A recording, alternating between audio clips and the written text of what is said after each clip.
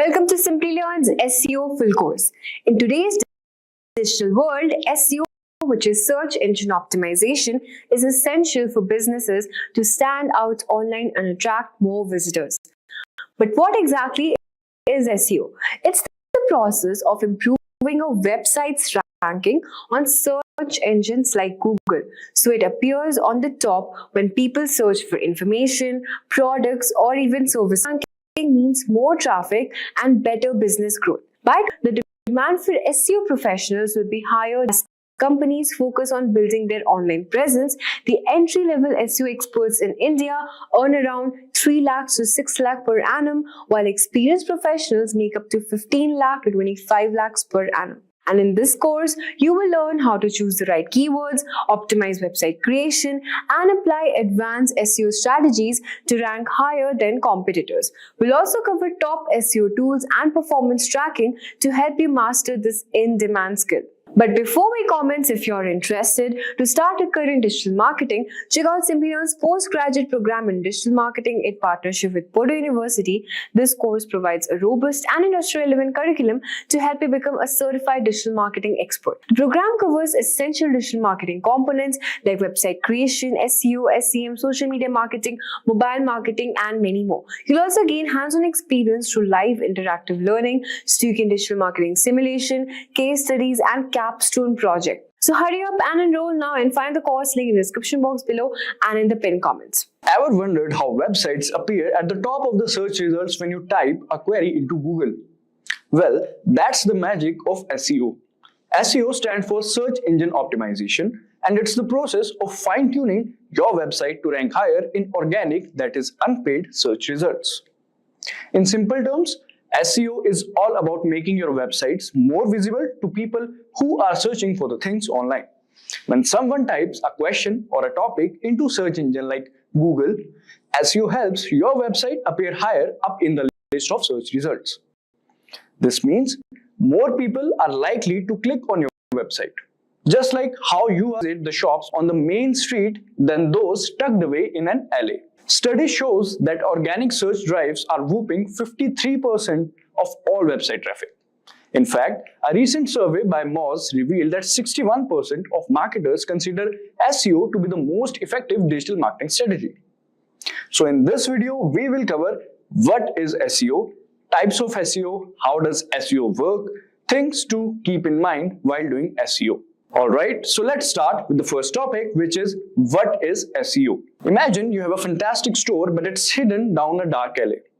SEO is like putting up bright lights and clear signs so people can easily find you online. That's what SEO stands for, that is Search Engine Optimization. It's about making your website more visible in search engines like Google. When people search for complex algorithms to rank websites, SEO helps your website tick the right boxes for these algorithms. Good SEO means your website appears higher in search results, which can lead to more visitors and potential customers. It's like putting up the big sign outside your shop so more people know you are there. When your website ranks higher in search results, it's like having a prime real estate in the digital world. Study shows that most people don't click past the first page of search results, so being at the top can make a big difference in how much traffic your site gets. SEO isn't just about getting more visitors though.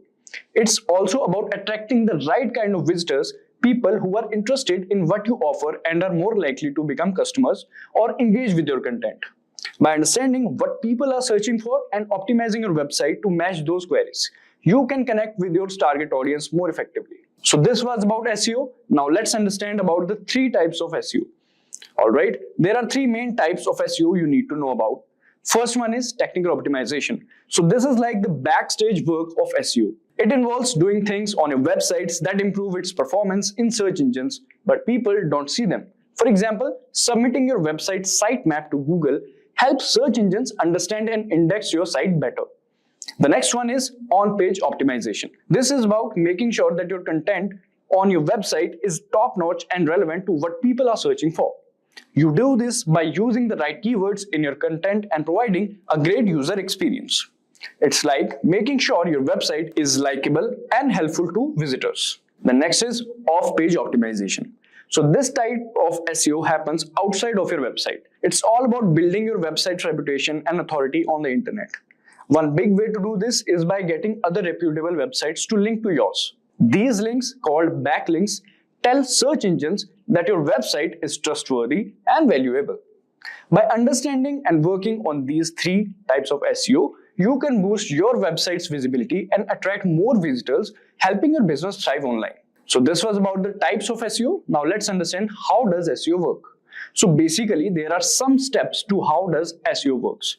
First, search engine crawling. Search engines like Google use automated programs called crawlers or spiders to browse the web. So these crawlers follow links from one web page to another, collecting information about each page they visit. They gather data on the content structure and other elements of the web pages, which is then stored in the search engine's database. Now, next one is search engine indexing. Once the crawlers collect information about web pages, the data is organized and stored in a massive database called an index. The indexing process involves analyzing the content keywords, meta tags, and other factors to understand what each web page is about. This indexed information allows search engines to quickly retrieve relevant results when someone performs a search query. Alright, now the third one, which is search engine ranking. When a user enters a search query, the search engine's algorithms shift through the index pages to determine which ones are most relevant to the query.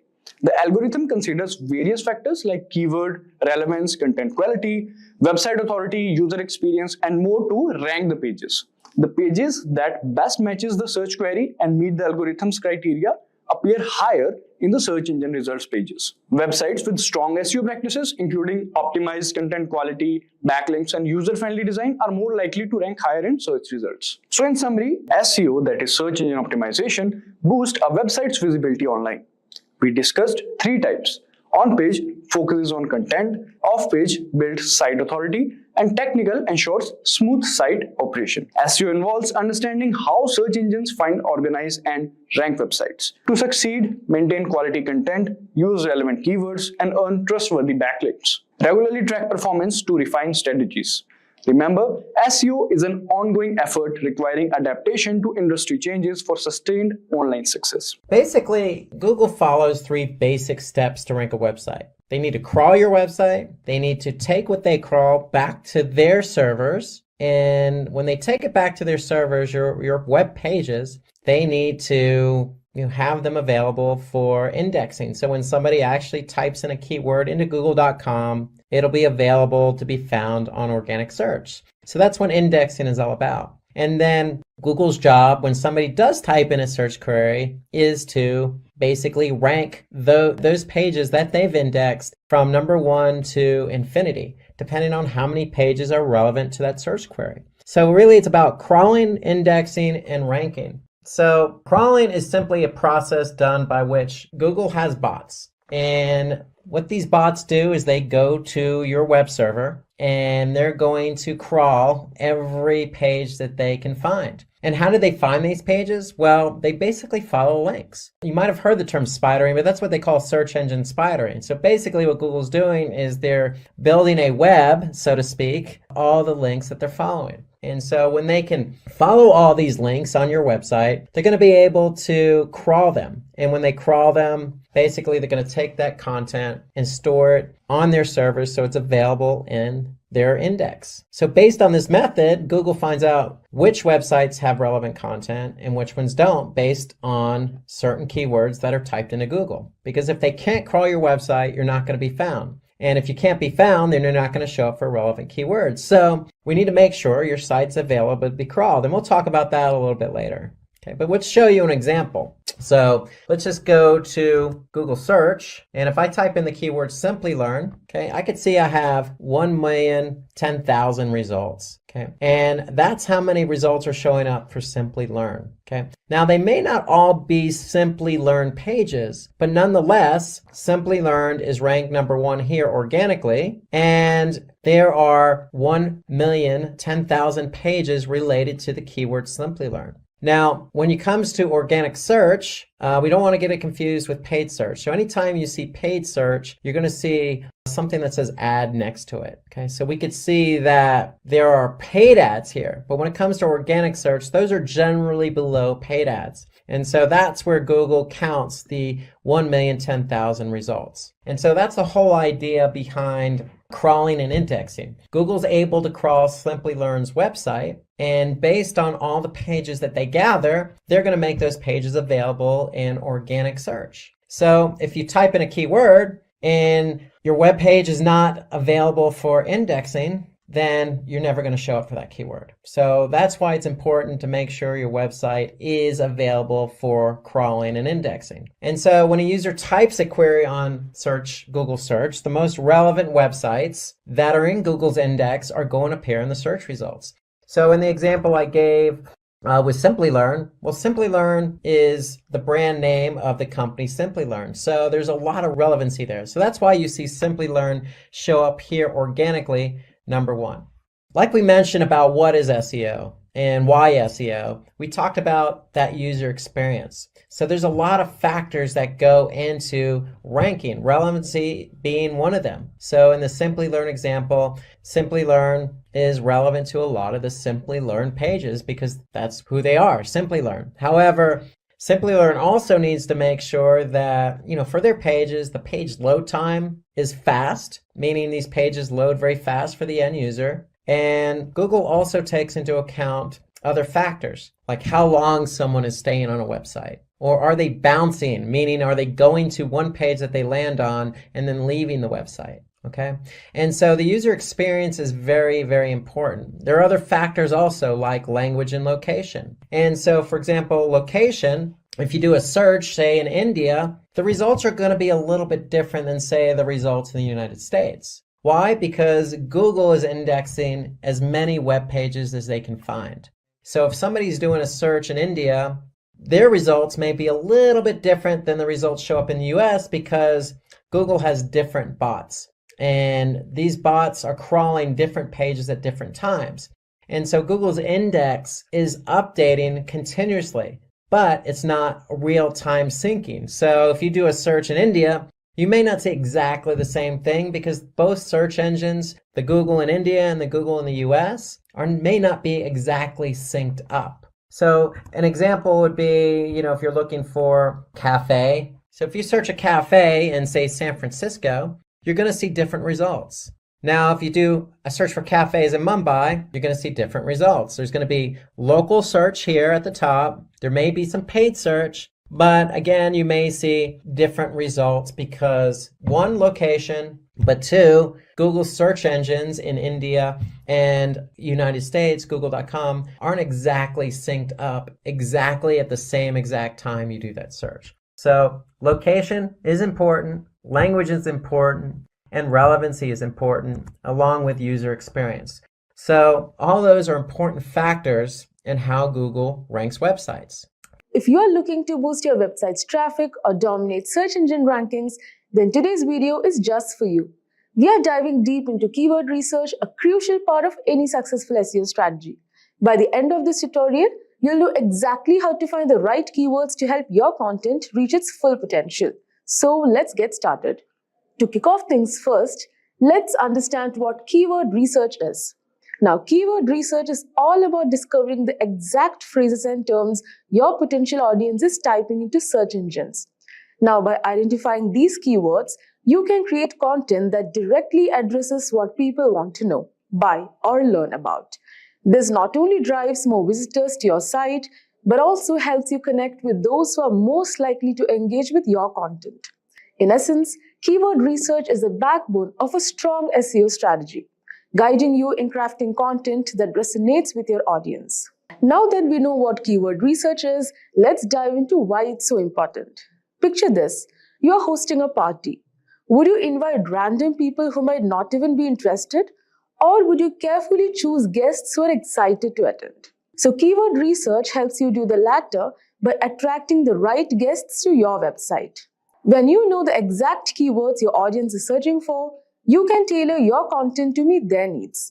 This increases your chances of not only driving more traffic, but also engaging visitors who are genuinely interested in what you have to offer. The better you understand your audience search behavior, the more effective your content will be. Remember, it's not just about quantity. Getting the right kind of traffic is key to conversions and overall success. Moving on, let's talk about the different types of keywords you'll encounter in your research. This is important because not all keywords are created equal, and understanding the distinctions can greatly impact your strategy. So, short tail keywords are broad and usually consist of one or two words like SEO or marketing. Now, these keywords have high search volumes, which means lots of people are searching for them. However, they're also highly competitive, making it tough to rank for them unless you have a very authoritative website. Next comes long tail keywords. Now, long tail keywords, on the other hand, are more specific phrases like how to do keyword research for SEO. Now, while they have lower search volumes, they tend to be less competitive and more targeted, attracting visitors who are further along in their buyer's journey. For instance, someone searches for best budget laptops for students is likely closer to make a purchase than someone just searching for laptops. Now, next type of keyword is LSI, which is latent semantic indexing keywords. Now, these are related terms that search engines consider relevant to your main keyword. Now, for example, if your main keyword is digital marketing, then LSI keywords could be online marketing, SEO strategies, or social media advertising. Now, even in this example, if you have given best leather shoes, the LSIs would be official and casual wear, best footwear brand, original leather shoes, etc. So, using LSI keywords helps you create more contextually relevant content with search engines' favor.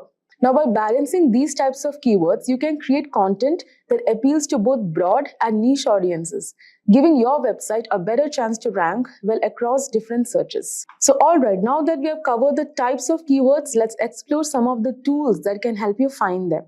So, keyword research tools are like treasure maps. They guide you to the keywords that can drive the most traffic to your website. Number one is Google Keyword Planner. So, Google Keyword Planner is a fantastic starting point, especially for beginners. It's free and provides a wealth of information, including search volumes and competition levels for various keywords. You can also discover new keyword ideas based on what people are already searching for. Next is Ahrefs. Ahrefs is a more advanced paid tool that offers in-depth analysis. It doesn't just give you keyword data, it also provides insights into how difficult it is to rank for a particular keyword, as well as click-through rates, CTR, and related keyword ideas. So, Ahrefs is particularly useful for competitor analysis, helping you see which keywords for your competitors are ranking for and identifying gaps in their content that you can exploit. Now, next comes SEMrush. Now, SEMrush is another powerful tool that goes beyond keyword research. It offers comprehensive data on keywords, including trends over time, and allows you to conduct competitive analysis, track keyword performance, and more. SEMrush is a go-to for many SEO professionals because of its all-in-one capabilities. So these tools simplify the process of keyword research, allowing you to focus on creating content that will resonate with your audience and perform well in search engine results. So with so many tools at your disposal, the next step is figuring out how to actually find the best keywords for your content. So here's a step-by-step approach. Number one, start with a brainstorming session. So you can list down potential keywords related to your topic. Think about what your audience might search for and consider different variations of those phrases. So use the keyword research tools we just discussed to analyze these keywords. Pay close attention to search volume, competition, and user intent. The goal is to find keywords that have a good search volume but aren't too competitive. And next, consider user intent. This is crucial. Ask yourself, what is the searcher hoping to find? If someone is searching for best travel laptops in 2024, they are probably looking for product reviews or recommendations. Tailor your content to meet that specific intent, and you'll have a much better chance of converting those visitors into customers. So by following these steps, you can pinpoint the keywords that will not only drive traffic, but also ensure that the traffic is relevant and likely to convert.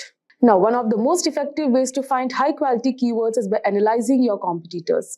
This might sound like a spy mission, but it's completely above board and incredibly valuable. So tools like SEMrush allow you to see which keywords your competitors are ranking for. So this gives you insight into what's working for them, and more importantly, it highlights gaps in their strategy that you can exploit. For instance, if you notice that a competitor is ranking well for a keyword like affordable SEO tools, but their content is outdated or lacking in detail, you can create a more comprehensive and up-to-date piece to outrank them. So by leveraging competitor insights, you can stay ahead in the SEO game, ensuring that your content is always relevant and competitive. Now, finding the right keywords is only half the battle. The next challenge is using them effectively in your content. So here's how you can do that. Number 1, place your primary keywords in strategic locations such as title, meta description, headers, and throughout the content. This signals to search engines that your content is about, helping you rank for that keyword. Number 2, avoid keyword stuffing. This old school tactic doesn't work anymore and can actually hurt your rankings. Instead, focus on naturally integrating keywords and using variations. For example, if your primary keyword is digital marketing strategy, you could also use online marketing strategy or effective digital marketing tactics to make your content more readable and engaging. Now, the third one is using LSI keywords to add depth and context to your content. This not only improves readability, but also helps search engines understand the broader topic of your content, which can positively impact your rankings. Remember, the goal is to create content that's both optimized for search engines and enjoyable for your readers. Lastly, keyword research is not a set it and forget it process. It requires regular monitoring and adjustment. SEO is a constantly evolving field, and what works today might not work tomorrow. So make it a habit to regularly check how your keywords are performing. Use tools like Google Analytics to track your rankings and see which keywords are driving the most traffic. If you notice that certain keywords are underperforming, consider tweaking your content or trying out new keywords. So by staying on top of your keyword strategy, you can ensure that your content continues to perform well and adapt to changes in search trends. And there you have it, a comprehensive guide to keyword research. I hope you found this tutorial helpful and that you are now ready to start finding the best keywords for your content. Remember, keyword research is all about understanding your audience and creating content that meets their needs. If you enjoyed this video, don't forget to hit the like button and subscribe to the channel and ring the notification bell so you never miss an update. Google Tag Manager. Thanks for joining, and let's get started with this Simplilearn webinar. So let's start out with why GTM. So let's just say you're Sam and you have your own e-commerce website and you want to understand how people are interacting with your website. Well, Sam, today's world of websites contain a lot of interactivity, everything from videos to PDF downloads to commenting to form submissions to all sorts of chat functionality, interactivity going on throughout the website. So there's just a lot that you need to track outside of just page views. And so really what GTM does is they help you track all these things I just mentioned. Everything from somebody clicking on the play button of a PDF to somebody clicking on the submit button of a form to somebody entering in something on a chat function. So that's what GTM is. So why GTM? Because it helps us track all that interactivity. So all GTM is really allows you to really place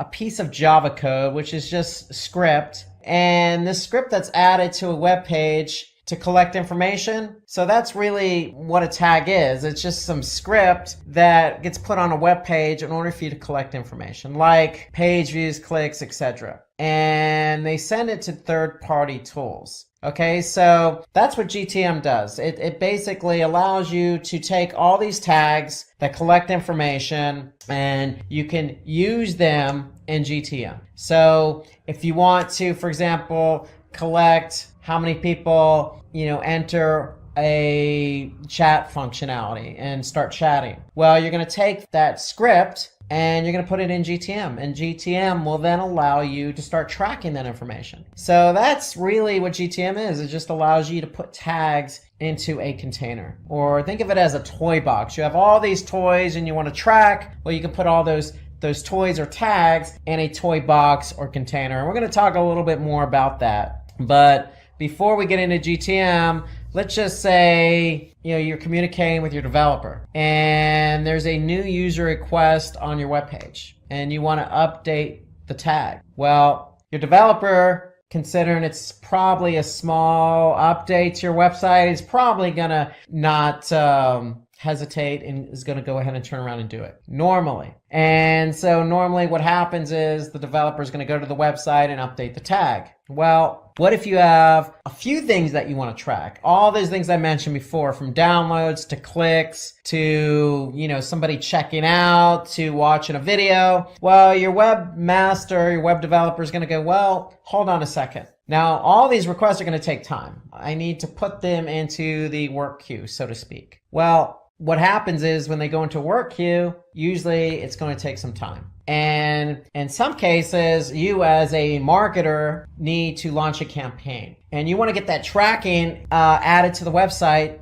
in time for the campaign launch. So you want to go ahead and quickly turn around the tracking for that particular campaign. Let's just say you're launching a campaign and you're sending people to a landing page that has a form submission. And you want to be able to track how many people click on the submit button of that form submission. Well, if you need to turn that around, your developer's like, well, I need to put that in a work queue. The timing isn't going to always work out between you and your developer, is my point. And so that's where GTM comes in. Because there is a solution to update your tags faster. And that's Google Tag Manager. So when we say GTM, that's what GTM stands for, Google Tag Manager. It's a place for you to add tags quickly and easily. So tags, remember, are just snippets of code that allow you to track things on your website interactively.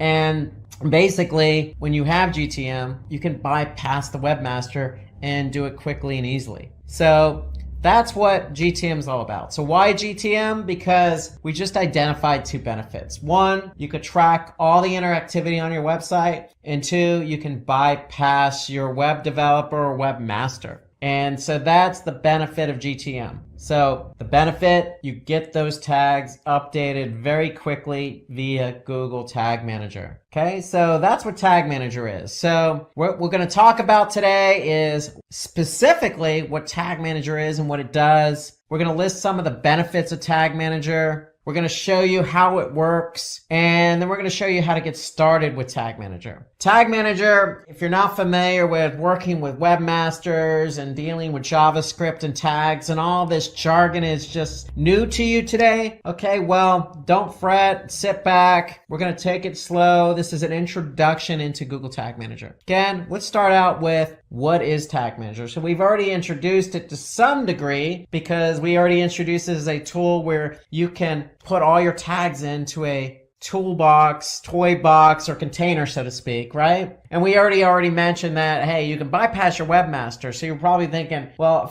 if you're not familiar with Tag Manager, how can I bypass my webmaster? Well, first of all, it's a free tool and it's a Google tool, hence the name Google Tag Manager. And it helps you really, that's the main point, is deploy and track tags on your website, bypassing your webmaster. So that's Tag Manager. And so examples of tags that can be deployed via Google Tag Manager are numerous. These are just some examples like Google Analytics, Facebook's pixel tracking, or Google Ads. There's no limit into the number of tags you can track in Tag Manager. There is no limit. You can add any number of tracking tags in Tag Manager. Okay, so some of the benefits, well, again, we just listed two. You can put any tag into Tag Manager and track that onto your website. And we know you can bypass your web developer or webmaster. And what it also does is it also allows you to test and deploy your JavaScript codes quicker. So remember, these JavaScript codes or snippets of codes are just there to track certain things on your website, whether that be a page view or somebody clicking on a play button or tracking somebody who converts or even just goes to your website. So the biggest benefit is you can take that snippet of code, let's just say Facebook. Let's just say you're doing Facebook marketing and you want to put that Facebook pixel on your website so that you could track people who come from Facebook and convert. Well, you don't need to put that Facebook pixel on your website. You can go right to Tag Manager and you can put that snippet of code right in Tag Manager really quickly. And the other benefit here is all tags are managed in one place. And that to me is really a good benefit, because when you start adding tags on your website and you have some tags in Tag Manager, it just gets very confusing. So ideally, all the tracking code you have on your website needs to be in Tag Manager. Think about that. All the tracking. So if you're doing Bing or you're doing Facebook or you're doing Twitter or you're doing LinkedIn and you're doing Google, you're doing all this type of marketing on all these different platforms, you're going to have tracking code for all these different platforms. And instead of putting all that code on your website, return going to slow down the load time of your web page and website. You want to put them all in Tag Manager so they can be organized and you know exactly what you're trying to track. And the other great benefit of Tag Manager is there's a versioning control. So let's just say you have added tags to your website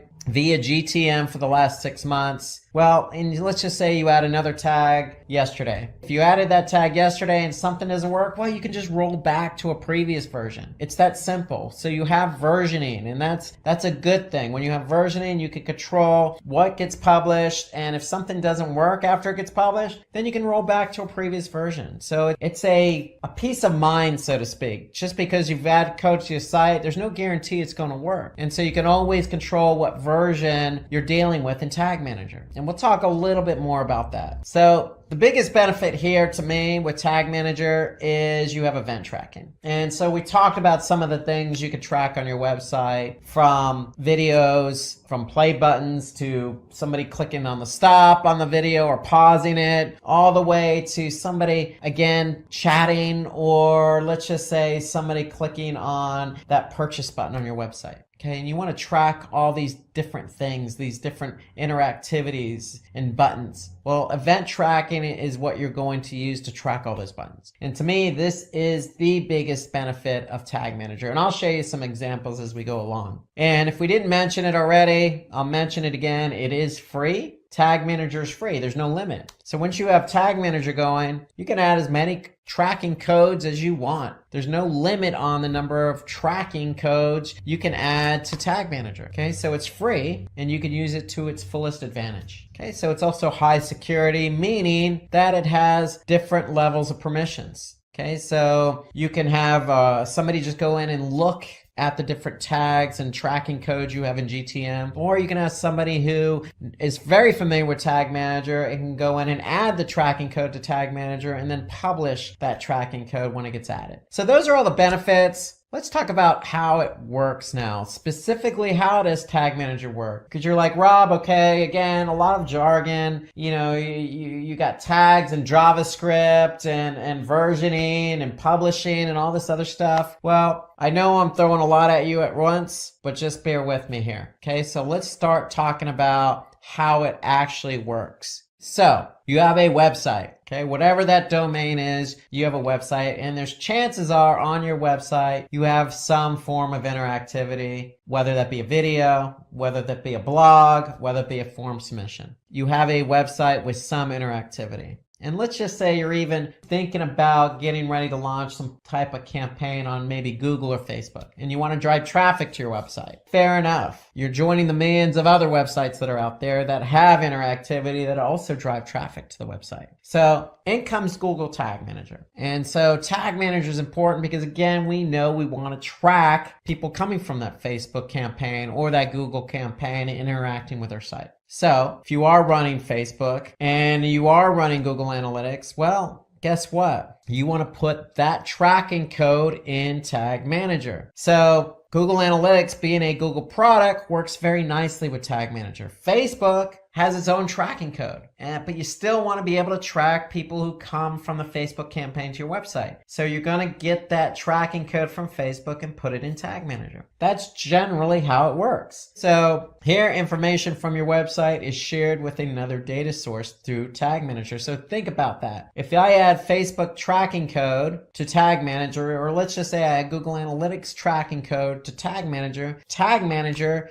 is the one that's pushing out and doing all the heavy lifting. They're the ones that are controlling what code gets fired and what code doesn't. So if you're putting the code in Tag Manager is controlling the code. Think about it that way. And let's show you an example of what that looks like. So here I am, I'm in Tag Manager. I just went to tagmanager.google.com, and here I could see a list of tags. So In our conversation, we're talking about tracking Facebook and we're talking about tracking Google Analytics. Well, Google Analytics is easy because it's a Google product. So here, if I look at all the different tracking code I have on my website through Tag Manager, let's just take a look at Google Analytics. So if you're going to use Tag Manager, you might as well put the Google Analytics code in here. So here I can see I have Google Analytics as a tag in Tag Manager. Now, for Facebook, if I'm running a Facebook campaign, well, I can take that pixel tracking and put it in GTM as well. And here I can see Facebook pixel. That code is added to GTM. I just basically took what Facebook gave me and put it into Google Tag Manager. So you can see I can add Facebook and Google Analytics. And again, I can't stress it enough, any tracking code from any platform I can add to Google Tag Manager in order to track the behavior from those sources. So let's take a little bit deeper dive into how Tag Manager works. So I just showed you an example of how you could take Facebook and Google Analytics code and put it into Tag Manager. But if you're not familiar with Tag Manager, then how do I do that? Well, let's talk about the structure and how Tag Manager works. So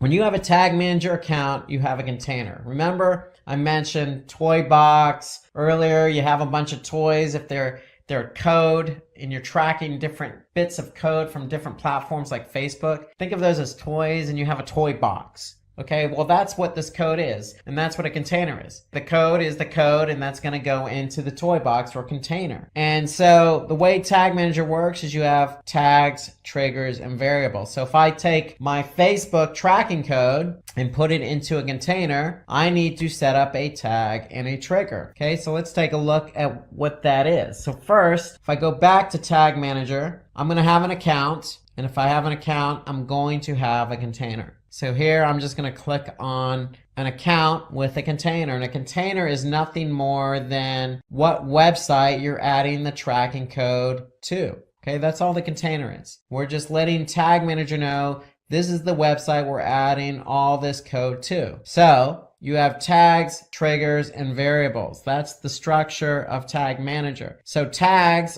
are just what it says, tags. What are we trying to quote unquote tag? Well, if it's Google Analytics, that's easy. Here I can see I have Google Analytics added. So if I click on Google Analytics, here's my tag. And if I take a little bit of a deeper dive there, since Google Analytics is a Google product, it integrates already with Tag Managers. It's pretty easy. I can just choose Google Analytics, then I'm going to check page view, and that's my tag. Now, every tag needs a trigger. Okay, so I need to tell Tag Manager how or when to fire the Google Analytics tracking code. So in this case, I'm going to tell Tag Manager to fire on all pages. So if I get somebody, a visitor to my website, Analytics is firing on all pages. So whatever page that visitor lands on, Google Analytics is going to fire. So that's really what it comes down to, is I have a tag and I need to tell Tag Manager when to trigger that tag. That's really what the structure of Tag Manager is. It's tags, triggers, and variables. And variables we're going to talk about here in a couple minutes. But you have a piece of code.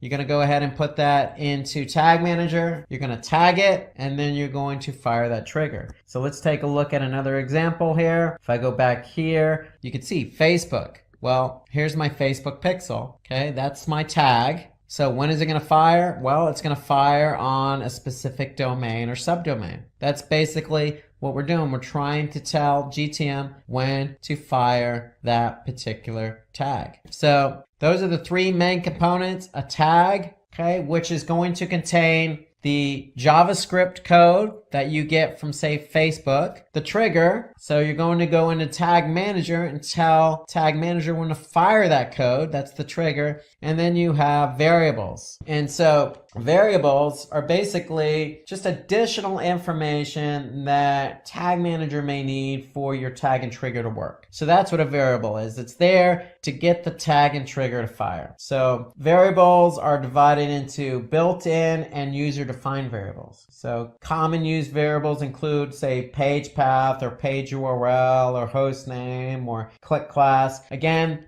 They're there, and these examples I just gave you are there to get your tag and trigger to work. Think about it that way.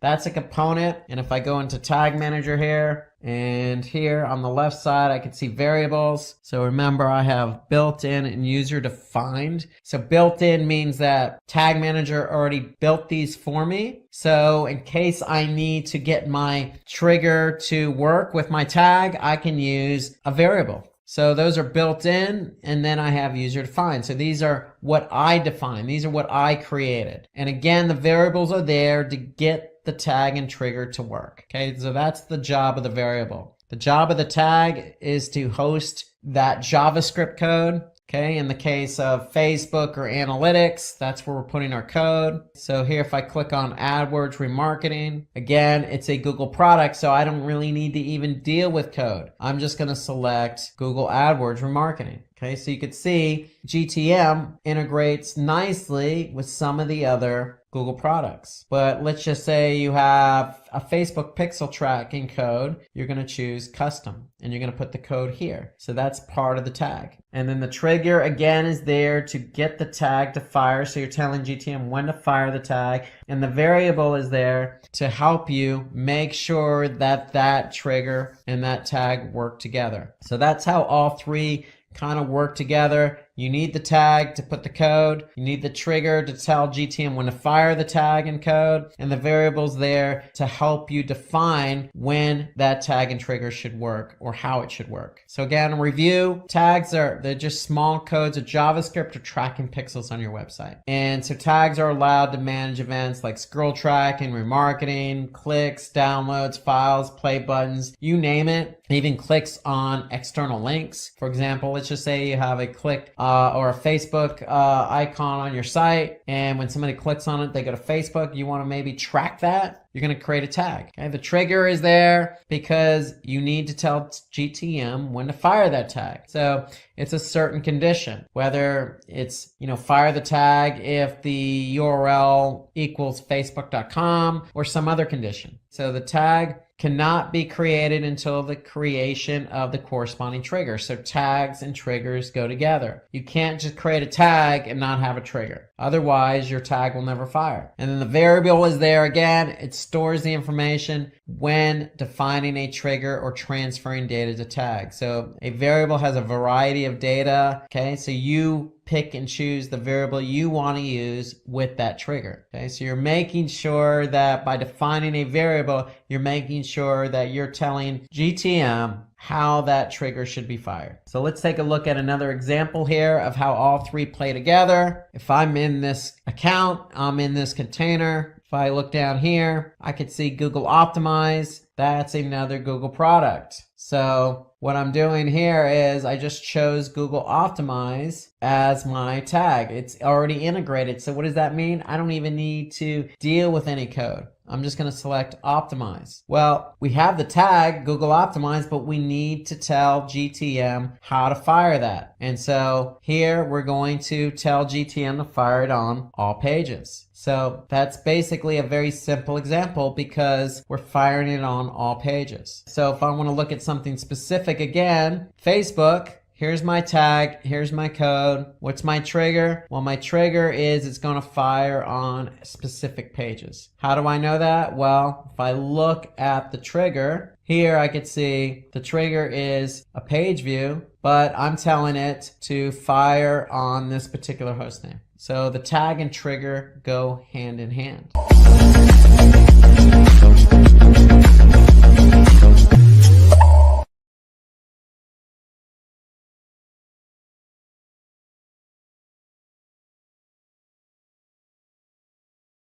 So how to get started with Tag Manager. So first things first, you have to create that account. So you're going to go to tagmanager.google.com, or you can do a search for Google Tag Manager, and you're going to create your account. And then when you create your account, what's going to happen is you're going to set up a container. And when you set up a container, you have choices. So you could set it up for your website, for an app on iOS, or maybe Android, or you can even set it up for AMP, an accelerated mobile page. So most people by default are probably going to set up Tag Manager for their website. And so when you do that, when you actually select website, what's going to happen is you're going to get some Google Tag Manager code in return. And so the whole idea here is you're going to do a swap. What you're doing is basically you're saying, okay, Google, I'm going to take this Google Tag Manager code and I'm going to put it on my website. I'm going to put it on every page of my website. So notice Tag Manager has two scripts. One goes in the head as high as possible. The other goes into the body tag as high as possible. And so what you're doing is you're making a deal. You're putting this Tag Manager code on your website, and in return, every code you deal with, whether that be Facebook or analytics or optimize or remarketing or whatever it is going to go in GTM. Okay, it's going to go into the container you created. So you need the Tag Manager code on your website in order for Tag Manager to work. Okay, so when you add this code to your website, then you're free to start adding all sorts of tags to your container. But if you don't have this tracking code on your website, then none of the tags you add to your container are going to work. So that's the idea behind the container. And then one thing I wanted to mention on the account is it's a Google account. So when you create your account, then make sure it's the same account you use with, say, Google Analytics or some other Google product. That's a good best practice, is always use the same email address when you set up your account so that it integrates nicely across all the different platforms. Meaning you can go from, say, Google Analytics right to Google Tag Manager in one browser without having to log out or log in. Okay, so when you create the account, you're going to create your container. If you choose web, then you're going to be asked to place code on your website. And when you place that code on your website, then you are free to start using Tag Manager. And that means you're free to start adding tags. Okay, so if you want to know more information about installing Google Tag Manager, then what I would recommend is visit the Quick Start Guide website of GTM. So again, if you're curious as to where that code is located in Google Tag Manager, well, when you create an account and you create a container, that container is going to have a specific ID. So if I click on that specific ID, here's where I can get my code. Okay, so again, when I'm logged in to Tag Manager, I'm going to click on Workspace, but in the top navigation, I'm going to see my unique GTM ID. If I click on that, that's where my code is going to be located. And so again, your code needs to go in the header, and there's another script that needs to go in the body. And if you're not sure how to add the code to your website, well, you can always click on the Quick Start Guide here. Okay, and that'll take you to a Quick Start Guide page, a reference page related to Google Tag Manager. So let's talk about creating a tag. So once you get Tag Manager installed, I'm sure you're excited to get going and create that first tag. So let's talk about how to create a tag in Tag Manager. So when you're in Tag Manager, all you need to do is basically you're looking at all your tags. If you click on tag in the left side navigation, you'll see all your tags, and there's a new button there. So you just click new. And so basically what you're going to do is you're going to create your first tag. And so what I would recommend, once you get Tag Manager installed on your website, I would recommend setting the first tag up as Google Analytics. So that will get you going with tracking page views on your website when somebody visits your website. Okay, so ideally that's what you want to do. You want to get Google Analytics as your first tag in Tag Manager. So what I'm going to do is, because Analytics is a Google product, it's already integrated nicely with Tag Manager. So I'm just going to click on Google Analytics. It's going to be a page view. That's what I'm tracking. And now I have to set up a variable. And so what it's going to do, it's going to ask me to select a variable. And so what you're going to do is you're going to select new variable. And what you're going to do is you're actually going to go and add your tracking ID here. That's going to be your variable. So where do I get my tracking ID in Analytics? Well, if I'm in Analytics, I'm going to go to admin. And then under property settings, I'm going to see my tracking ID. And all you need to do then is go to Tag Manager and paste copy. First, you got to copy over that tracking ID. Then you're going to go to Tag Manager and going to paste it. And then that's going to create a variable for you. And then when you create that variable, you're going to see it in the drop down here. So I've already created it. And basically, that's your tag with a variable. Then what are you going to do? You're going to set up a trigger. So see, I have some triggers already set up. You're going to see a default trigger already set up for you, and that's going to be all pages. So ideally what you want to do is you want to select all pages in order for analytics to fire on all pages. So that's what we're doing. We're setting up a trigger. We're basically telling Tag Manager, hey, if I get a visitor to any page on my website, then I want you to fire Google Analytics. So that's basically, in summary, how to set up your first tag. And my recommendation is your first tag should be Google Analytics. And when you set up analytics, you're going to have to set up a variable for the tracking ID. And so you get the tracking ID again from admin, property settings, copy and paste that tracking ID over, save it. You have your variable. That variable is going to be included in with the tag. Then your trigger is going to be all pages. And there you go. You have your first tag, you have your first variable, you have your first trigger. So that's basically what you want to do. And once you've added that tag, once you've added that trigger, then the only thing you need to do now is basically publish the tag. And so anytime you save a tag, you're going to go ahead and submit it so that way it gets published. So again, what you're going to do is let's take a step back here. You're going to choose new tag. You're going to choose analytics from the drop down menu. You're going to choose page view. Then basically you're going to add your tracking ID so you could set up the variable. And then basically that's what you need to do. Okay, you're going to add that tracking ID and then voila, that's your tag with a variable. And then once you've done that, then you're going to click submit. So when you click submit, you're basically saying, hey, I want this tag to go live now, this tag and trigger. And once you've done that, then analytics is ready to go. And anytime somebody goes to your website on any page, Tag Manager is going to fire Google Analytics. So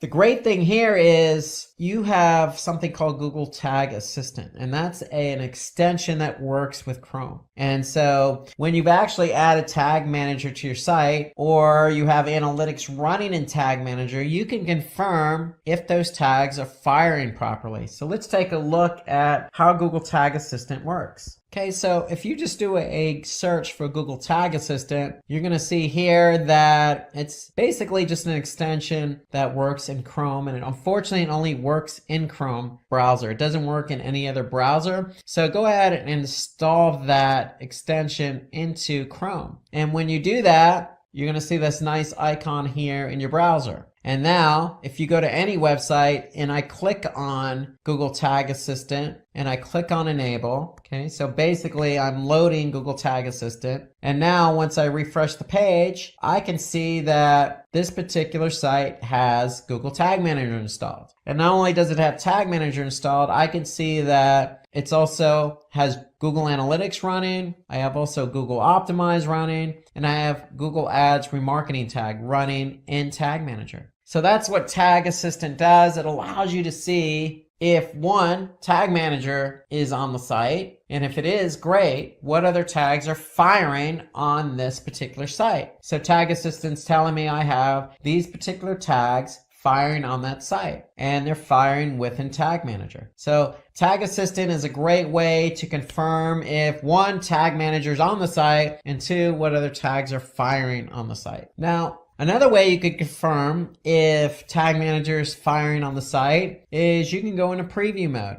So even before you submit and publish your tag and trigger, you can click on the preview mode. So if I click preview in Tag Manager, so basically that's going to put me in preview mode. And so what does that mean? Well, that means that now I'm free to go to my website and see if those tags are firing. And so let's take a look at what that looks like. So if I go to the website and just click refresh, then what's going to happen is Tag Manager is going to load in preview mode, just as you see here. Okay, so that's going to take a couple seconds to load up. And now what can I see in preview mode? I could see that I have GTM firing, but I also have some other tags firing on this page. Remarketing, I have Google Analytics, I have Google Optimize. I have some other tags firing as well. And so the preview mode shows me what tags are firing on any given page. And I can also see what tags did not fire. Okay, so here I have a number of tags already in GTM, but they didn't fire on this particular page. So let's just say I clicked on the Donate Now button. I'm still in preview mode, so I'm going to be able to see what tags fired. Now I could see I have a couple of tags that have fired on this particular page. And then I could see what tags did not fire on this page. Okay.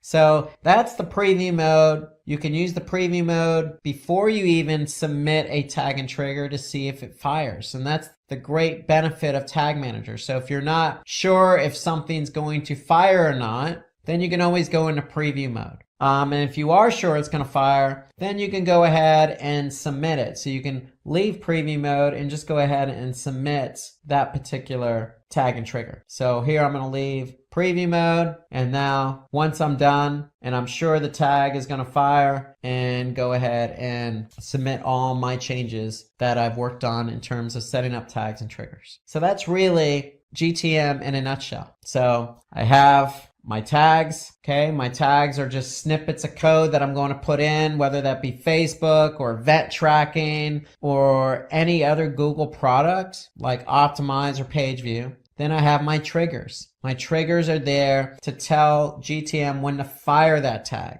And the variables are there to help those tags and triggers work together. So remember that particular variable we set up for Google Analytics. Okay, so here it is right here, because we want to tell GTM what property to specifically fire in Google Analytics. So that's why we set up that variable. But there are all sorts of variables. Google Tag Manager has built in, or variables already created for you, or you can specifically define a variable. So variables are there to help the tags and triggers work together. So when you set up a tag, you set up a trigger, you use a variable, you can always go into preview mode, preview it by going to the website, seeing if it fires. If it fires, then voila, you can go ahead and click submit, and that will publish the tag and trigger, and you're good to go. That's pretty much how Tag Manager works. And again, I can't stress that there's an unlimited number of tags you can add to Tag Manager. There's no limit. So you got anything from Google to non-Google to event tracking, okay? To Facebook, to anything that you want to track, you want to be able to put into Tag Manager. And again, there's versioning. That's one of the great benefits of Tag Manager. So if I want to go back to an older version, I can simply do that. So here you can see I'm on version 32. That's how Tag Manager works. And I can't stress that, Tag Manager is there to help you track interactivity on the site. Because if you have a site that's interactive, that has a video, that has a download button, let's just say, you have all sorts of newsletter signups, Facebook, YouTube buttons on your website, just like this website does, and you want to be able to track how many people click on that particular button, well, you're going to need Tag Manager. And when you have Tag Manager, you're going to be able to track all of these button clicks and interactivity on your website. Choose from over 300 in-demand skills and get access to 1,000 plus hours of video content for free. Visit SkillUp by Simplilearn. Click on the link in the description to know more. We're going to talk about how to rank #1 on Google. So let's get started, and let's go with the scenario that you have a friend named Sam, and he has a website where he sells shoes. But Sam doesn't understand why his website's not ranking #1 on Google. And so typically, to rank #1 on Google, there are some factors involved. And those are factors that are going to help Sam get his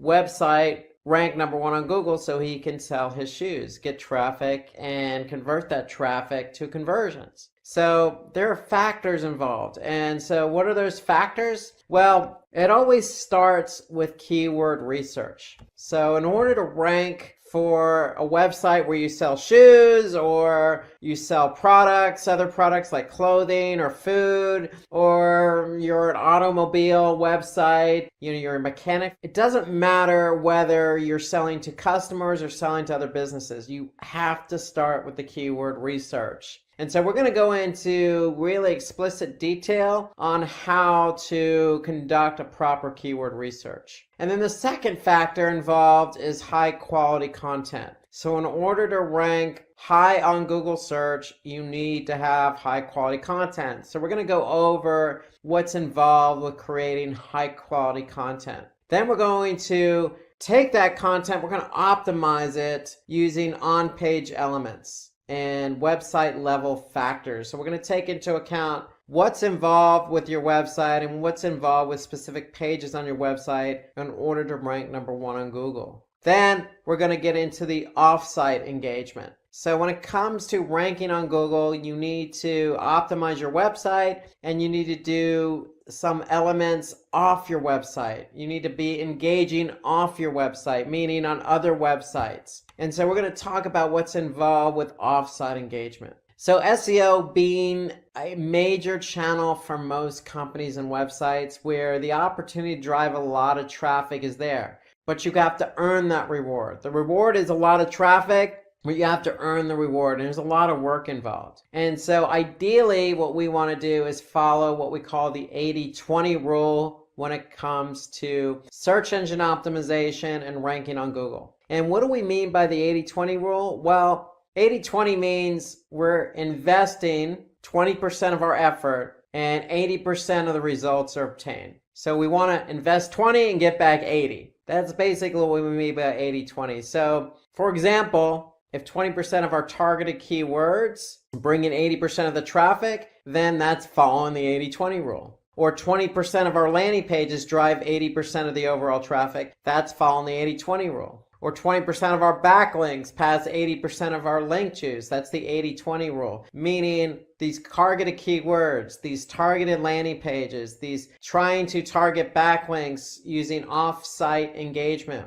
We want to put in 20% of our effort on those keywords, landing pages, and backlinks in return for 80% of the results. So without further ado, let's get started with the keyword research. Let's talk about that keyword research for a website with shoes. And it doesn't really matter what particular product you have. If you need to rank number 1 on Google, it all starts with the keywords as I mentioned before. And so in this example, if you have a website where you sell shoes for kids, you're going to want to be found for certain keywords. So the obvious keyword here would be shoes for kids. Well, every keyword that you target has search volume associated with it. So that means when we talk about search volume, we're talking about how many people on average type in that keyword or related keyword on Google.com or Google search. And there's always an average number of searches associated with every keyword, and we call that search volume. How much search volume? So obviously if we're going to target a keyword, we want to have as much volume as possible. However, there's always going to be competition for those keywords, meaning there's always going to be other websites who want to rank number 1 on Google for the same keywords. And we call that competition or difficulty. So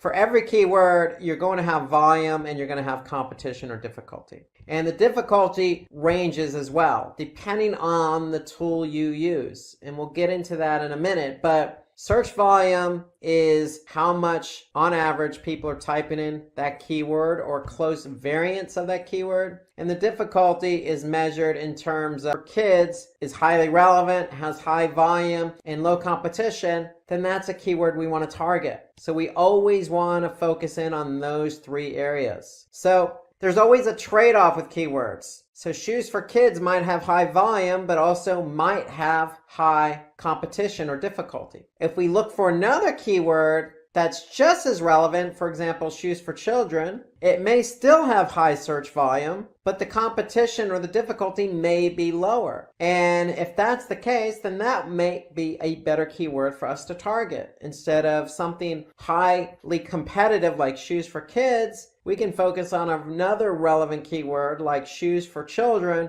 with just as much volume and lower competition. And the reason why we want lower competition is because we want to be able to rank for that keyword. So the higher the competition, the harder it is for us to rank number one on Google for that keyword. And so the whole idea beyond keyword research is analyzing and choosing the best keywords. So we want to identify a list of keywords that are always relevant. We want to choose the keyword that your competitors are ranking for. And we want to use third-party tools to choose keywords to identify which keywords have low competition and what keywords have high search volume. So one thing to take into consideration when you're doing keyword research is that the longer the keyword phrase, or in other words, long tail keywords or keywords with 3 keywords in the phrase or more, you're going to always have less competition. But there's always a trade-off. With long tail keywords, meaning the longer the keyword phrase, there's going to be less volume, but the trade-off is less competition. And so what we want to do is we want to brainstorm some ideas and find those relevant keywords. So let's look at an example here. So if we go to Google Ads, so Google Ads has a tool called Keyword Planner. And let's just say I have a website where I'm selling dried figs. And if I'm selling dried figs, I want people to buy these dried figs. However, in order to attract them, I want to be able to show them that, hey, we have a bunch of recipes. And if I show you a bunch of recipes where you can use dried figs, maybe you'll buy these dried figs to use in these recipes. And so we're going to look for keywords related to bread recipes, because if we can optimize for our recipes page for bread, then that will attract an audience who wants to make bread and use dried figs with those bread recipes. So that's the example I'm going to give here. And so if I look at the keyword planner in Google Ads, if I just type in bread recipes, what Google is going to do is they're going to give me an average monthly search volume. So I can see the average monthly search volume here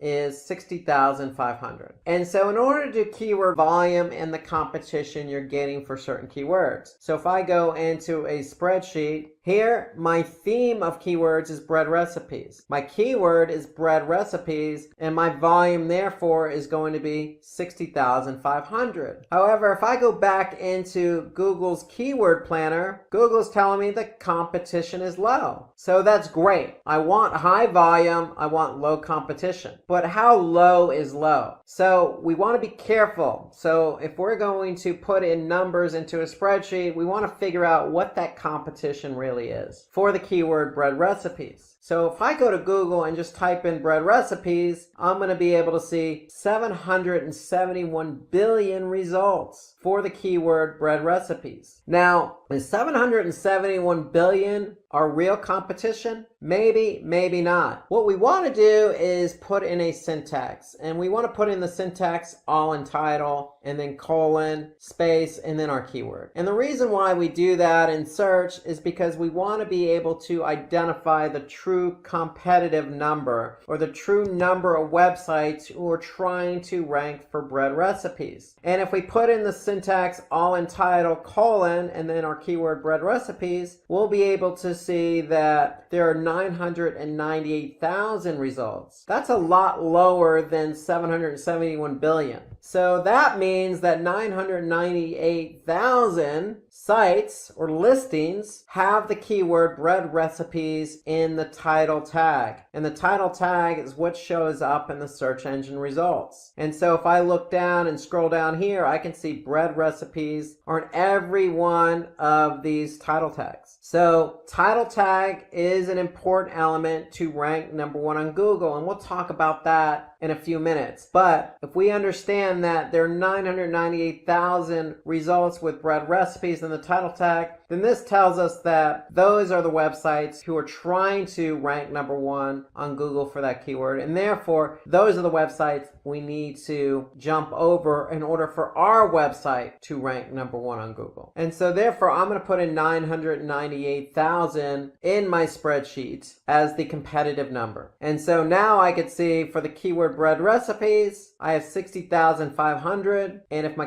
competition is 998,000, then my KEI, or Keyword Effectiveness Index, or in other words, the ratio of volume to competition, is 6%. So that's nothing more than volume divided by competition. So that tells me that my KEI, or my ratio between volume and competition, is 6%. So remember, we want more volume than we want competition. So anytime you do a keyword research, you're going to find a number of different relevant keywords. So if I go back into Google's keyword planner, if I typed in bread recipes, you could see that Google is going to give me a number of different keywords related to bread recipes. Let's just say I have another keyword that I want to think about optimizing for, being ranked on Google for, and that's banana bread recipe. Very similar keyword as bread recipes, except it's a little longer tail. Now, if I type in banana bread recipe in Google's keyword planner, now I can see the average monthly search volume has actually gone up. It's 368,000. I can also see the competition is low. So those are good signs. So now I can see 368,000. I'm going to go ahead and put that in my spreadsheet. Now I'm going to go into Google. I'm going to put in my syntax all in title. I'm going to put in banana bread recipe. I'm going to hit enter. And now I can see I have 233,000 results with the keyword banana bread recipe in the title tag. So if I look at the title tags, I can see banana bread recipe, banana bread recipe, banana bread recipe on all the listings in the Google search results. So that tells me I have 233,000 results that I have to jump over in order to rank number one on Google. So I'm going to put 233,000 in my spreadsheet. Now I can see my KEI, or my volume to competition ratio, is 158%. And so to me, that's a lot better number to work with, or in other words, that's a lot better keyword because it's just as relevant and it has a higher ratio of volume to competition. So therefore, banana bread recipe is going to be a better keyword to optimize for in order to rank number one on Google. So that's the whole idea behind keyword research. You want to brainstorm ideas. There are plenty of tools out there. So the tool I recommend is Google Ads Keyword Planner. Google's going to give you how much search volume. They're going to tell you the competition, but then you're going to go into Google search. You're going to use the syntax all in title to get a more accurate read on the actual competitive number. And so to find out how keywords that your competitors are ranking for, you can use those keyword tools that I mentioned. Another tool that I use is Moz. So Moz, if you go to moz.com, they have a tool called Keyword Explorer. So if we just type in the keyword, for example, bread recipes, it's going to be able to tell us how much volume and the difficulty. So you can use other tools at your disposal. Figure out the volume and the difficulty. There are plenty of tools out there. But the one thing I would just make sure is you use everything at your disposal. So you can use social media to find the most shared article for a particular topic or keyword, like bread recipes. You could check other platforms that have a lot of shared content, like Reddit and Quora, where you can ask people about certain topics using keywords to figure out how much competition or volume there might be. You could stay up to date on industry news to get an idea of what types of keywords are trending. But when it comes to keywords and keyword research, remember, for every web page, we want to be able to pick two keywords. We want a primary and secondary keyword. keyword. So when we do keyword research and we enter all our keywords into our spreadsheet, we want to be able to have a number of different keywords. In this case, we're focusing on the theme bread recipes. We want to have different keywords because we want to be able to choose a primary keyword and a secondary keyword, because we want to be able to focus on multiple keywords for each page, because we don't want to put necessarily all our eggs in one basket, meaning we won't want to put all our emphasis just on one keyword to rank for. We want multiple keywords to try and rank for. So the primary keyword can define the nature of our business. The secondary keyword could be just highly relevant to our keyword. At the end of the day, we want to choose multiple keywords to try and rank on Google for that page. So for example, we have a blog and we're using ice cream recipes and we're blogging about ice cream recipes. We can have a primary keyword that is about ice cream recipes or homemade ice cream recipes. We're going to always want to find out what the volume and the competition is. Our secondary keyword could be built around other similar keywords like low-fat ice cream recipes or fat-free ice cream recipes or low-fat homemade ice cream recipes. Those are complementary keywords, just like our bread recipes and banana bread recipe. So one thing we want to do when we do keyword research is we want to be able to target one keyword per content when you can target many. We want to be able to target multiple keywords, not necessarily target one keyword. And so we want to be able to cluster keywords. So we don't want to target just one, we want to target multiple keywords per page. And when we talk about clustering, if we go back to our keyword research, what we're doing is we're clustering a bunch of keywords under the theme bread recipes. And so by looking at the volume, looking at the competition, looking at the KEI, we can choose different keywords for our page. And that's what we mean by clustering. We want to cluster keywords into a content theme. So why target only one keyword per content when we can target many? Because we don't want to put all our eggs in one basket. We don't want to target just one keyword. We want to target many. And so that means clustering your keywords into a theme and choosing multiple keywords for that particular page. And when we do that, we have a better opportunity to rank high on Google search. And the whole idea behind ranking high on Google search is we can get the volume. So if we know we're ranked number 1 on Google search for bread recipes or banana bread recipe, we know we stand a chance of getting a majority of the volume associated with that keyword. And if we can get the volume and get the traffic, then we can get the conversions. So let's move on to high quality content and talk about the impact content has on your ability to get your website ranked number 1 on Google. So let's just say you have content on your website and the content is ranking on page 4 of Google. And it's that blog with ice cream recipes. And if it's just content for the sake of content, it's not really informative, then it's not necessarily going to get good engagement. In the eyes of Google, they want to rank content that's very informative, it's very fresh, it's exciting to read, it's interesting.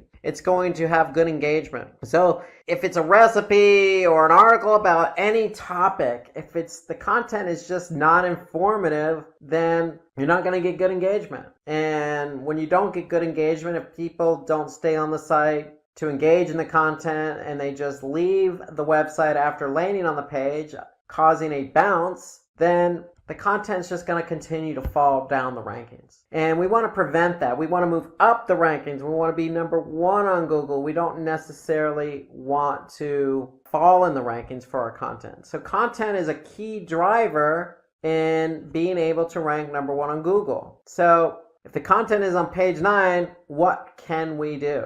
Well, we want to be able to, take that content and do something with it. We feel like we did write engaging content, so let's go ahead and share it on social media. And to me, social media is a good platform to share your content, because on social media platforms like Facebook, for example, you're building a community on that platform. That community is already interested in your content. So if you're sharing an ice cream recipe especially in the summertime, and you're engaging with your community on that platform, then the likelihood of that community on that platform is going to increase engagement. Increased engagement will send social signals to the search engine that says, hey, this content is good quality. Likewise for any other platform. Most social media platforms have engagement metrics, and those engagement metrics pass signals. Is it good? Is it not good? Do we like this content? Are we giving it a thumbs up? Are we going to want to follow it? Are we going to want to share it? And so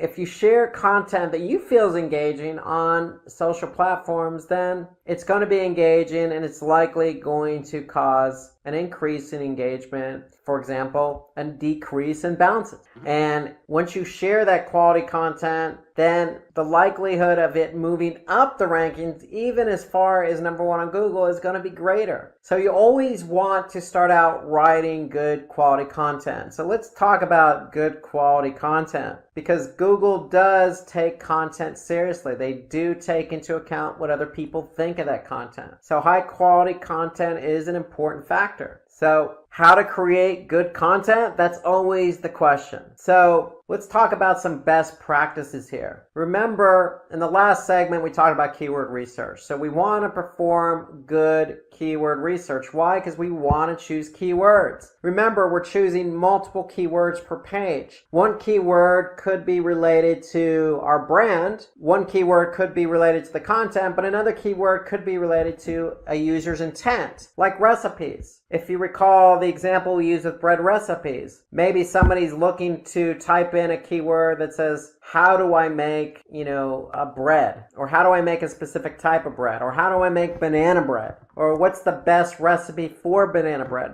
They're question related, and we want to be able to answer those questions. So that's where choosing those right keywords that's going to respond to a user's intent. So starts with choosing the right keywords. So remember, we talked about a number of different tools when we talked about keyword research. So there's a research tool that you can use called phrase.io, and that will help you do quick research on, keywords and trends and whatnot. So if you know a better research tool that you use for keyword research, then drop us a comment below. I'd be interested in getting your comments about keyword research and what research tools are out there. So if you know something better than phrase.io, drop a comment below, and we'd be interested in getting your perspective. So keyword research is key, but creating content that fulfills users' requirements. So answering those questions. If it's a recipe, we want to answer that question. If it's directions, we want to answer that question. If they don't know how to do something, we want to answer that question. And that's the whole idea behind content.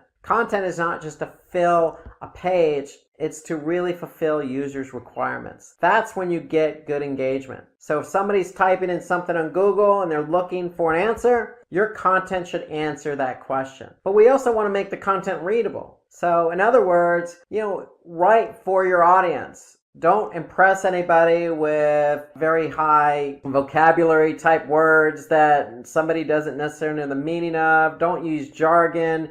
Don't use a street language, for example. Use everyday common language that's just easily digestible when your audience is reading. And then we want to keep that content organized. And so when we mean organized, we want to use headers and subheaders. Break your content into paragraphs. Keep the flow organized. If we can keep the flow organized, then it's going to be easier for somebody to read. And then it's okay to add resources, especially resources from credible sites. So if you can incorporate those resources in there, then it's just going to add the credibility to your content and let the audience know that, hey, I've done my research on this topic, and this is what this person has to say about it. This person who seems to be credible. Okay, so it only adds value to your content. So these are all tips to remember when creating content. And then the one important tip here is we want to use white hat techniques. And when we say white hat techniques, that means, if we've chosen keywords that are going to answer somebody's question, we don't want to stuff those keywords into the content. We want the content to be naturally written. So when we say opt for white hat techniques, that's what we mean. Write the content naturally. Keep it organized, keep it readable, include third-party sources,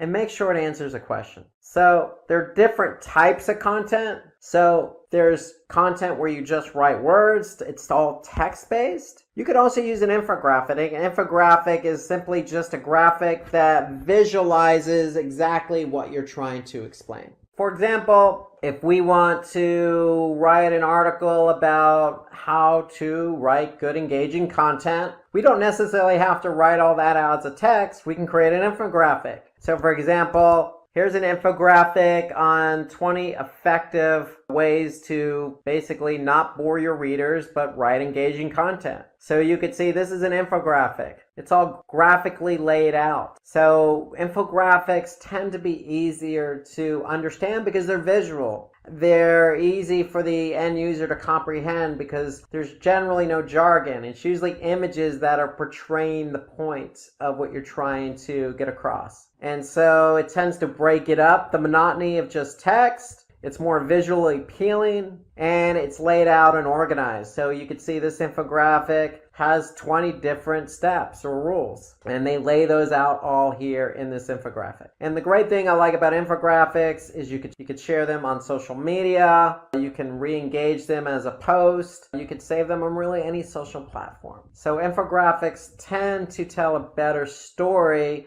versus, say, just writing text. You can use video and images, so you don't necessarily have to lay it all out in an infographic. You can certainly insert a video or an image into your content, especially if it's a blog post. If it's a blog post, then sometimes video and images on its own tell the story. You don't necessarily need text to go ahead and tell your story.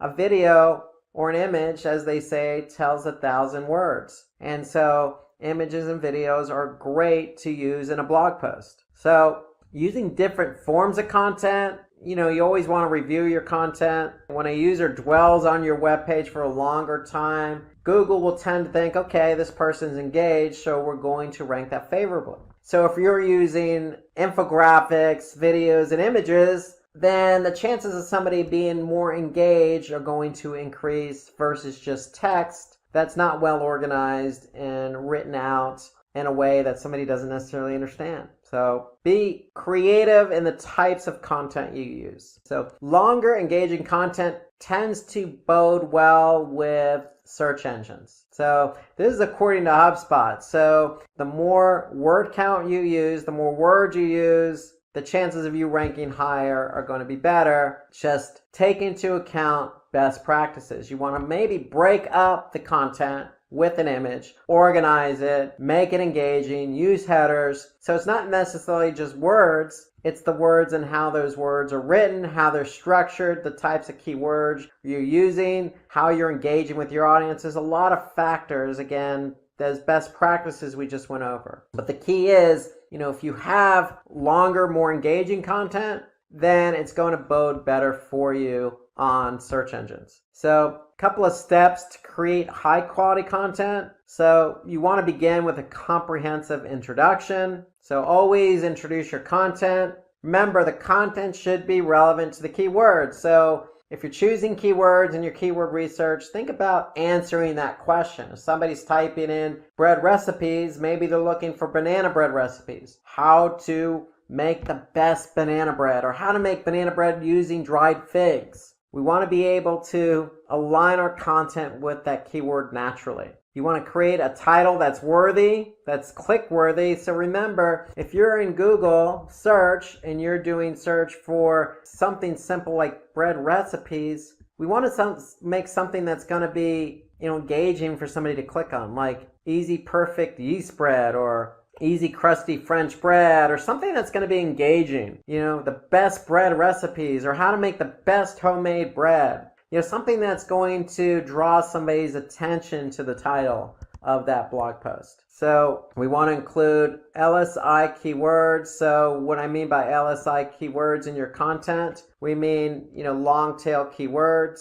Make it natural. Headings and subheadings should consist of keywords and variants. So if you're writing headers and subheaders, include the keyword in there. And that way, the content always stays relevant to the audience. Okay, shorten your sentences and paragraphs, so don't write long paragraphs. Remember, we want to break this up. We want to make it easy for the end user to read. And we want to always put internal links on our blog post. Why? Because if we have internal links, then if we have a link from one blog post to another blog post, or say our blog post to an internal page on our website, we want to make sure that it's relevant content. That way, if somebody's reading something and you have an internal link, let's just say from a bread recipes page to a banana bread recipes page, then they may find it interesting, click on that link and go to the banana bread recipes page. So it's keeping somebody engaged on your website. So putting in internal linking will help keep the end user engaged, because you're offering up links that's relevant to the content. You always want to break up that content with images. Okay, we want to use alt tags, meaning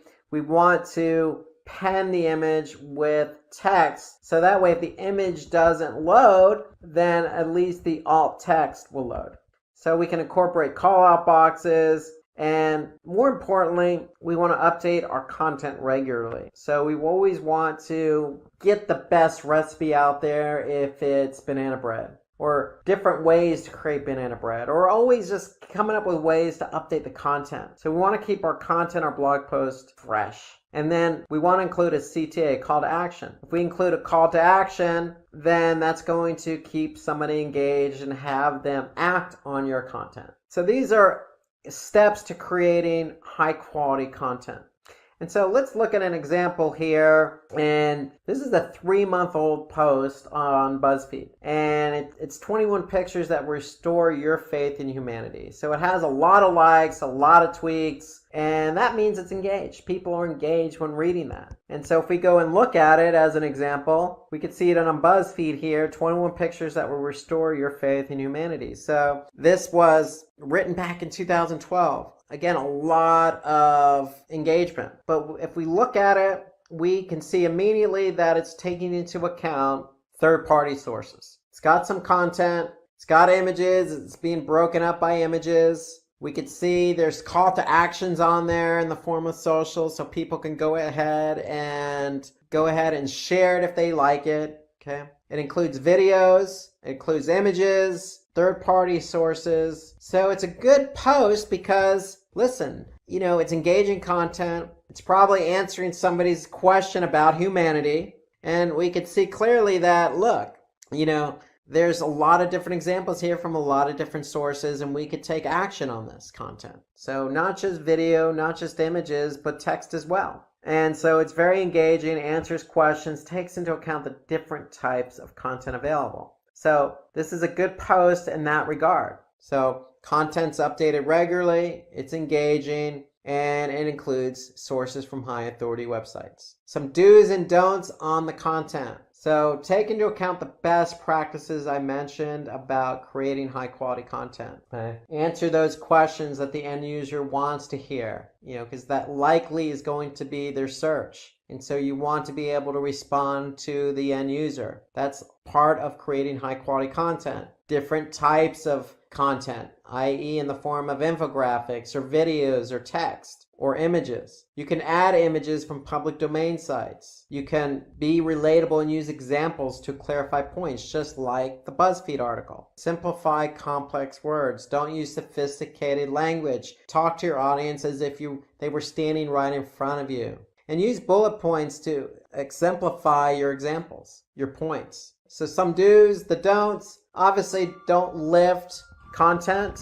We don't want to lift content from another website. So that's plagiarism. So we want to have our own unique content. We also don't want to take images from other websites. And so if you do happen to find an image that works for your post and it's on somebody else's website, ideally that's not a good situation. But if you do happen to do that, then always give credit to the website.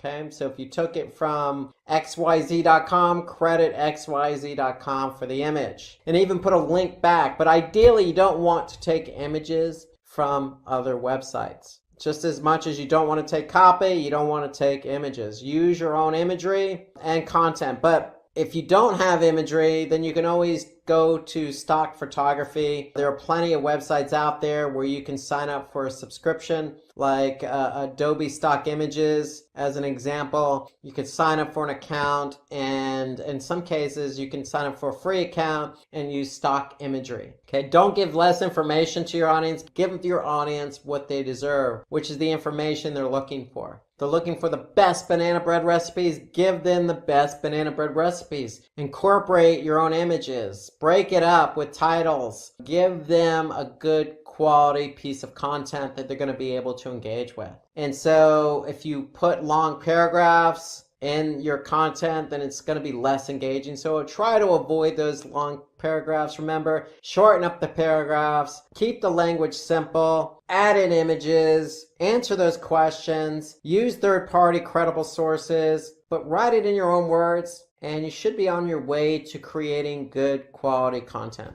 Okay, so now that we've talked about high quality content in order to get your pages ranked high on Google search, let's turn our attention to optimizing on-page elements and discuss some website level factors that are both going to help you rank high on Google search. So let's just do an overview of what we're talking about when we talk about on-page elements and website level factors. So optimizing on-page elements include a number of different things. But primarily, we're going to focus in on meta tags, also known as meta description tags, header tags, also known as title tags, and URLs. So those are just some of the on-page elements we want to be able to optimize using relevant keywords in order to rank high in Google search. We also want to take a look at some website factors that will affect our ranking on Google search. They include website architecture, having a secure website, having a sitemap, and taking a look at page speed. So all of those are some of the website factors we need to take into account in order to rank high on Google search. So title tag and meta description together are considered meta tags. So both play an important role in ranking high on Google. So we want to be able to write unique title and descriptions for each page on our website. When I say unique, that means the title and the meta description need to be different for every page on the website.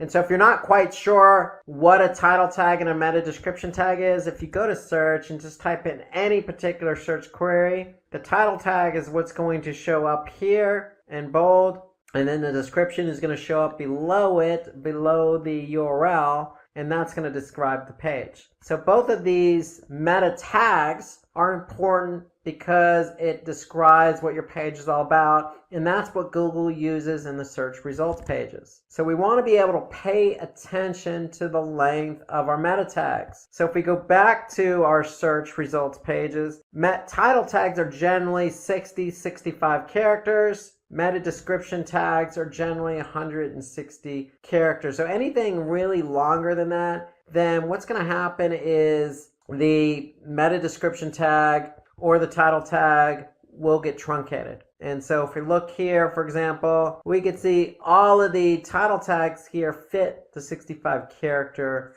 limit. But if you run over the character count on meta description, then Google is going to truncate the copy. So you want to stay within your parameters in order to avoid getting your content truncated. And so the other thing when we're writing title meta description tags, we want to minimize keyword repetition. So if we're optimizing for keyword, we don't want to necessarily just plug that keyword into the title tag and meta description multiple times. We want to make sure our title tags and meta descriptions are naturally written. So if somebody's typing for banana bread recipe with dried figs, we want to have a nice title tag and a description that is going to get somebody to respond based on their need. And so we definitely want to avoid keyword repetition, but we want to be able to use that keyword in the title tag. Because if you remember from the earlier segment, when we did the all-in title syntax to find out exactly how many competitors were using that particular keyword, well, we obviously want to use that keyword in the title tag because, again, the title tag is an important factor when it comes to search engine results. So we want to use the keyword, but we want to avoid stuffing or using it repetitively in our title tag and our meta description. We want the title tag and the meta description to describe the page, sound natural, but also be engaging, because the point is we want people to click on our link and go to our website from search engines. So title tags with numbers tend to result in higher click-through rates. This is according to Moz. So for example, if you just put in a title tag that says learn digital marketing, well, that may work, but if you put a number in there like 5 easy ways to learn digital marketing, that might get somebody to click on your link and go to your website. So having questions in your meta tags can also increase your click-through rate. For example, if you just put learn the importance of first page rankings, not too bad, but again, generic. But if you put it into the form of a question, how to rank number 1 on Google, it's more action oriented. It's going to get somebody to resonate with the question that they have. And that may be their query, how to rank number 1 on Google. And so these techniques will help you get higher click-through rates. And so according to Backlinko, title tag with a keyword can improve site ranking. So remember, we want to include that keyword in the title tag. Even though we only have 65 characters, we want to include that keyword, but we want to avoid stuffing the keyword in there. We want to, again, make the title tag action-oriented, maybe with a number, maybe as a question, with the keyword in there once, naturally. Not easy to do, but that's the beauty of SEO. If you can follow these best practices and write a good title tag, then the chances of you improving in your search results are going to be greater. So having only one H1 tag in your post is going to be good. So remember, when somebody clicks on a link, so let's just say they do find a title tag engaging and they click on this link here and they go to that website, you want to start out with having that particular H1 tag, because the H1 tag, especially with the keyword in it,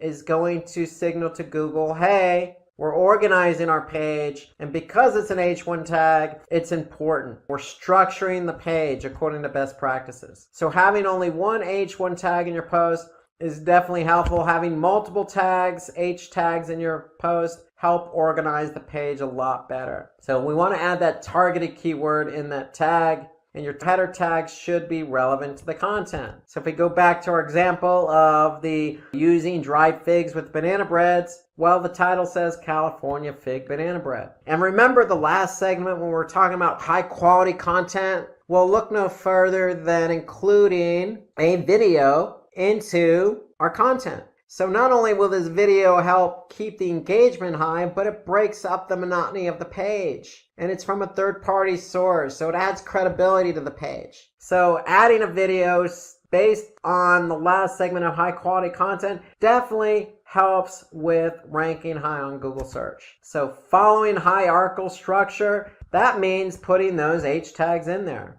H2 tags help break up the content. And we want to avoid repetition of H1 tags on your different web pages of your site, meaning don't just put the same H1 tag with the same keyword in it and keeping it blasé. We want to make those H1 tags exciting to read, but also used appropriately to break up the content. So remember, all white hat techniques. We want to avoid hidden tags. We want to avoid stuffing keywords. We want things to be natural. We don't want things to be forced. And your H1 tags should be 20 to 70 characters. Don't make long H1 tags. So if we go back to our page example, a short, sweet tag here, California Fig Banana Bread. It's relevant to the content. It's short, sweet, and breaks up the monotony of the content. And more importantly, and again, any content you have on the page should always answer the user's intent. Remember, people are using search to answer questions, find information. Our content should be able to answer that for them. So, according to John Mueller, Senior Webmaster Trends Analyst at Google, header tags would definitely help Google for rankings in the search results. So we want to use header tags. So when it comes to URLs, we want to use hyphens and avoid underscores. So if we look at this URL here, this uses hyphens, fig and banana bread. So it's all broken up with hyphens. That's a best practice. Remember, canonical URLs. A canonical URL signals to Google this is the original content. So we want to use original content. And if you have multiple sources of content out there on, say, different websites, we want to use a canonical tag to signal to Google, this is the original content. Please index this content. And it doesn't hurt to use a favicon in URL, meaning a small icon. It helps to break up the monotony and help your URL stand out. We can add targeted keywords in the URL. So again, looking at the URL here, I could see we're using targeted keyword as part of the URL structure. Fig and banana bread. And notice the H1 tag is fig banana bread. So it's all consistent and it flows naturally.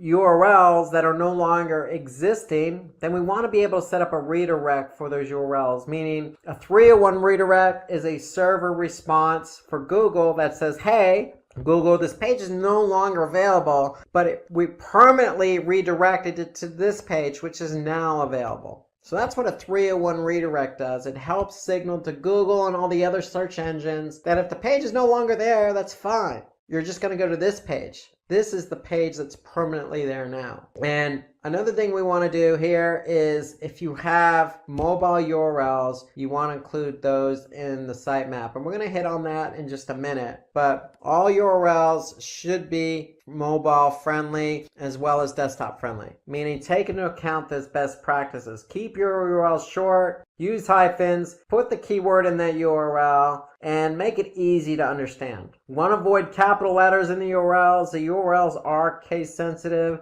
so go lowercase. You should always go lowercase on the URL. Readable URLs, again, the rule of thumb here is if you understand what the URL is, then Google's going to understand what the URL is. So the shorter the URL, the easier it is to read. The easier it is to read, the better chance you have to rank high on Google search. So according to backlink 2, URLs that are shorter definitely help you rank. So we want to be able to shorten those URLs. Keep them short and sweet. Don't make them long and unreadable. So those are some optimized ways or on-page elements that help you optimize. Now we want to look at some website level factors that will help you optimize and rank high on Google search. So good site structure provides better crawling for search engine bots. And what do we mean by that? Well, we mean having your site organized in a fashion that Google's going to be able to find all the pages. So what do we mean by that? Create a logical hierarchy structure. So if you're selling shoes, you're going to have a home page, break the structure up into men's shoes, women's shoes, children's shoes. Then under men's shoes, you could have it by brand. It could be Nike, Puma, Adidas. On the women's side, it could be Nike, Puma, Adidas. On the child side, it could be Nike, Puma, Adidas. And so you want to keep the structure, flow, and a hierarchy. So we want to balance the amount of subcategories within each category. So the men's, if it has Nike, Puma, Adidas, the women should have Nike, Puma, Adidas. And so you want to code your site navigation in CSS or HTML, meaning we want to be able to use something that Google is going to be able to index. So most sites are built in HTML, and that's what Google likes to index. They like to index something that they could take back to their servers. And then more importantly, build a comprehensive structure for internal linking. So internal links mean that if you're on a site, you should have natural links pointing to other pages on your website. So to keep the flow going. And we don't want to have unnatural inbound links. You always want to have natural internal links to keep the flow of the user going from one page to the other. So here I could see, as an example, all the ingredients in this recipe. Well, this has an internal link to another page on our site. And this happens to link to a page where somebody can buy the ingredient. So it's a natural internal link. So John Doherty of Credo has claimed that one of the biggest changes that he can make in fixing the Credo website is architecture. So for example, in Credo, John Doherty has increased the organic sessions by 74% and pages per session by 41%, just by changing the site architecture. So you'd be surprised by changing the site architecture what that will do to to engagement. And so let's turn our attention to secure versus non-secure. So what we mean by that is securing your site. We want to make it sure that compliant with certain protocols. And so if we go back here, we can see that this particular site is compliant, it is secure. HTTPS means it has a secure license, meaning the site is secure. So Google likes secure versus non-secure. So non-secure would be HTTP. So we want HTTPS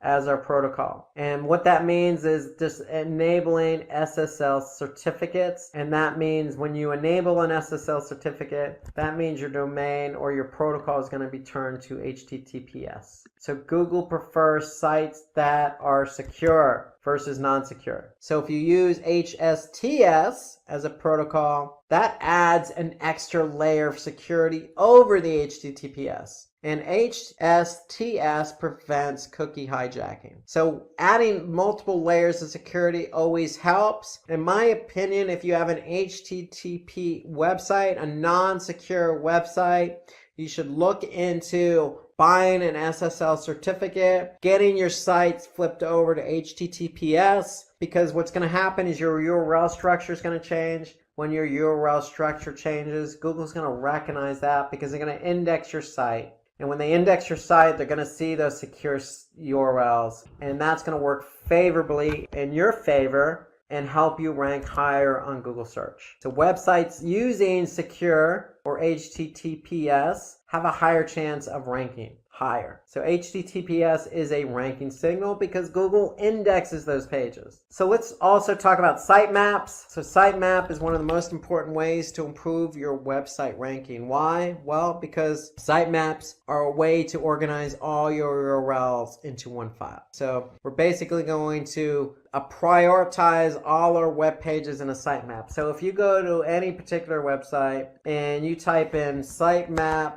XML, you're likely going to see all the pages on your website. So usually the sitemap is located in the root directory. So if I type in sitemap.xml, I'm going to be able to see all the pages in my root directory. And I can also prioritize them. I can also alert Google as to how often they change. And every page is going to have a date stamp associated with it. So Google can actually see how often it changes. So remember, we want our content to be updated frequently. So if content's not updated frequently or it's not fresh, then Google's going to see that that date stamp, that last modification date. So we want to be able to make sure our content's updated frequently. We want to let Google know that we changed it frequently. And we want to be able to prioritize our pages, let Google know, hey, these pages are important to us. So all that can be set up in a sitemap. We want to be able to add canonical versions of URLs in the sitemap. So we want to be able to add all our original URLs in our sitemap. And so we always want to build dynamic URL sitemaps for larger websites. And what I mean by dynamic URLs, that means that if I look at this sitemap and we're always adding content, let's just say in the form of a blog, well, guess what? We want those pages to be added to the sitemap as they're published. So as we add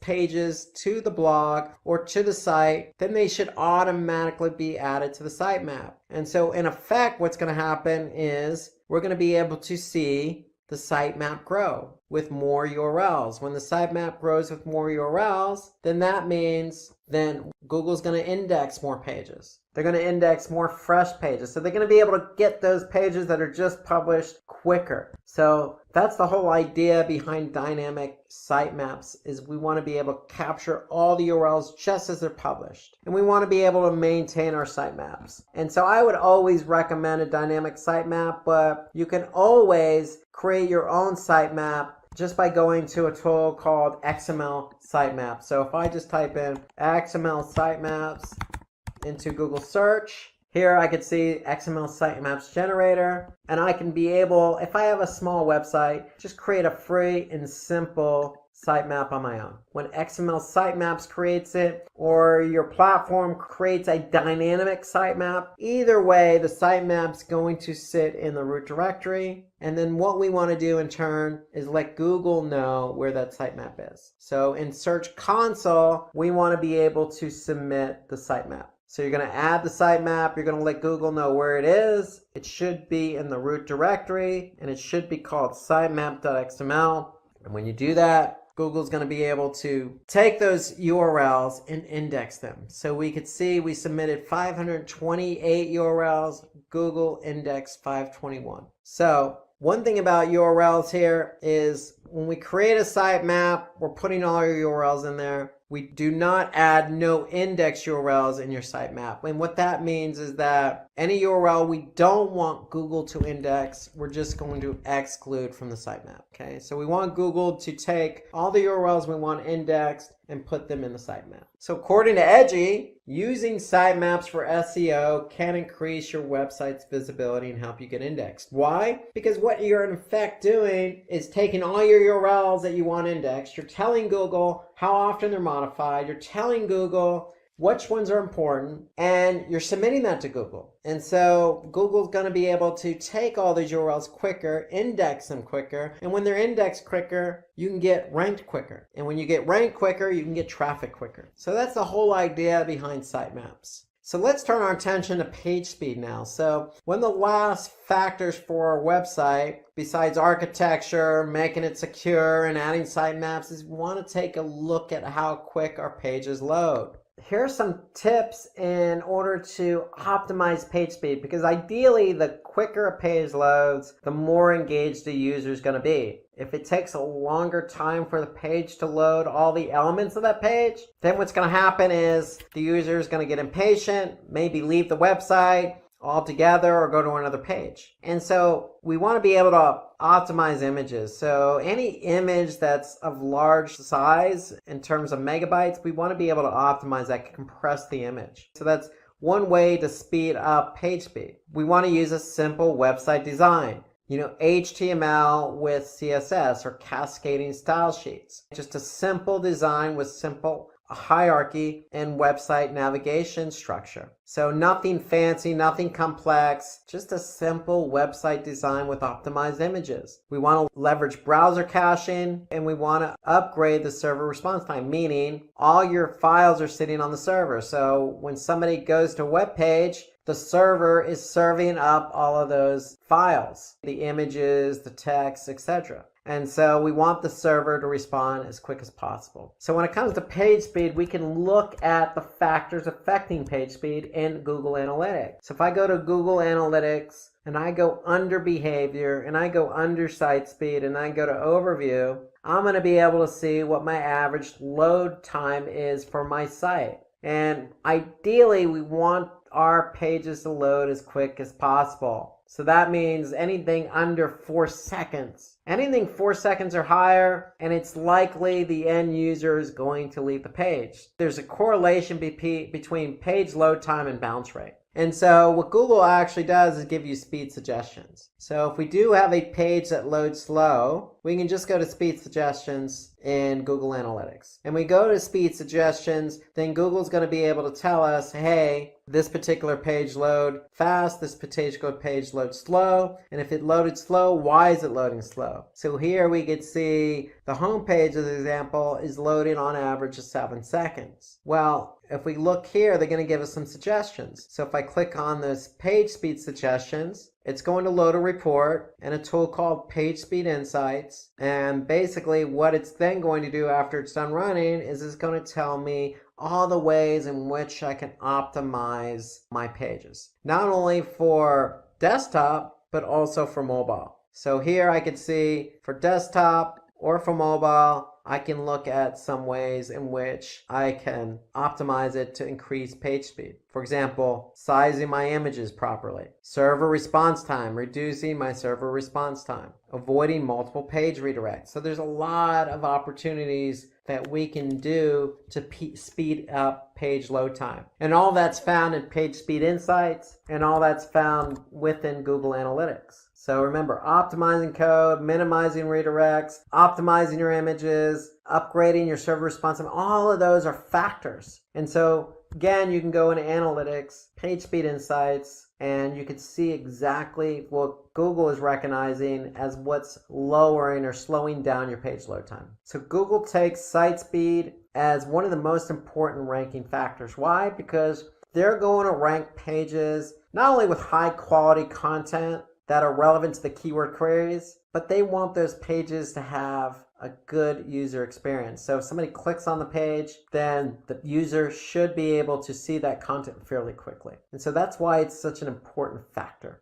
So the quicker your pages load, the chances of you ranking higher are going to be better. So according to Web Performance Today, Walmart, as an example, experienced a decline in conversions. So what they did was looked at their page speed. And when they looked at their page speed, you'd be surprised what that did. Just increasing it from 1 to 4 seconds or decreasing it basically increased conversion. So there's always going to be a correlation between how quick a page loads and how engaged the user is. Because if the user's engaged, they're going to stay on the site. And if they stay on the site, then their chances of converting are going to be higher. So just even 1 to 2 seconds increase in page load time will make a world of difference in terms of engagement and conversions. Let's turn our attention to off-site engagement. So previously we talked about on-page elements and website factors that affect our rankings for search results, but we also need to turn our attention away from our website, meaning what we do on our website, and turn our attention what we can do for our website off our website and onto other websites. So that's off-site engagement. And so let's look at an example. So that ice cream recipes blog. I'm going to talk about how to rank YouTube videos today. So at Simplilearn, we take our videos on YouTube very seriously, meaning that when we create videos, we want people to see them because we know we make good videos and we know we have good content and we know that our audience is going to enjoy it. And so we want our audience to see the videos that we're creating. And so we're going to give you some tips and tricks and methodology and ideas on how to get your videos to rank on YouTube. So at Simplilearn, if I go to YouTube and I just type in machine learning, you can see we're right here is the first organic video on YouTube for machine learning. If I jump over to Google and I type in machine learning basics, you can see we're number 1 for machine learning basics under videos. If I click on all, we're also ranked here as well under the videos section on organic search results. Another example, data science for beginners. We ranked number 1 for that. If I look at another keyword, data science interview questions, okay, we'll rank number 2 for that. So we're ranking for a lot of videos. And why are we ranking for a lot of different content and videos on Google search and on YouTube? Well, we put a lot of work in behind the scenes of creating the video, and that's what we want to show you. So part of that has a lot to do with how our audience engages and sees our video. So for example, we're looking at the machine learning basics video here. And we can see that it has over 221,000 subscribers for this video, 234,000 views. We've had over 2,000 people like the video, and we have had over 270 plus comment on the video. So when we get our videos to rank, then we can see there's a lot of engagement. And so that's the whole idea, is when you do a video and you want it to show up on YouTube, you want people to enjoy it, you want people to share it, you want people to like it, you want people to comment on it. And that's part of the whole ecosystem of YouTube. It's, we're going to show you behind the scenes of what it takes to get your videos to rank. And then we're going to show you some of the metrics involved with some of these videos. We're going to talk about how to get traffic to your website. So thank you for joining, and let's get started. So let's imagine you're setting up your own website. Okay, you're clicking away, you're developing using some good tools. You're developing, you're designing, you're doing some QA, you're testing, you're sharing with friends in an alpha version, and then finally, your website is all set up. Congratulations. Well, when you hit enter and your website is finally published, what's going to happen? Well, a few days later, you're checking your website and you're looking at analytics and you notice your traffic's very low. Okay, well, you're scratching your head because you've done all this work with your website, but you're not getting any traffic. So the reason is you spent all your time developing and designing the website to make it look good, but you didn't do anything or any planning or any strategy around bringing users to your website. So the two go hand in hand. You just can't build a website without thinking about how to drive users to the website. And so before I tell you how to bring traffic to your website, let me tell you why this is so important. Okay, why do we want to bring users to our website? I mean, it has to be on equal ground as web development and design. Is somebody who goes to your site and then does something when they get to your site. So you have users, and when those users get to your site, they're generating page views and traffic. And you want to turn that traffic into engagement. Okay, so each page's traffic is configured independently of all their pages. So when somebody goes to your website, they look at a page, that's a page view. And certain pages on your website, you want to turn that page view into a conversion. Okay, whether that be, looking at a video or purchasing something. So think of these pages on your website as salespeople. They're trying to convert visitors who come to your website. But first, we need to get the visitors to your website. So when you get visitors to your website, again, you can generate sales, which means revenue, or you can increase brand awareness, or you can earn revenue through sponsored posts and advertisements. So if you have, for example, a lot of content on your website, you can turn that into revenue by hosting ads on your website. So when somebody clicks on that ad, you're going to earn a percentage of that click, okay, what that click is worth. So having a website means a lot of good things for you, but first you got to get the traffic there. And so what we're going to do is we're going to tell you how to drive traffic to your website. So there's lots of different ways in which you can bring traffic to your website. Well, the first is paid advertising. So paying to advertise your products, services with ads is one of the easiest ways to drive traffic to your website. So some of the options available are search ads, social media ads, or display ads. So search ads are ads that are displayed in the search engine results. So when a user types in a keyword query, you want your ad to show up based on that keyword query. Okay, so an example is digital marketing course. Somebody types in digital marketing course, and Simplilearn is the first ad that shows up. How do we know it's an ad? Because you can see the word ad next to the domain. So when somebody clicks on that link, Simplilearn is going to pay Google. So that's how search advertising works. Okay, the next is social. So social media marketing involves increasing traffic or engagement or brand awareness, so lots of different strategies. But instead of doing this on search, you're doing it on a social media platform.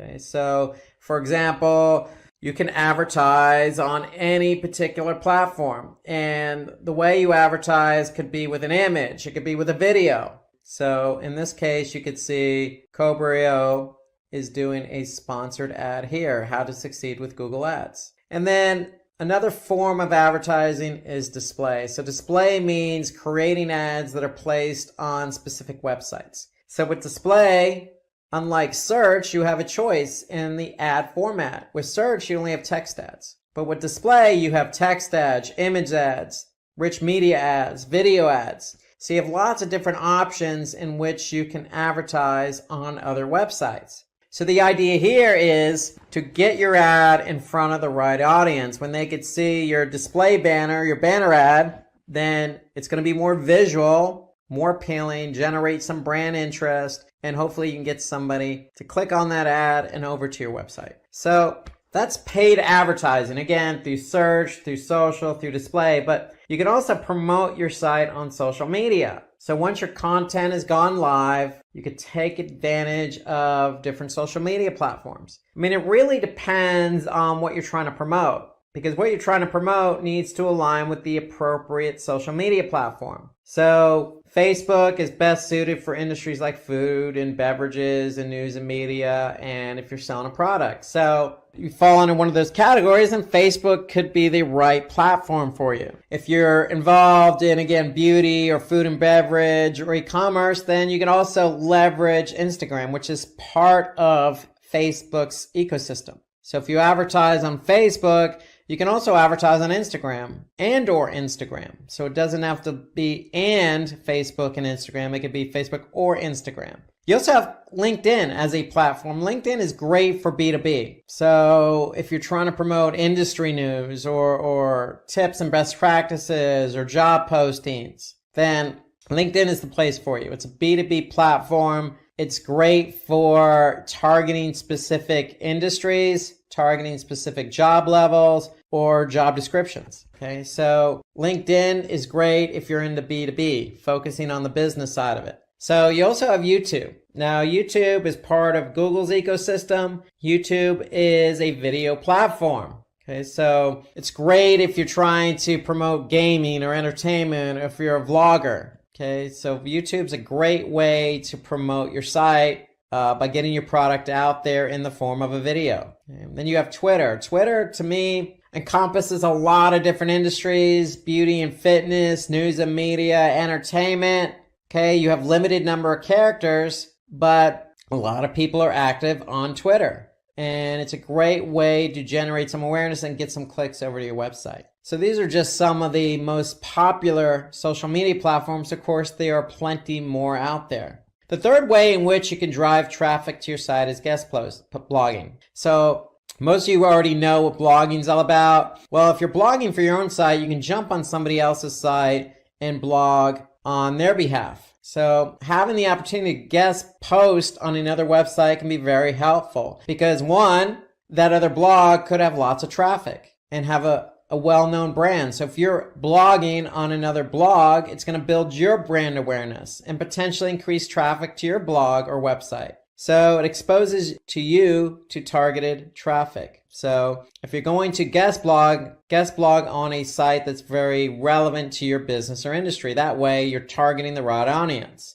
Okay, you can expand your personal network. So getting yourself out there, getting your brand out there in front of a different audience. And then obviously for SERPs, because it generates a backlink. So SERPs, search engine ranking pages, means that, hey, if you want to rank organically, you're going to have to generate some backlinks. So guest blogging is a way to generate some backlinks to your site. And in effect, that's going to help you get your pages ranked higher because Google is going to recognize the relationship from one blog to your blog and build up your relevancy. So some other benefits here to guest blogging is you can grow your social media following because you can then promote that on social media that you're guest blogging. Okay. Again, you can improve your online authority. Okay. Because when you're guest blogging and you have recognition on that guest blog, if it's a popular blog, then that's going to help your domain and page authority for SEO.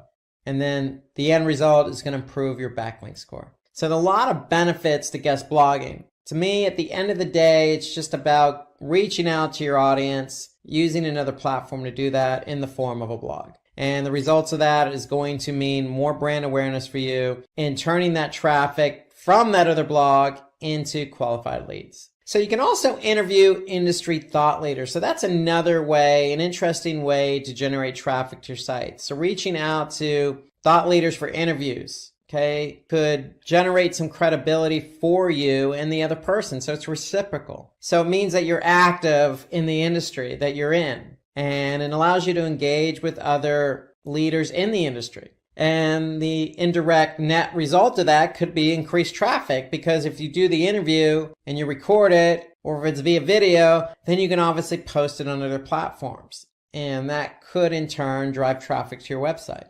Obviously, just like guest blogging, it's going to increase your reach. So getting yourself out there. If nobody knows who your brand is, and they know who the thought leaders are, and they see you interviewing the thought leaders, then that's going to put you in front of these people. And so it's going to increase your reach. Another way to drive traffic to your website is just to make sure your website's responsive. And what do we mean by responsive? Well, we mean, does it work on multiple devices? Specifically mobile. So depending on the device, your website hides, shows, shrinks, enlarges, or moves content so that it conforms to the browser that person's looking at on your for your website. So if somebody's looking on mobile at your website, you want to make sure that your website adjusts accordingly. So you want to be able to, test to make sure it's responsive. And so is content arranged based on importance? Okay, does it work across different browsers on different devices? And do the images, text, and everything else align just like it does on desktop? So there are plenty of tools out there on the web.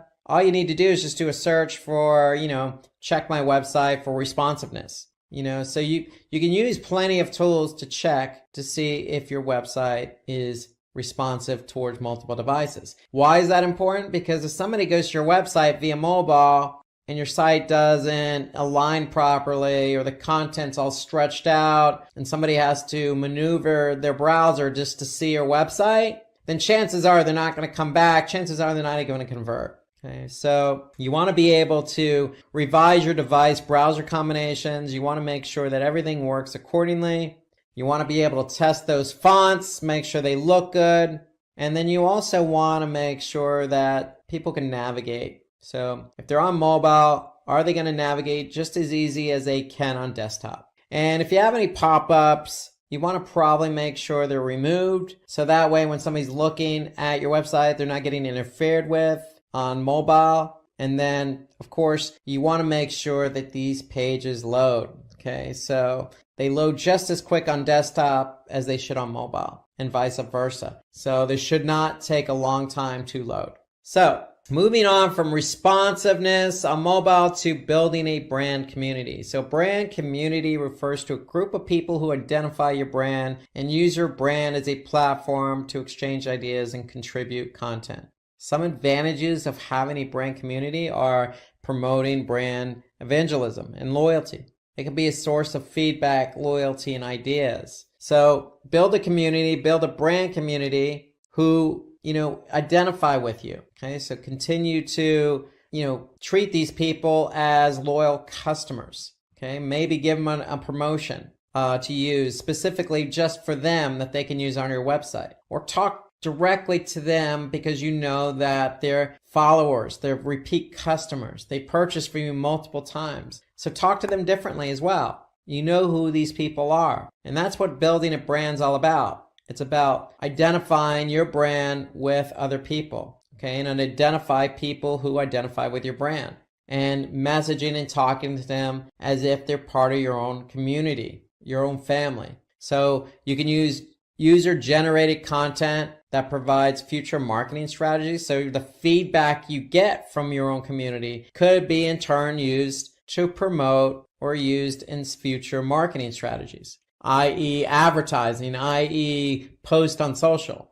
Okay, it can also provide PR opportunities. So it's a chance for you to, put out press releases based on the community that you built. So any brand, regardless of who it is, should be able to identify with their audience, their target audience, and that target audience eventually going to become part of a community. These are a group of people who identify with you, what you're trying to sell, what your cause is, what your mission statement is, what your service is. They identify with you. So leverage them and reciprocate. Identify them, talk to them separately, give them what they deserve, the respect and loyalty that they deserve as well, because they're communicating and they're following you as a brand.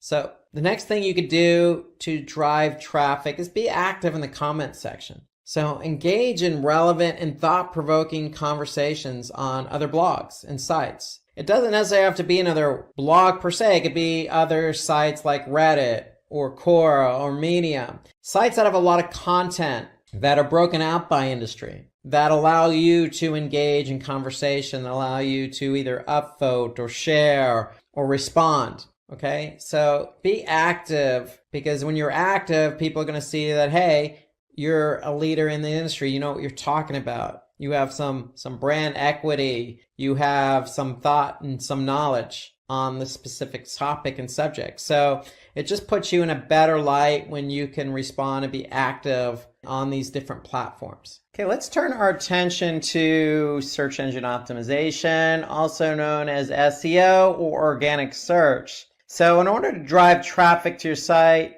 you're going to have to implement an SEO strategy. Why do you want to implement an SEO strategy? Because it can help you improve your overall searchability and visibility on search engines. And obviously that comes with advantages. One of those advantages is obviously more traffic to the site. Search is still king in terms of volumes of people using search on a daily basis. So you have a great opportunity to be found. It also builds trust and credibility, because still a majority of the people who do a search click on an organic search listing. And so if you're found organically and you're ranked number 1, then chances are somebody's going to click on your listing. And it provides increased engagement and traffic. And so what that means is more traffic, more engagement.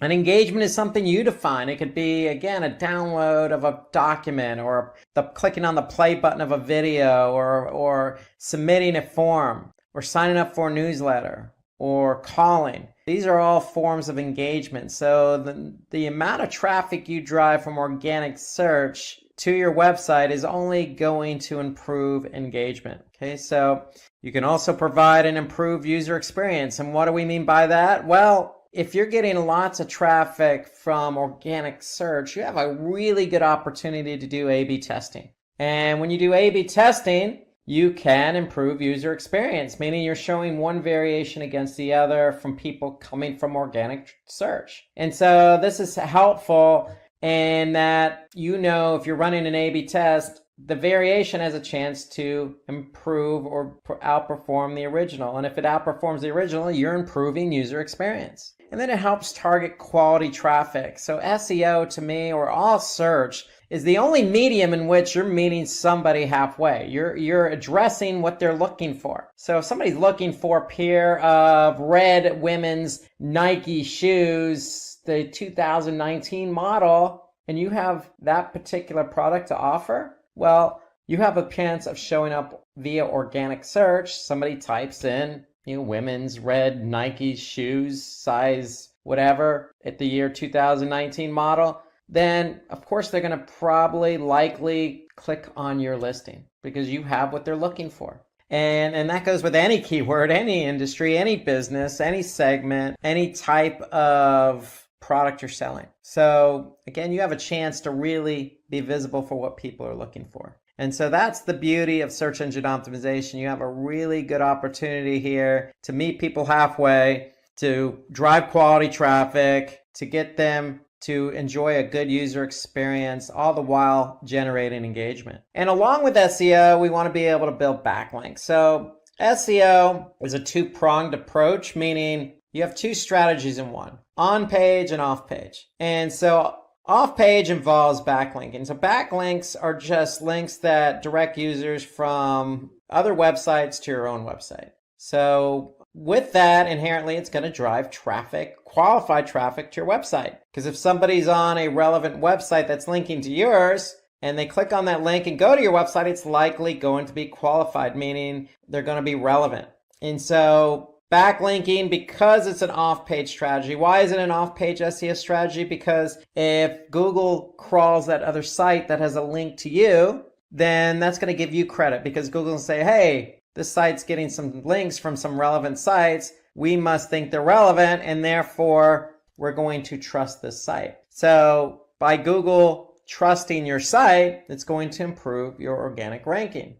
And with the organic rankings being improved, meaning it's going to mean faster indexing. So what does that mean? So you want to be indexed by the search engines. And so the quicker Google can find your pages, even if it's on somebody else's site, then that means they're going to follow that link, go to that page on your site, and take that page back to their servers to be indexed. Okay, so the quicker you can get indexed, the quicker you can get found. And then it helps with referral traffic. So again, we noticed that our efforts are on SEO, organic search, but if you're getting traffic from another website, hey, that still counts. That's referral traffic. Okay, so that's a side advantage to having backlinks, is good traffic from other sites. Okay, so those are inherently some of the reasons to do backlinking. Okay, never hurts. I mean, there's brand awareness reasons to being on other sites as well. There's industry leadership, meaning if you post content on Reddit, okay, you're coming across as an industry leader, but yet generating a backlink, which helps with SEO and referral traffic. So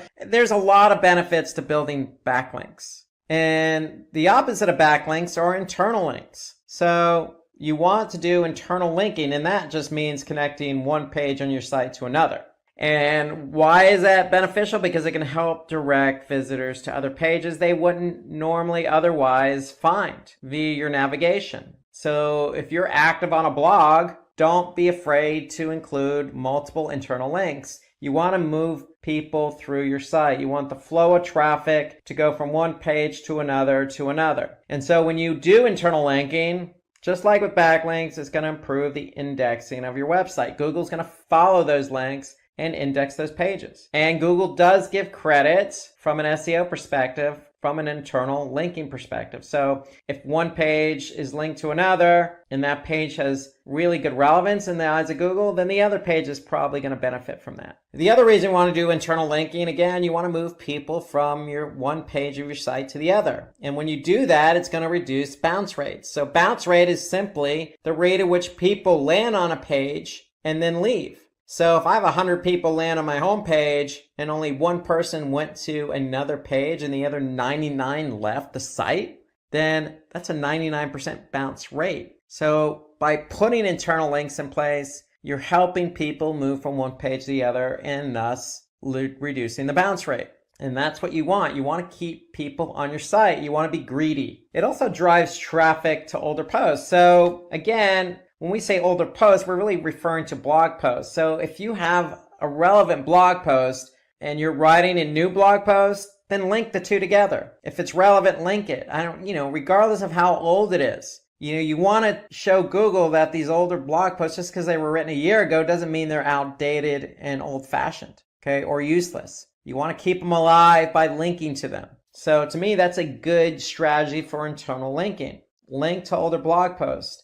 Show people you're an industry expert. You've been doing this for a while, and then you have lots of content to share. Okay, so the longer you can keep somebody on your website, the more likely it is they're going to engage and convert. And some other inherent benefits: improves page rank. So what we mean by page rank is simply just a rank that Google gives pages. So the more internal linking you have, the better off you are. And then it helps spread link juice across websites. And what we mean by link juice, again, just like backlinking, it builds relevancy. So just keep all these inherent benefits in mind to internal linking. The end result is keeping the flow of traffic on your site, and all these other benefits will fall into place. Okay, so another way in which you can really hone in on traffic to your website is long tail keywords.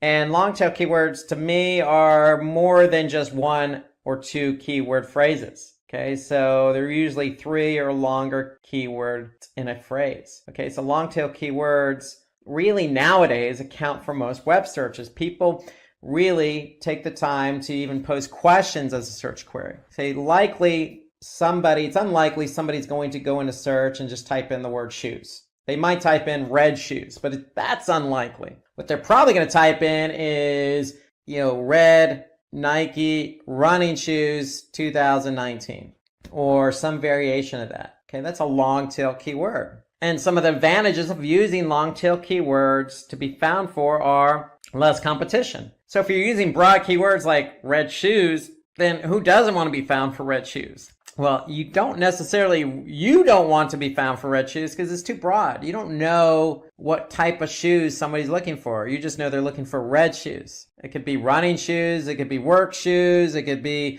boots. It could be slippers. Okay. It's too broad. So long tail keywords help narrow it in. And the more narrow and focused a keyword is, the less competition it's going to have. And when something's not competitive in the form of a keyword, then that means your chances of ranking for that keyword are going to be greater, and the chances of you ranking faster are going to be greater. And then, of course, if somebody's looking for exactly what you have to offer, then you have a higher chance to convert that person. So if you have exactly those 2019 red Nike women's running shoes, and somebody does a search for that, and that's a long tail keyword, and they click on your organic listing, if you have the right price, then they're probably going to convert. So you have a really good chance of converting somebody using long tail keywords. So my point here is if you're looking for keywords to use, focus on longer tail. Don't focus on 1 or 2 keyword phrases. What it also does is it brings targeted traffic. So even if somebody doesn't convert, hey, they could be back because it's exactly what they're looking for.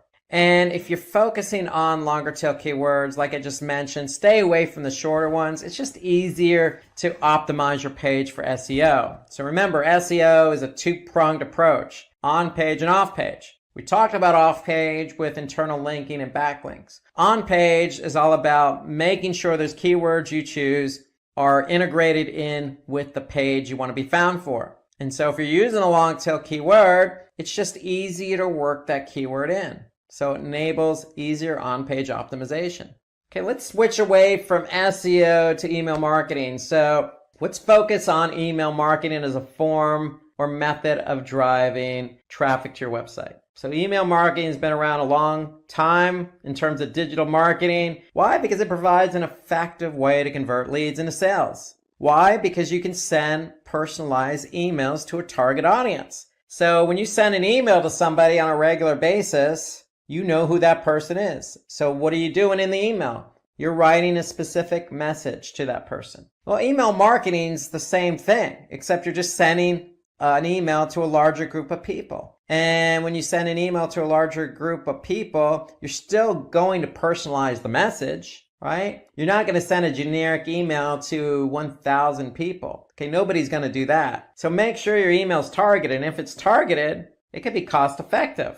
Why? Because sending large amounts of emails, or let's just say an email to a large amount of people or a large group of people, is going to be cost effective. It's not cost per click. It's not cost per open. Okay, so email usually, depending on the email provider you're using, really is a flat fee. So it just really depends on how many emails you're sending or how many people you're sending the email to as well. So, but email generally tends to be more cost effective than other forms of marketing. So look at the email content provider you're using and just get a sense of what they charge. But if you look at it and do a comparison, email generally is cheaper than, say, doing pay-per-click, because with pay-per-click, you're paying for each click. Okay, so that could be expensive depending on the keywords. So email marketing is also time saving, okay, meaning it's a one-time thing and done. So once you send the email, it's just a matter of, watching and looking at the metrics and learning what's going on so you don't make the same mistakes again. But it is time conducive, meaning you send out one email and that's it. With pay-per-click, you're constantly measuring and managing the campaigns. And it provides real-time marketing. So when you do send the email, more than likely a majority of the people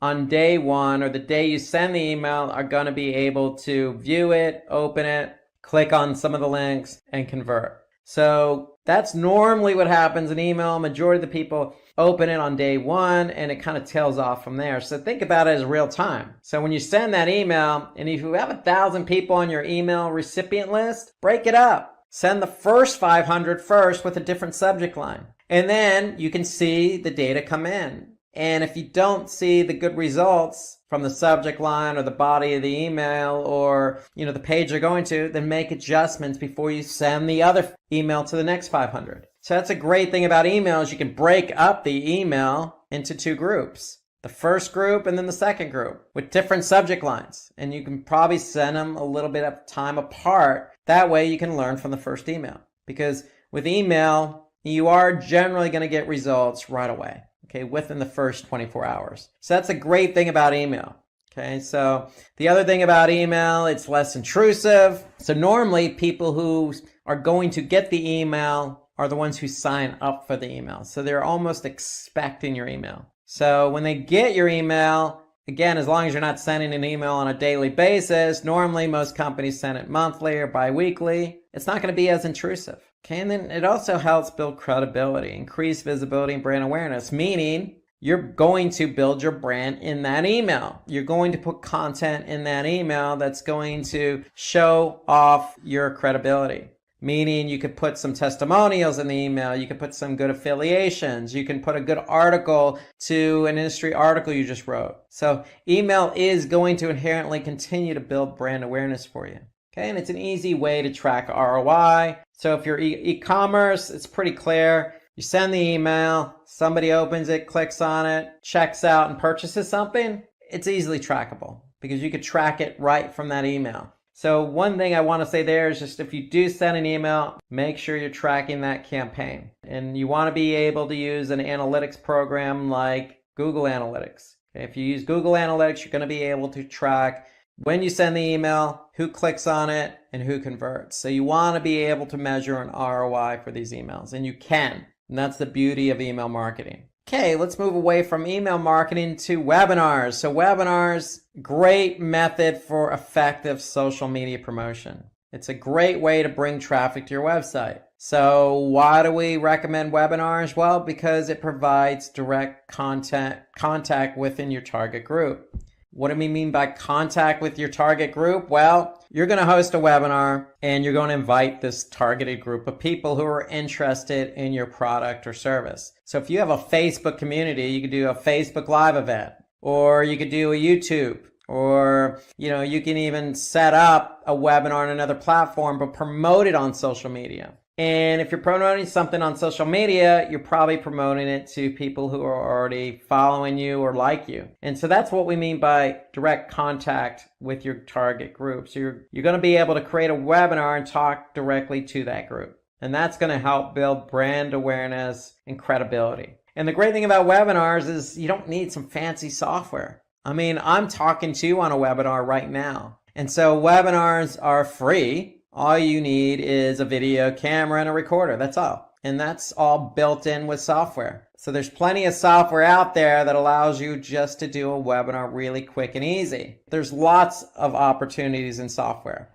And a lot of them are very cost effective. So if you want to create a webinar, you can do that by spending very little money. And webinars, again, allow you to talk to your targeted group, your community, maybe prospective clients. It helps build credibility and, in effect, drive traffic to your website. And when somebody does attend a webinar, they're likely going to be highly engaged because you're inviting them, they're going to opt into the webinar. And the great thing about webinars is even if they don't attend the webinar the day you have it, it's going to be recorded. So they can always go back and watch it. So whoever watches the webinar is going to be engaged because it's going to be a topic they're interested in. And then users are likely to become prospective customers. So having a webinar, talking about something inherently interesting to maybe a larger group of people, you can promote that on social media and potentially get prospective customers to sign up and watch the webinar. And if you do,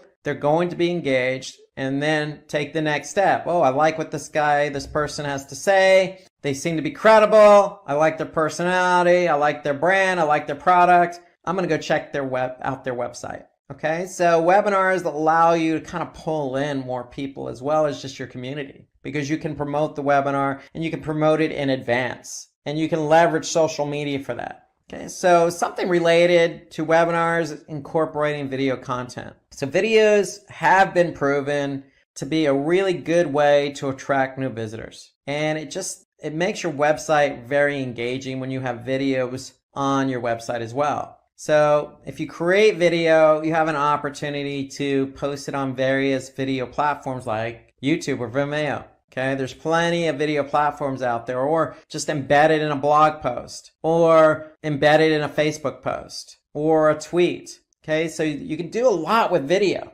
And having video on your site is going to increase engagement. Okay, when you increase engagement, good things happen. That's going to lead to increased conversions and sales or ROI. Or just like we mentioned, the webinar can help build trust with your audience. So even that webinar you could post on your website. So you want people to engage by watching this video. If they watch the video, they're going to gain trust in you because you're talking directly to that person, that user, that audience, that visitor to your website. And when you can build trust, it's going to increase engagement. And that's the beauty of video. Unlike text or imagery, videos really do engage with the audience. And so the more video you can do, the better off you are because, again, you can leverage social to draw attention to your brand and product and service. And then you can have that video on your website to increase engagement, which in turn increases conversions and sales and improves the ROI. So always think video. There's plenty of video software out there that you can leverage. And the great thing about video too is, hey, most people are using mobile phones these days, smartphones. And so video works just as well on mobile as it does on desktop. So keep that in mind. Video is going to be engaging regardless of what device somebody uses. And then, of course, if they're watching the video on Facebook or YouTube, then chances are they're going to share that particular video, which is going to bode well for your brand and traffic. Okay, so video, if somebody likes a video, it's very easy to share video, especially from a mobile phone. So YouTube just makes it so easy to share or like or subscribe to a channel. It becomes that much easier. Things can go viral, and chances of them going viral with video are going to be greater. Okay, so other ways to drive traffic to your website is submit your content to content aggregators. So what's a content aggregator? Well, a content aggregator is like Reddit that provides a great platform for you to post your content. So that's what a content aggregator is, really a site like Reddit or Medium or Quora, where you can post content to a large number of people. Okay, so with Reddit, people are either going to upvote it or downvote it. So the more upvotes you get, or thumbs up or likes, or people who encourage that content, the more of a chance it has to be found. And so first thing out of the gate, if you do provide content to a content aggregator like Reddit, make sure it's good quality content that's interesting. And that should be the case across the board, whether it's a social post or blog post. Make sure the content's unique, professional, and interesting. And then if you do, say, put something on Medium, or you do put something on Quora, and it is professional and interesting and thought-provoking, then people are going to react to it. And then that, again, could lead to traffic. But even if it doesn't lead to traffic, it helps build brand awareness. So if you have content, just like videos, leverage it. Put the content out there. Okay? And when you put content out there, it's only going to, especially if it's good content, it's going to put you in a good light. So don't be afraid to share your content on the likes of Reddit or Medium or Quora or some of these other content aggregator websites, because good things are only going to happen. And again, referral traffic, SEO, brand awareness, conversions. So all these are inherent benefits of just sharing your content. Okay, and then finally, we want to learn from analytics. Okay, so what do I mean learning from analytics? So there are plenty of analytics platforms out there. One of the most popular is Google Analytics. So you want to make sure you're tracking traffic on your site with Google Analytics. So all you have to do is just go to Google Analytics via search, sign up, add the analytics code to your website, and voila, they're doing all the heavy lifting. They're going to track traffic coming to your website. And not only are they going to track traffic, but they're going to tell you how that traffic engaged. And so the benefits of it, Google Analytics, is, hey, you could figure out where users are coming from. Are they coming from that email campaign that I sent out to 1,000 people? Are they coming from YouTube based on that video I posted? Or are they coming from Reddit based on the content I just posted there? Or are they coming from organic search? So Google Analytics can help us understand how much traffic we're getting from organic search. So it'll help us measure our SEO efforts. And then with Google Analytics, you could segment. So we could segment by mobile, we can segment by desktop, returning user, new user, by campaign, by page, by language, by city, by region. I mean, there's so many ways in which to segment your audience. And segmenting simply is breaking up the entire group of people who come to your website into different segments based on what you want to see. So if you want to look at, females between the ages of 18 to 24 who come from mobile via organic search, that's a segment. And you can look at that information in analytics. If that's your target audience, then you could see how they're performing. Okay, so there are a lot of benefits to Google Analytics. Definitely want to take advantage of segmenting in Google Analytics. You could look at your competition. So there's a benchmarking report. The great thing about Google Analytics, you can also look at content and how your content's performing once somebody lands on your website. What page are they spending time on? What page are they engaging on the most? Okay, what pages have the highest bounce rate or the lowest time on page? So you can really determine what pages work best. And then, of course, the end result in analyzing all this data is you want to be able to fine-tune your website. So take advantage of the data that Google Analytics or any other analytics platform is giving you by learning. Once you learn what's going on with your website, you can make adjustments to your website to improve user experience. Okay? So we went over a lot of different ways to drive traffic. Imagine giving your website a boost with the power of AI, helping it climb higher in search results and attract more visitors. Exciting, right? That's exactly what an SEO audit does. It's like a health check for your site where AI tools can quickly find the little things that might be showing you down, from page speed to broken links, and suggest smart ways to fix them. By using AI to optimize your site, you not only improve how it looks to search engines like Google, but also give users a smooth, faster experience. It's a simple but powerful way to get more eyes on your content, stay ahead of the competition, and make sure your site is always in the tip-top shape.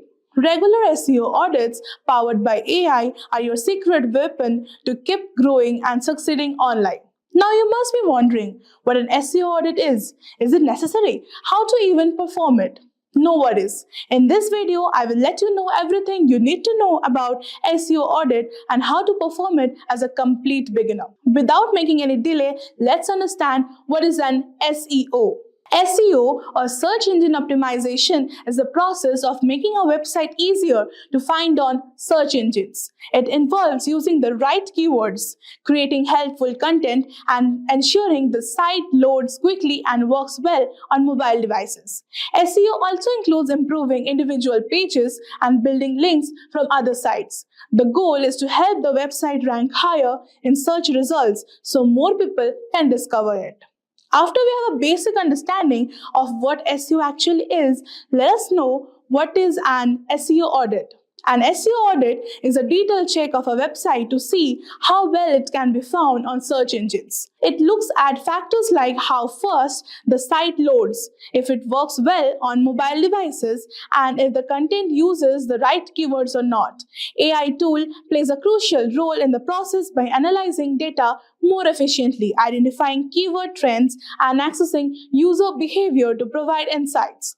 The audit also checks how other website links to it and whether the content is useful for visitors. It examines how easy it is for users to navigate the site and compares it to the competitors. After the audit, you receive a report with suggestions, often enhanced by AI recommendations, on how to improve the site's SEO, helping it rank higher in the search results and attract more visitors. So, by now, you must be wondering why it is important to conduct an SEO audit. So here's why. Conducting an SEO audit is crucial for improving a website's search engine rankings and overall performance. It helps identify technical issues such as broken links or poor site structure that can hinder search engine crawling and indexing. Additionally, an audit enhances user experience by ensuring the site is mobile-friendly, fast, easy to navigate, which reduces bounce rates and increases conversions. It also ensures content remains relevant and optimized for target keywords, driving organic traffic without the need for paid ads. Regular SEO audits help websites stay updated with algorithm changes and provide insights into how to outperform competitors. Now, the most important part, I will let you know the 2 AI tools to conduct a basic SEO audit for complete beginners. So let's get into the video. So the first SEO audit website I would be talking about today is AIO SEO, that is all-in-one SEO. It is very easy and beginner friendly. What you need to do is you have to paste your website URL over here in the search box, and then you have to click on Analyze. So let's get started. I am using today the Shopify's website to get you an SEO audit. So I will just show you. Analyze. It may take a few minutes as it is scanning, and see it has provided with a free SEO report over here. So it will first start with the overall site score, that is how your website is doing overall. It is 82 by 100 is like good. Obviously it's excellent. It has commented also, and a very good score is between 60 to 80. For best results, you should strive for 70 and above. So 82, it is already good. It has now further broken down in the audit into 5 critical issues, 0 recommendations, and good results. The best part is it also shows you the good results and even the critical issues. So basically, it has divided the report into 1, 2, 3, 4 types, like the basic SEO properties, advanced SEO, performance, and security. So first, get into the first, basic SEO. So it is good. It is good. Like the correct symbols are for those that are working well on your website, and the cross red mark is basically you need to fix this issue. So some images on the page have no alt attribute. So like there are 51 links. You can see. You can even see the URLs over here, and this is working good. Moving on to the next, advanced SEO. The page is using the canonical link tag. All this is fine. You don't have to fix over the advanced SEO part. Performance. The server is not using expires headers for the images, and you can click over here and see basically what is the problem. The page makes 43 requests. More than 20 requests can result in slow page loading. The performance would be less because it makes 43 requests. More than 20 requests can actually hamper the page loading. So it is necessary. You need to focus on this. And the size of the HTML document is 73 KB. You need to also focus over here. So this is over our recommendation of 50 KB. So they will provide you the recommendations too. And basically, this is nice, I would say. Moving on to the security part, everything looks nice. Directly listing seems to be disabled on the server. That is nice. And see, it is very beginner friendly. And the best part is you can even download the report from here. Like you can click on download and get the whole report into your own device, and you can see and make the free changes. So it is very beginner friendly, and I would suggest that use it and have a for all the beginners, I would say use it, and it would help you to get a free SEO report. The next website I would be talking about is rankmath.com. It is also an SEO analyzer, and this is nothing different. You will just need to paste your website URL over here and then click on analyze. And after that, you will get the free report. Your free SEO audit report is ready. So it is giving you the overall website score. It is 82. It is nice. We have seen it. And there are 0 warnings and 3 failed tests. So let's see, move on. Common keywords, SEO description. So it has given a right symbol that the meta description was found, and it is 145 characters long. So it has no problem. You don't have to fix anything. And yeah, coming to the image alt attributes, as we have seen in the previous website, SEO audit, that some images on your homepage have no alt attributes. So yeah, you will need to say this. And the best part over here is, you will be getting some recommendations on how to fix it. So if you click on it, basically it will give you some suggestions that check your images for missing alt tags and add useful descriptions to each image. Add your keywords or synonyms, but do it in a natural way. So you basically need to check your images, that you are giving it the alt tags and using the descriptions for each image, that what that image is about, and you have to give the keywords or synonyms of that to make it a better one. So this all looks good. Links, ratio, SEO title. Coming to the next, advanced SEO. Search preview is good. Nothing, no problem is there. And scrolling down, you will see that it all works good. Performance is also good, but yeah, we can see one cross symbol. Your homepage makes 42 requests. More than 20 requests can result in a slow page loading. We have found this in the previous audit also. So it will give you how to fix. Try to replace embedded objects with HTML5 alternatives. This HTML new version has some alternatives, and you need to replace the embedded objects of that. Page size, the size of the HTML document is 71 KB over the average of 33 KB, and our recommendation is of 50 KB. You need to, their recommendation is, they're recommending you need to do it on 50 KB, and you are having 71 KB. Then let's see how to fix it. First, remove any unnecessary tags from your markup. Okay, from that HTML, you need to remove the unnecessary tags. This includes developer comments, which are invisible to your users, search engines, and ignore the text in comments too. Sometimes inline CSS is a culprit. Okay, a little inline CSS can help your page render faster. Too much will bloat the HTML. Obviously, they prefer outline CSS, and inline CSS is not preferred. You can reduce the CSS repetition with HTML class and ID attributes. That is fine. Everything you need to change on the HTML CSS, that is coding part, and everything else looks fine. You can even share an email and print this SEO audit. And I will say this is 3 million plus happy users. So it is basically a very good website for a free SEO audit, and it's very beginner friendly. And I will recommend to use this. So both the free AI tool will help you get a free SEO audit and make sure you fix your website issues and make your website rank higher. Imagine a small online boutique with a great product line and a beautifully designed website. Despite all the effort put into the business, it's barely getting any traffic and sales are stagnant. The owner is frustrated and wondering why potential customers aren't finding their store.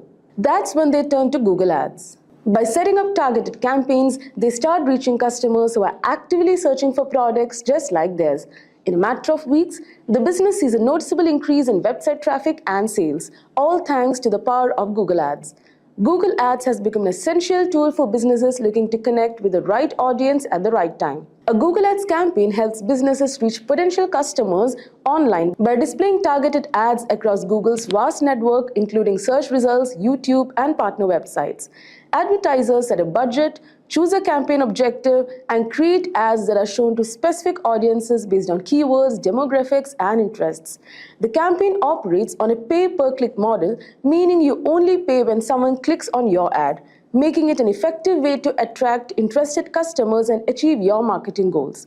So in this video, we are going to walk you through everything you need to know to get started with Google Ads. We'll cover how to create a campaign from scratch, set your budget, and choose the right bidding strategy. We'll also dive into targeting options to ensure your ads reach the right audience. And we'll show you how to craft compelling ads that drive results. By the end of this video, you'll have the knowledge and confidence to launch your own successful Google Ads campaign. So let's get started. So to kick off our Google Ads campaign, we'll start by creating a new campaign. So once you're logged into your Google Ads account, begin by clicking the blue plus new campaign button. So here you're presented with a list of campaign objectives. Now, choosing the right objective is crucial because it guides Google Ads on how to optimize your campaign. So let's see one by one. The first objective is sales. So this is perfect for businesses looking to drive direct conversions, whether it's online purchases, phone orders, or in-person sales. So for instance, if you run an e-commerce store, this objective will help you target users who are ready to buy. So Google will prioritize showing your ads to people most likely to complete a transaction based on their behavior and intent.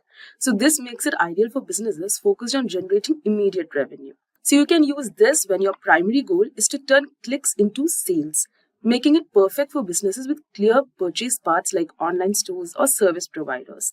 Now next, we have the leads objective. So this is designed for businesses that want to gather contact information from potential customers, such as through form submissions, phone calls, or signups. So for example, imagine you are a real estate agent aiming to build a list of potential home buyers. So by selecting the leads objective, Google Ads will optimize your campaign to reach users likely to fill out your contact form or call your office. Now next is website traffic. Now this is the objective you'll want to choose if your main goal is to drive more visitors to your website. So this is particularly useful for increasing brand awareness or getting people to explore your products and services online. Like for instance, if you're a blogger or a content creator, so this objective will help you attract visitors to your site to engage with your articles, videos, or any other content that you put up. So now next comes app promotion. So this is when you have created an app, like for example, an online gaming app or anything, and you want more installs or downloads. Now next you have awareness and consideration. So it is designed for businesses that want to engage users and encourage them to think about their products or services. So this is especially effective when introducing something new to the market. And then you have local shop visits and promotions. And then you can also create a campaign without a goals guidance. Okay. So here we are planning to give an example for lead generation, like how to generate lead for a free online course provider. So let's select leads and continue. Now, as we have selected an objective which is generating leads, the next step is to choose your campaign type. So there are several campaign types, like Google Ads offers several types, but the two most common are search and display ads.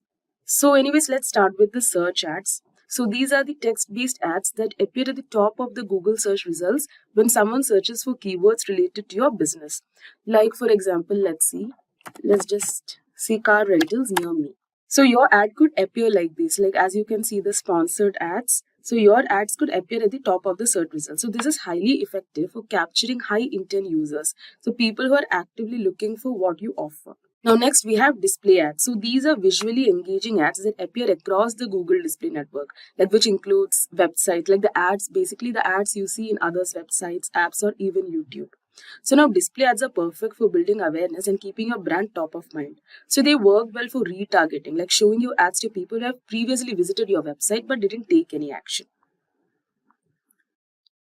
Now the next one is shopping ads. Now shopping ads are a powerful tool for e-commerce websites. So these ads showcase your products directly in the search results, complete with images, prices, and your story.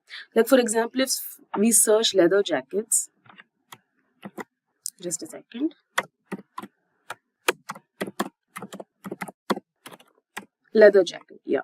So your shopping ad could appear displaying a product image, price, and a link to purchase directly from your website, as you can see here.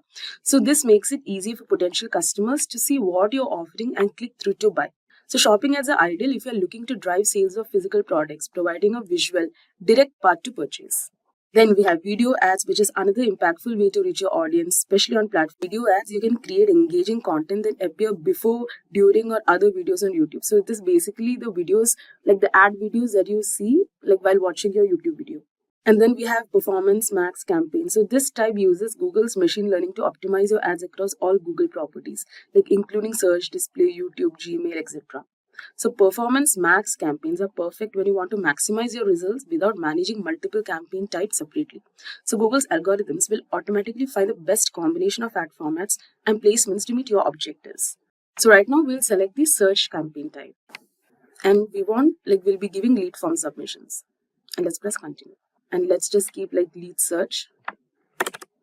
So now that we have selected our campaign type, the next step is to set your budget and bidding strategy. So this is crucial as it determines how much you're willing to spend and how Google Ads will manage your bids. So now for bidding, since our objective in this demo is to generate leads, we'll choose conversions. So this strategy lets Google automatically set your bids to get the most conversions within your budget. So now you can set a target cost per action. So this budget is the amount you're comfortable spending per action. So you can just give 0.3 rupees, per action. And let's press next. Now next, let's define our targeting options. So this step is about deciding who will see your ads, where they will see them, and when. So you can target users by location. As you can see, all countries and territories, India, or any other location, you have options. So for example, if your store is in Delhi, you might want to target only people within a 50-mile radius. Now, additionally, you can also refine your audience based on demographics such as age, gender, and household income. So this ensures your ads reach the most relevant customers. And you can also select the languages that your, customers speak. Like you can give English, you can give Hindi. So you can select multiple languages that your target audiences speak. And also you can, select the audience segments, like what your audience might be doing. So like, for example, we are actually, giving this example for lead generation for a free online course provider. So what we do is we can actually, our audience will be students, right? So we can give students. Yeah, you can give current university students. And this is also for working professionals. So you can give working education jobs, IT and technical. So you can select who your target audience are. So effective targeting is crucial for maximizing your ad spend. So take the time to consider who your ideal customers are. Now let's go to next. So now next is selecting keywords. So for search ads, keywords are the backbone of your campaign. So these are the words or phrases users type into Google when looking for products or services like yours. So choose keywords that are closely related to your business. So for example, we are actually looking for lead generation for this particular website, which is Simplilearn skill website that provides free online courses. So first you have to give the final URL. And then you have to enter your keywords. You can also, type in the products or services like you advertise, like the course name and everything, and you can enter the keywords. Now you can take the help of Google's keyword planner for keyword ideas and see how often they are searched. So let's just go to keyword planner, discover new keywords. So now here you have to enter the products or services closely related to your business. So here I'll just type free online course,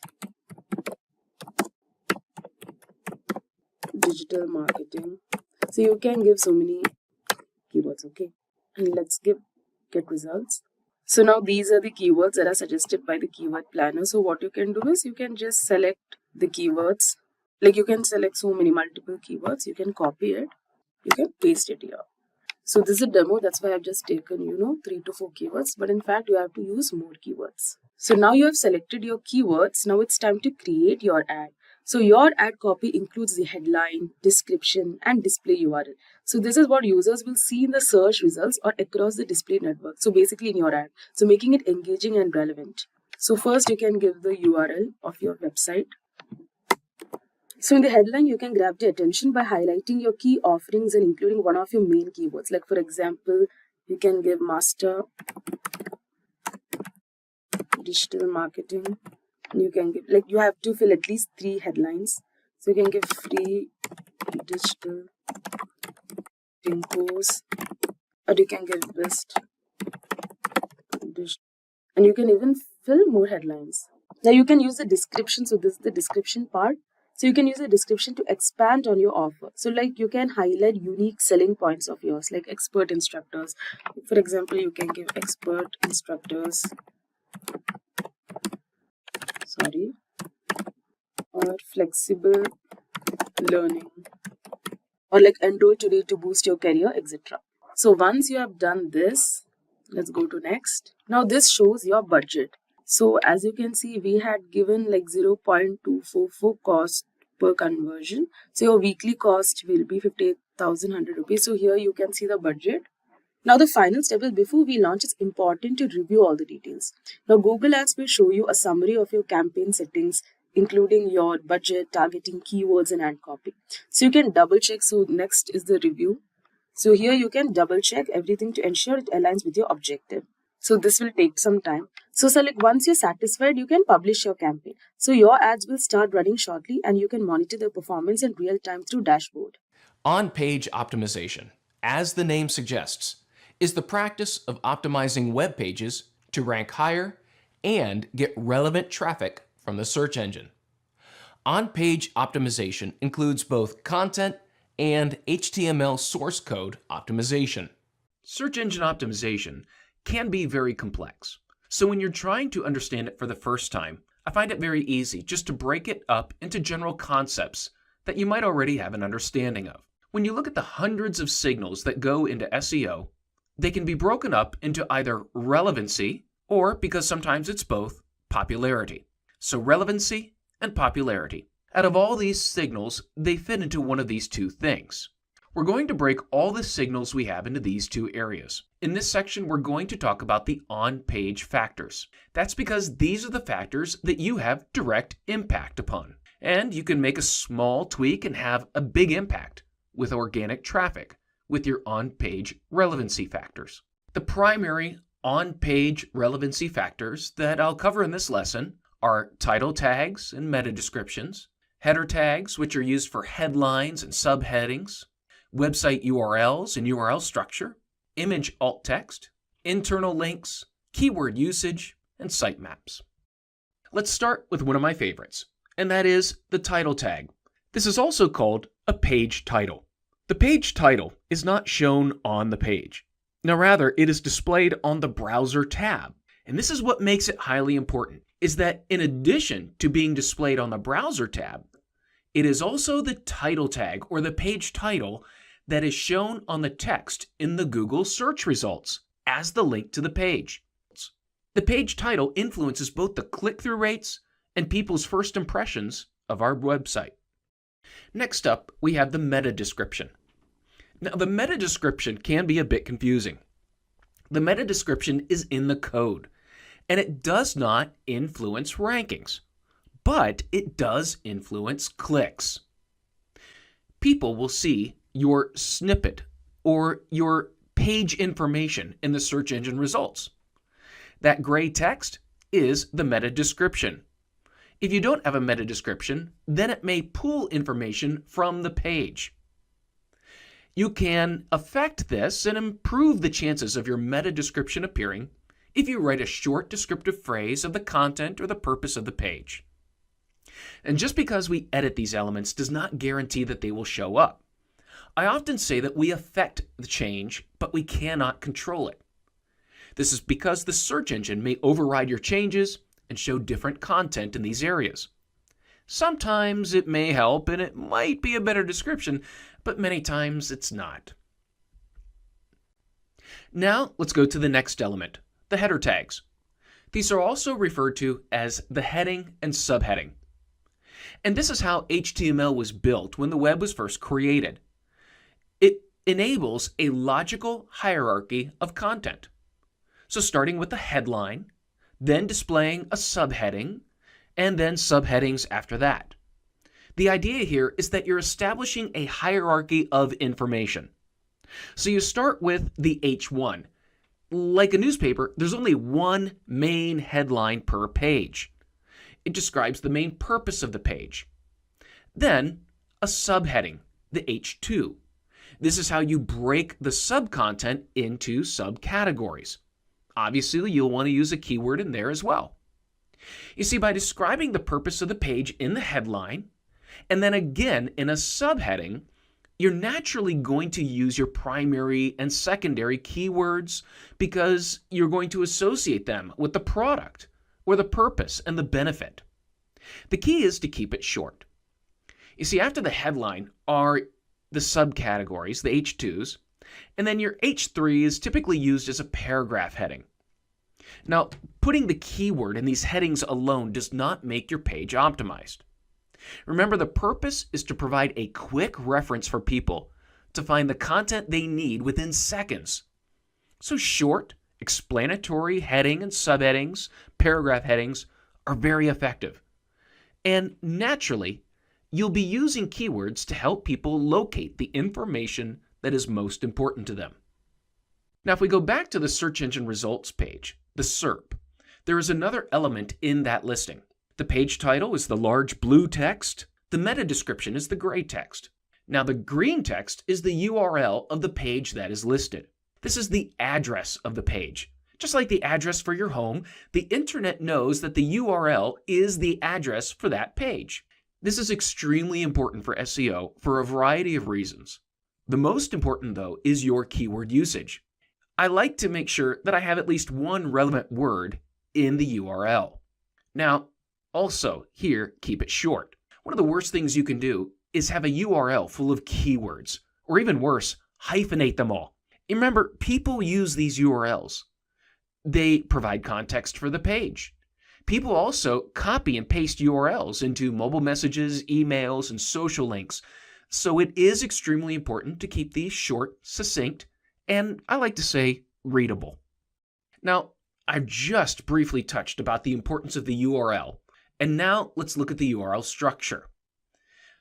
First, let's start with the primary core of the URL, the domain name. In the example with the URL I have here, example.com, that's the domain name. So this is the first thing that people see with your online business. Now, beyond the internet, this is going to be what's in all of your ads, emails, brochures, business cards, and online, your social profiles. All of your marketing efforts are going to drive people to this domain.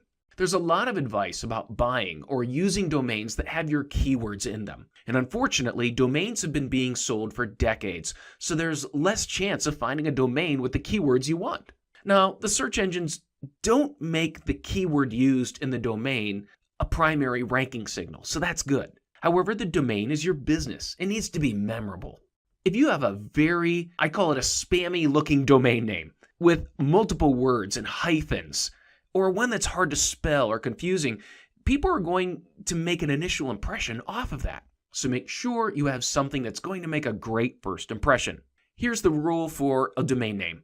Something that's easy to spell and easy to pronounce. Ideally, sure, it's something you can type and share. Something you're going to be able to put on a business card and be proud of. Not something that you bought primarily because you want it for SEO reasons, and you think with that you're going to succeed. As an example, just think about Amazon. Their domain name says nothing about books, and yet it grew to be one of the largest e-commerce companies in the world.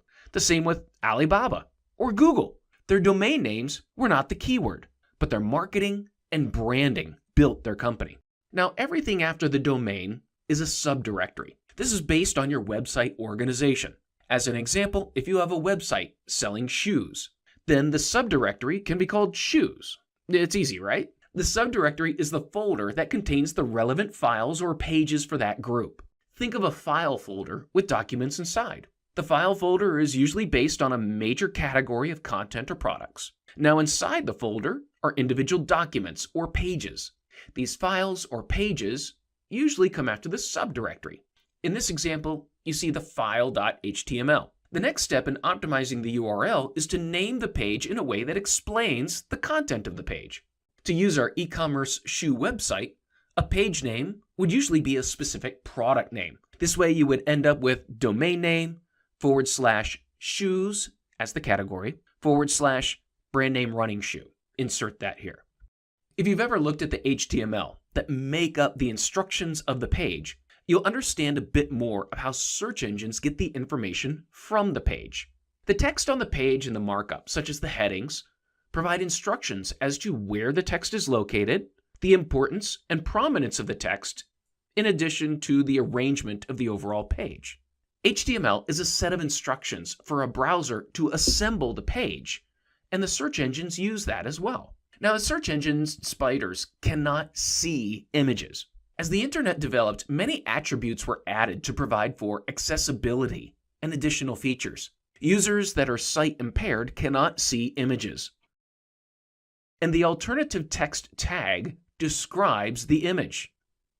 Further, there are many times when our bandwidth isn't strong and not all of the images will load. In that case, we need the alt text description to provide the context of the image and its purpose. Search engines use this alt text description to gain additional context about the page, the content of the image, and its purpose. Now, we have an entire section on links, but at this point, I just want to cover internal links. An internal link is a link from one page on your website to another page of your own website. Now, this is important from a relevancy perspective. You'll see internal links in your main navigation. You'll likely have a link that says Home, one that says Contact Us, or About Our Company. What you're showing to search engines and to humans is that this section, if you click on this link, is about our company. Or this is where you find our contact information. You see, these links are not votes like external links.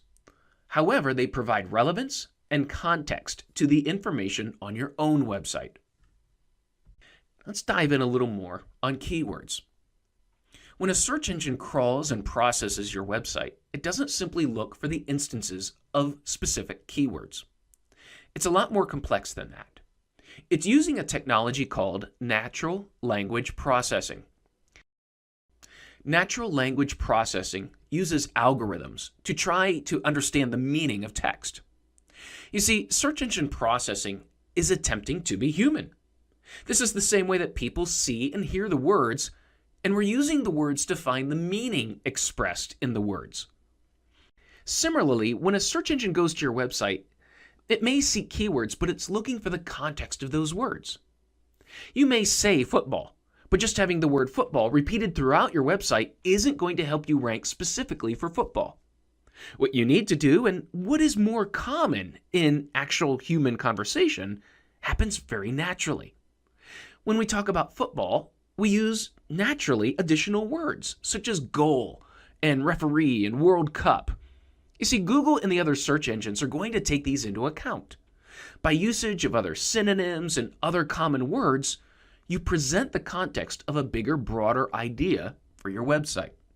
The next site signal that we have is sitemaps. Now, there are two kinds of sitemaps. There's the sitemap that is for humans, and there is the sitemap that are for search engine robots, crawlers, or spiders.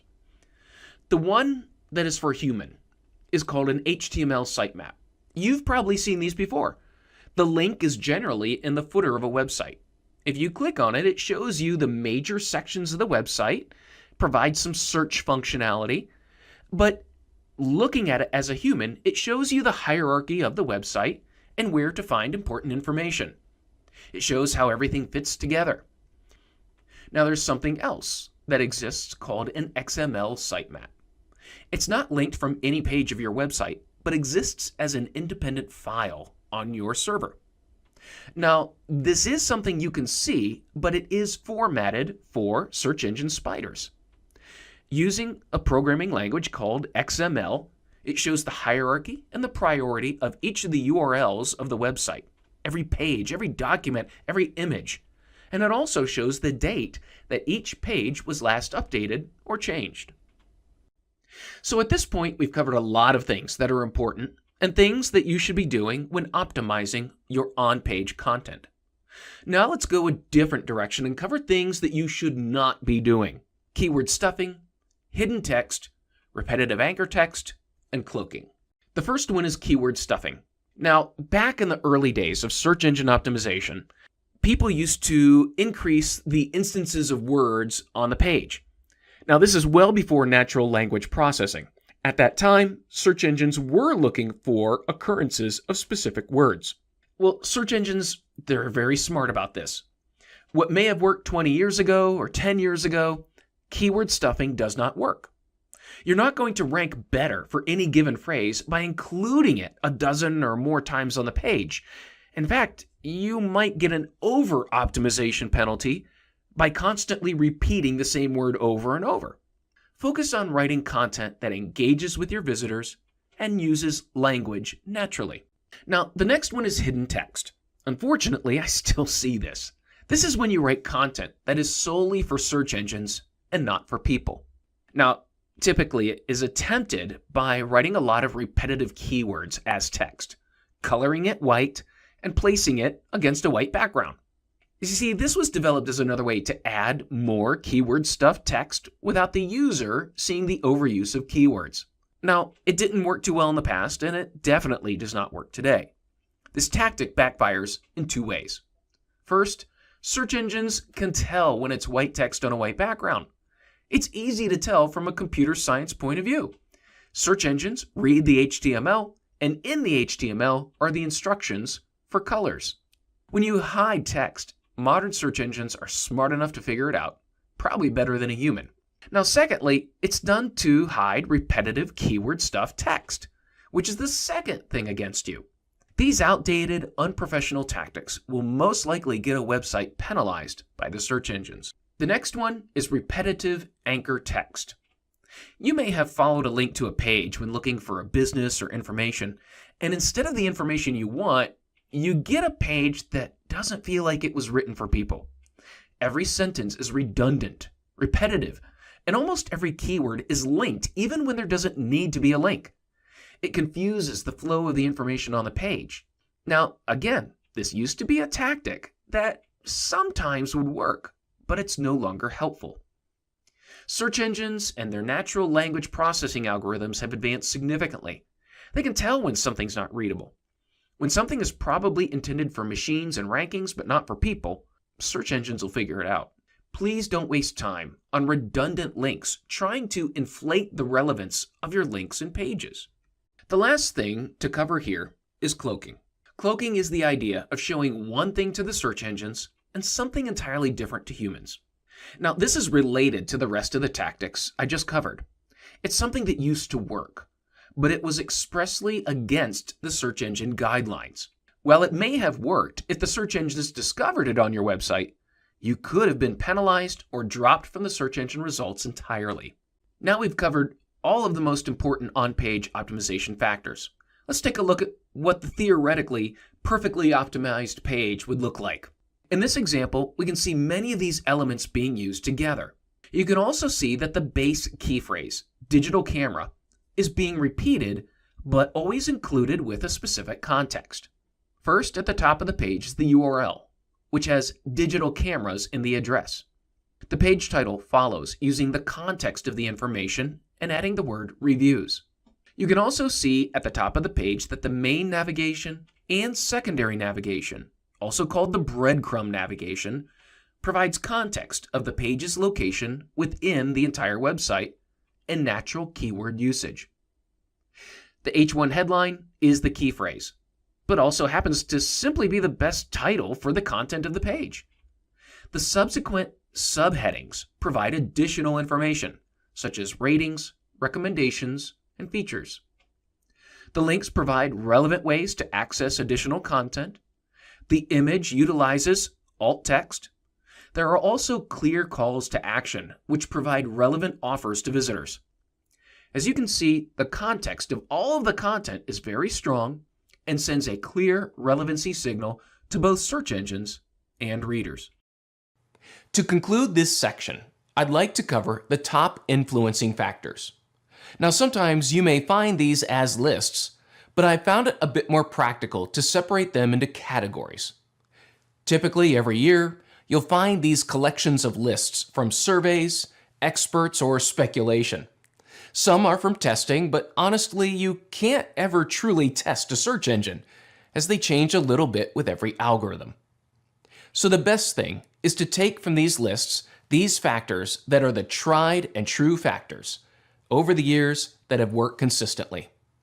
Also, those tactics that not only make your website more effective with users, they tend to do well with search engines. So if a tactic serves that dual purpose, it's a good tactic. So these are not exclusive and have-to lists for every situation, but guides and indicators for you to use. The top on-page factors from surveys, opinions, and data are these: a relevant page title, page headings, anchor text links, a keyword-based URL, a keyword or contextual file name such as page name, image name, or PDF file name, alt text and images, and finally, what you do with the content on a page to make it more readable, lists, bullet points, and bolded text. The top factors for off-page linking tend to contain these items: the total number of domains linking to you, the number of highly influential domains linking to you, the number of unique domain IP addresses, the total backlinks without nofollow limits, the total relevant anchor text in links to you, and finally, the types and context of keywords in anchor text links. The domain also contributes factors to your overall rankings, such as the age of the domain, which would include ownership information, such as the length of time owned and operated by a company, the real business information tied to that domain, such as the business address being the same as the business registration address for the domain. In addition, the signals from social accounts driving visits to the domain. Functionally, the search engines also utilize some attribution based on the quality of programming of the website. For instance, taking care of the basic search engine protocols of the robots.txt file, XML sitemap, and HTTPS protocol. Websites that implement these features have shown that they are familiar with search engine guidelines and protocol. Now, one of the changes over the past few years has been the implementation of page speed as an increasing ranking factor. Slow loading pages with a lot of extraneous code that slow the delivery of the page will be penalized as they take away from the user experience. Optimizing the page code, speeding up the load time of the page can directly impact your rankings, and this is closely related to the mobile friendliness of your website. If your website is not mobile friendly, it will be limited in visibility, as Google's primary index is focused on mobile devices and mobile delivery. Behavioral factors are the newest factors, and with the advent of artificial intelligence, it is making determining the intent and determining easier for a search engine to derive a judgment of relevancy based on interaction. While the extent of these signals is not fully known, it is suspected that they are minor but growing in importance. These include the amount of users that search for a brand name, business name, and go to that result, showing brand awareness. Also, the amount of direct visits, bypassing search. Time on page, pages per session, which is also called the depth of visit. And lastly, the behavior of a searcher from the results page. How many results are clicked? How many times do they return to the results?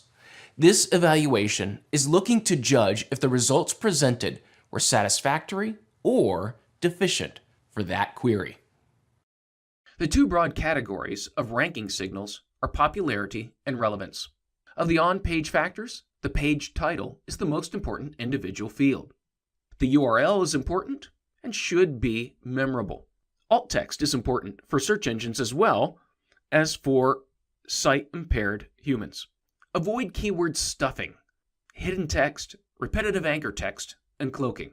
Natural language processing is a technology that aims to understand the intent that humans have when searching for information. And so off-page SEO is simply the process of linking or promoting your website using link building. And so if you remember, I talked about this earlier on. There's two types of links, internal and external linking. And so for on-page SEO, we used internal linking. For off-page SEO, we're going to talk about external linking. And external linking allows us to improve our website's recognition or relevancy or credibility. And why do we want to improve our relevancy and credibility and trustworthiness and authority? Because we want Google to know that our web page is trustworthy. It is recognized by other websites and it is relevant for a particular keyword. And so if we can do that using off-page SEO methods, then Google's going to rank our webpage for the keyword we want to be found for. So it's really off-page SEO is synonymous with link building, and there's plenty of opportunities to do link building.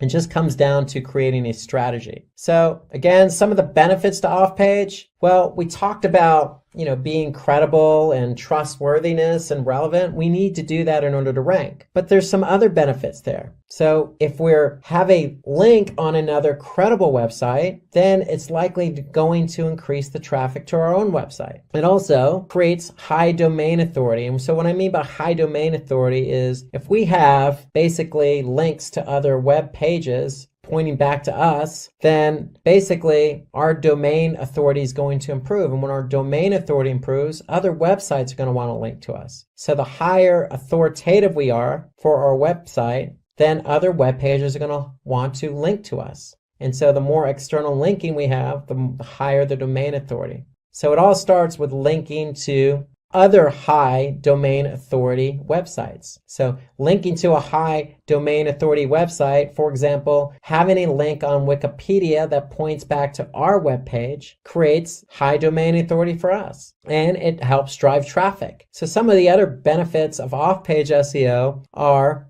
credibility. So if we're linking from Wikipedia to our webpage, it does create credibility for us. It also helps us increase our page rank. So remember that external linking helps build domain authority, helps build credibility, trustworthiness, and it's going to in turn help us rank for that particular page. And then certainly not last, having a good off-page SEO link building strategy increases our brand awareness, because if we're on other high authority websites, Wikipedia, or say a social platform, it's going to increase our brand awareness. And increasing our brand awareness increases our trustworthiness. And so if somebody is looking to, say, become a digital marketing specialist, then likely instead of typing in digital marketing specialist on Google, they may type in our brand name, in this case, Simplilearn. And so these are all the benefits to off-page SEO. So it's nothing more than having links on other websites that are pointing back to ours. And again, there's lots of benefits. It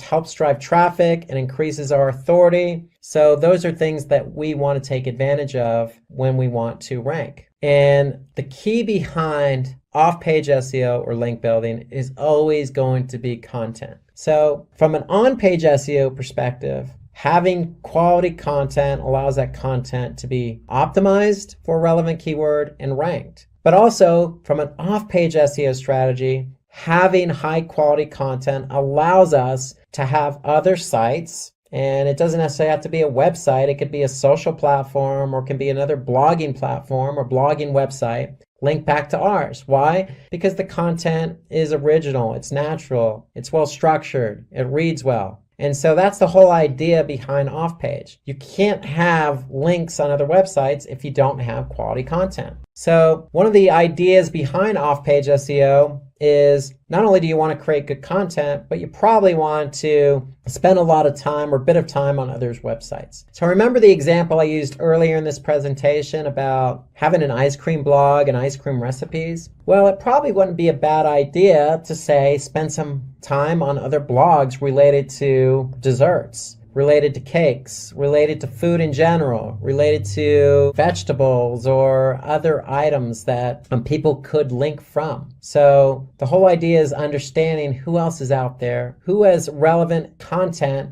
that you could share. So you could share your content with them, they can share their content with you. And generally that's how it works naturally anyway. In the web sphere, if somebody likes your content, they're going to link to it. They don't necessarily have to wait for you to ask them. But it might not be a bad idea to understand who else is out there that has content similar to yours so that you can, get a link on that particular website or blog post. And so some other ideas behind having external links pointing back to your website is social media. So social media is not just Facebook or Twitter, but it expands beyond that. There's Quora, there's Medium, there's all sorts of content generated websites like Reddit. So the list goes on and on. You just need to find what's relevant for your content. If it's relevant for your content, then it's worth putting or trying to get the external link on that social media platform. And then again, going back to my ice cream blog recipes blog post, if you find a particular blog that you want to have an external link on, there's nothing wrong with reaching out to that particular blogger. In some cases, very flattering, but in other cases, if the content is relevant, then why not? It's only going to help your end user experience. If you add somebody who has, say, a blog about cakes, having their link on your blog post. So there's nothing wrong with it because it also adds to the user experience. And if you're going to ask somebody to put an external link on theirs, you might want to be open-minded and make sure that you are able and willing to put an external link on your blog post or website pointing to their content. That's how the web works, especially if the content's of quality, relevant, and of good nature. Did you know that 93% of online experiences begin with a search engine? That's a massive audience you are missing out on if your website isn't ranking high on search result pages, that is SERPs. But SEO can feel challenging, filled with complex algorithms and ever-changing practices. Enter ChatGPT, the AI assistant that's like having a secret SEO weapon in your arsenal. By using its language processing power, you can put it into work and watch your SEO results explode. With the help of it, you can generate keyword ideas that drive targeted traffic. You can craft compelling content that keep visitors attracted. And you can also optimize your meta descriptions and titles for maximum clicks. So in this video, we will understand how using ChatGPT, you can boost your SEO strategy backed by actionable insights and metrics that matter. So in this tutorial, we will cover finding a title, generating the content, how to modify the content according to you. Then we will understand SEO prompts for statistics and FAQs. After that, we will understand plagiarism check, meta title and descriptions, and in the end, ChatGPT for summary. Alright, so now before using the ChatGPT's abilities to enhance SEO, we need to install an extension. That extension is known as AIPRM.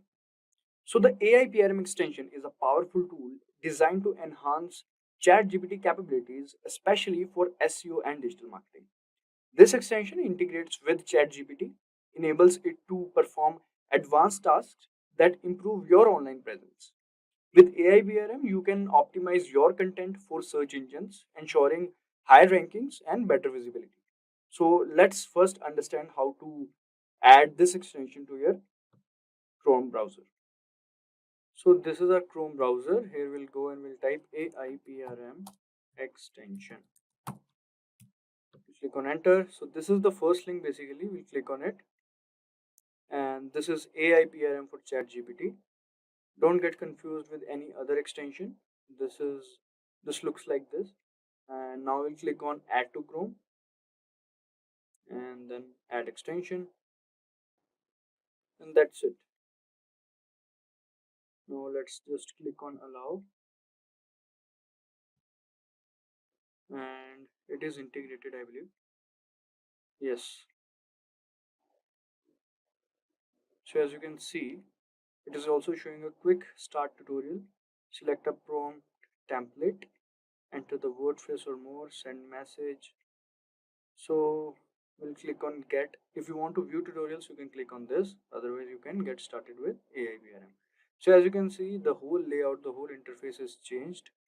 There are a lot of things over here. Let me explain to you guys what all these things are. Alright, so there are various options under public and on, from which you can filter prompts by topic, as you can see, or activity.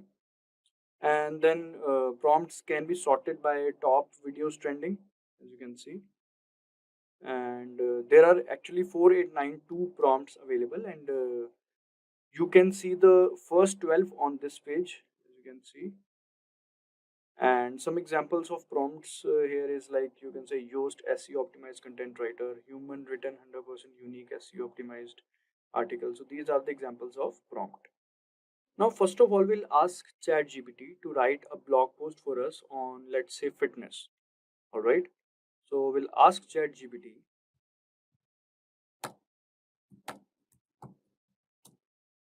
fitness in everyday lifestyle. All right. Let's click on this. So we haven't used any prompt till yet. So let's just first put this input and let's see what ChatGPT gives us. All right.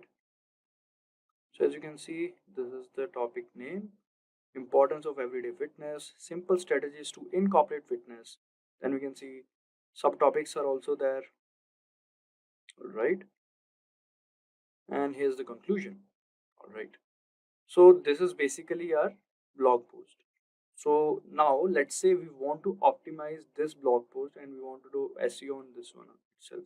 So let's first just copy this. We'll copy this and paste in our document.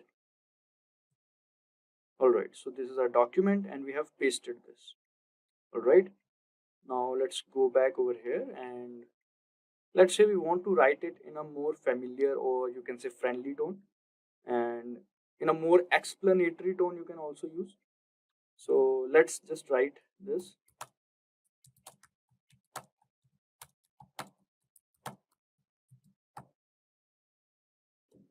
Don't worry about the spelling, guys. ChatGPT take care of this.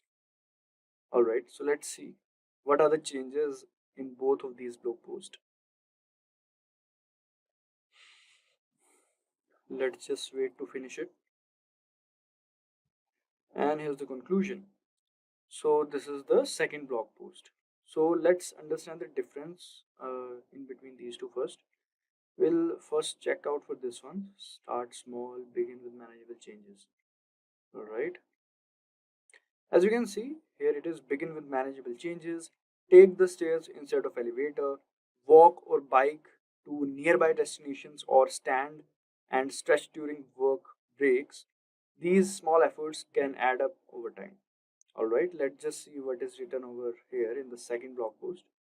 In the second blog post, it is written, begin with manageable changes that fit seamlessly into your daily routine. For example, or for instance, choose to take the stairs instead of elevator, walk or bike to nearby destination instead of driving, or stand and stretch during work breaks. These small efforts can accumulate over time and contribute to your overall fitness. So if you want to take the second one, which is a few changes, it is more bit explanatory compared to the first one. We can just copy paste this one as well. So you can write a second prompt as well, in which if you want to write in a friendly tone or in a formal tone, you can write like that. All you have to do is to just write the prompt in ChatGPT. Let's just copy paste it. We'll replace it with the second one. All right, so now we are back in ChatGPT. So now basically we have the blog post content. Basically we have the content of it. Now we want to polish it. We want to select the best title out of it and many more things. So for that, let's just make use of prompts. Instead of writing all these prompts by yourself, you can make use of the prompts that comes with AI PRM ChatGPT prompts. All right. So let's just say we want to write about the title. We want to select a perfect title for this blog post. So what we can do is we'll go over here and first of all we'll select in topics, we'll go and we'll select copywriting because we want to write about the SEO optimized title. We want the best title. We'll select copywriting, confirm. All right. Now after this, you can just go for prompts, but whichever you like. I'm gonna go for this one, blog post title generator, as you can see. Also, if you didn't get what you wanted, then you can go for the search engine over here. You can just type.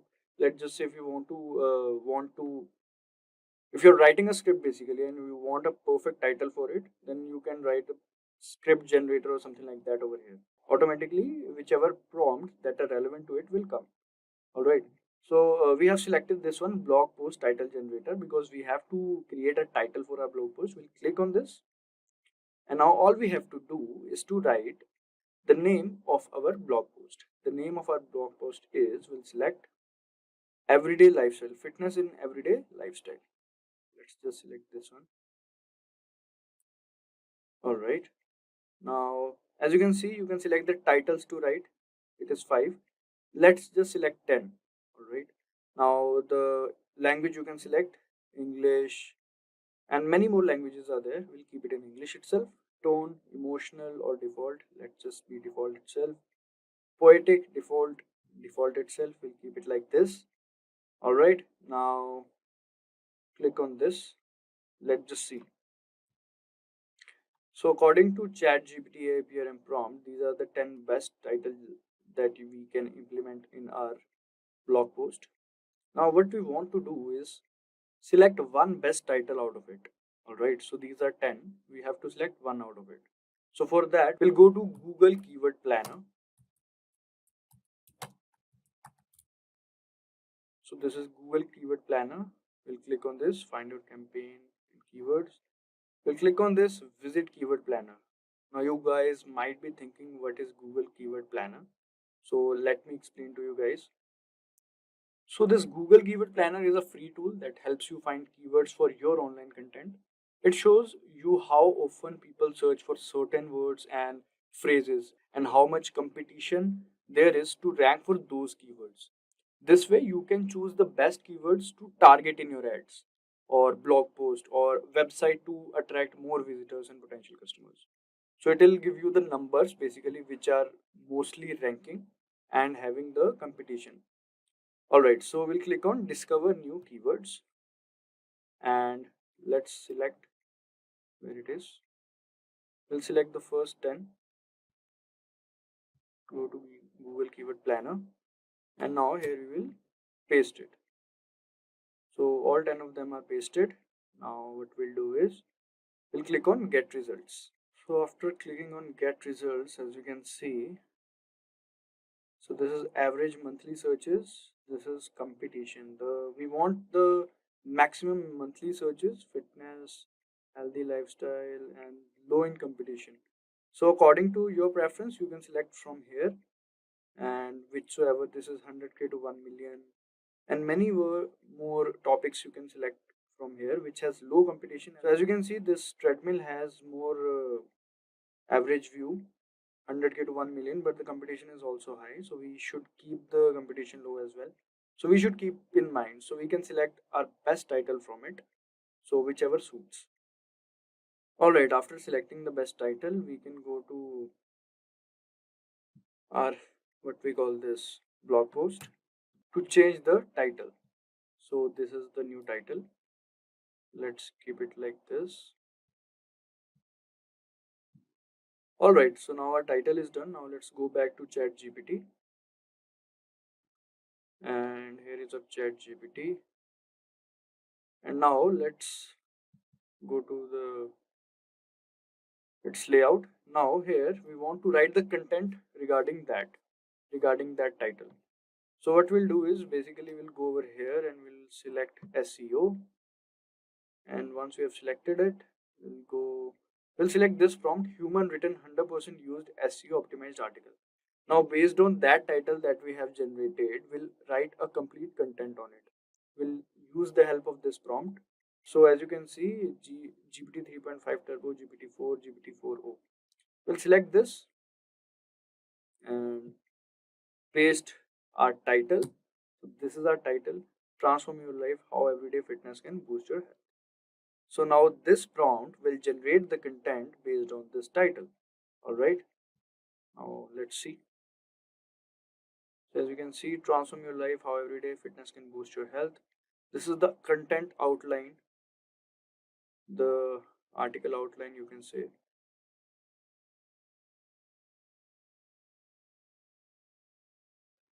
So this is the introduction, what is everyday fitness, then physical fitness benefits, and it keeps on writing.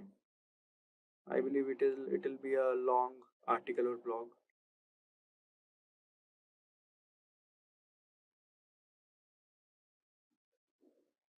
So you don't have to write too many prompts for this. You can just do this and the whole thing will take care of it on.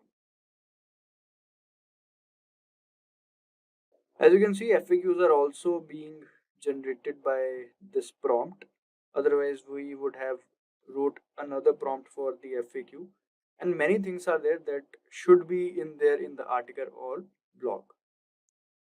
So yeah, now we can select our article or blog, we can say. So we have the title. We don't want the outline, let's say.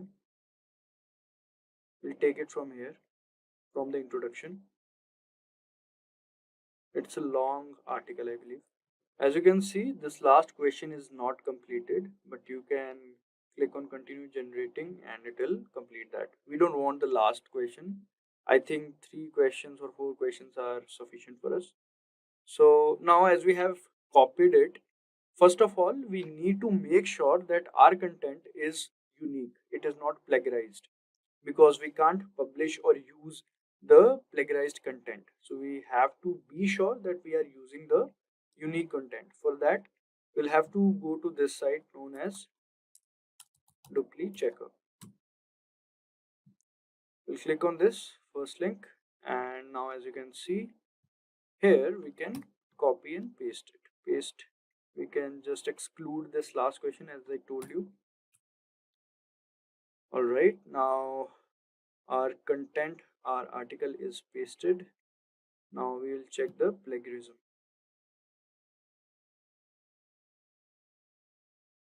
Alright, first of all, we'll have to tell them that we are not a robot, and then we have to click on check plagiarism.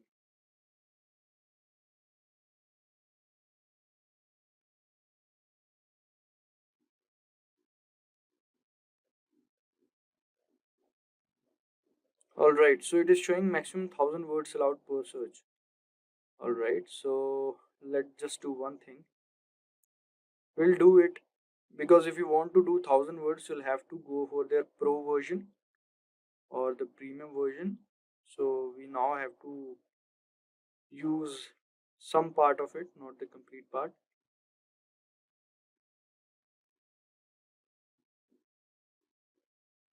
It's actually a long article.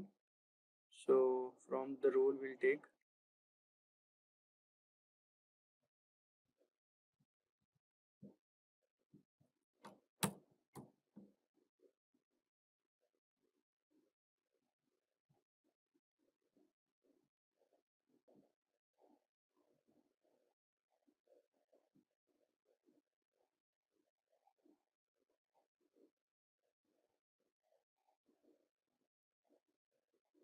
As you can see, number of words is 505, and result found 0% plagiarism, 12% unique. All right, so plagiarism is 3%. I think that we can neglect it. And now let's check for the rest of this one. All right.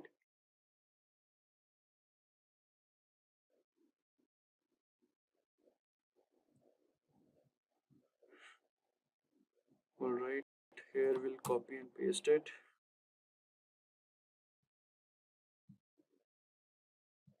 Check plagiarism.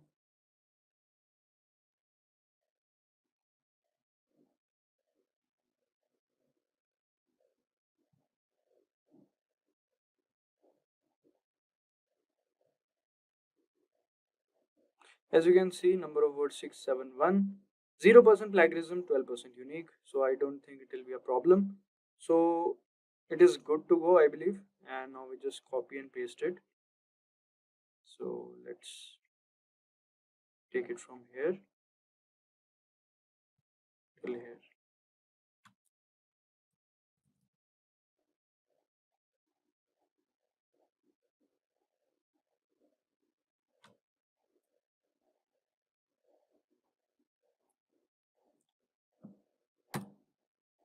All right, so this is our content now.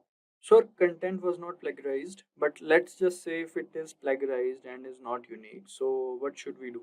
Then we can simply put a prompt in ChatGPT that make it non-plagiarized or make it unique or rephrase it. But let's say that plagiarized checker, the duplicate checker, mentions the particular lines of where there is plagiarism. So you can select that line, put into ChatGPT, and ask them to rephrase or make it plagiarism free. By doing this, you can make the complete content plagiarism free. It is very easy. Or else you can use a prompt from AIPRM. As I told you, all you have to do is to just type plagiarism free content writer and a particular prompt will come. You can just put your content in that prompt and the rest ChatGPT will take care of. All right. Now to boost your SEO strategy, you must focus on EEAT, that is expertise, authoritativeness, and trustworthiness, and keep that human element strong. Use ChatGPT to improve your content with interesting verified facts and relevant examples. Create a FAQ section to answer common questions and look for any missing information to fill in. These steps will help you make high quality content that connects with your audience and ranks better in search engines. So for that, we'll write a prompt to ChatGPT to include the what we call FAQs and the statistics. If you want to make use of statistics and FAQs and include it in our content, so how should we do that? Let's just understand it. Let's come to our ChatGPT again. Now here what we'll do is we'll write a simple prompt saying no. First we'll go to the new topic. Now here, because otherwise it will keep on writing in that prompt itself. Alright, we'll write please add to what we call stats, or you can write statistics, and one analogy and a FAQ section with answers to this content draft to increase engagement. All right, now you want to if you want to paste a particular section of your content, you can also do that, or else you can paste the entire content. It's as per your choice. So let me just paste a particular section. Let's just paste this one, and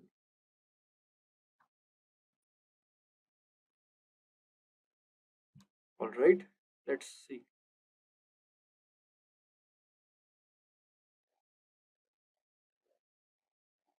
All right, so as you can see, statistics.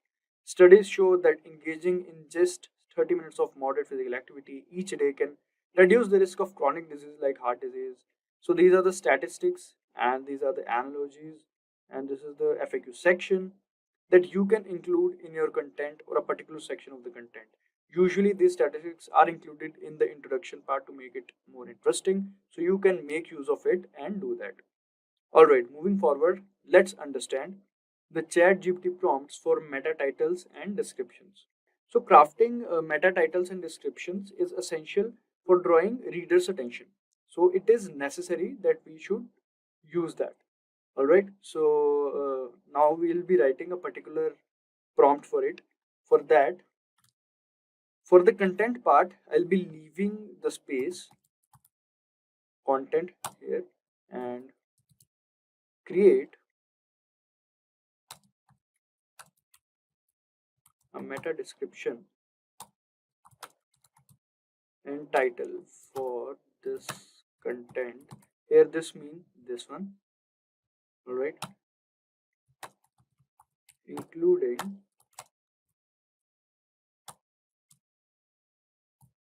the keyword. Now here we'll mention the keyword. Alright, so whatever is the focus keyword or the primary keyword you want to include it in. Alright, and make it easy to read and add a CTA. So let's just paste our content over here. So where is our content? This is our content, and let's just use this one again. You have to use the entire content, but I'm just showing you, so you can use this one itself. It will be more than enough. You don't have to worry about it.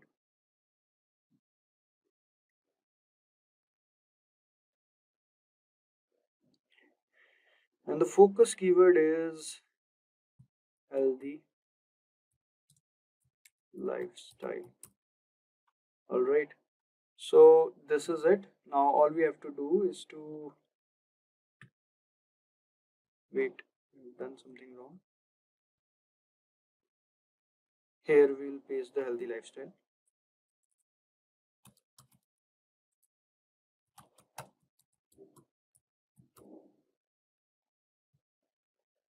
And as we can see, title, transform your health with everyday fitness. This is meta description. Discover how incorporating everyday fitness into your routine can transform your health. This is meta description. This is CTA. Ready to transform your life? Start incorporating everyday fitness into your routine today. So you can make use of it using this prompt.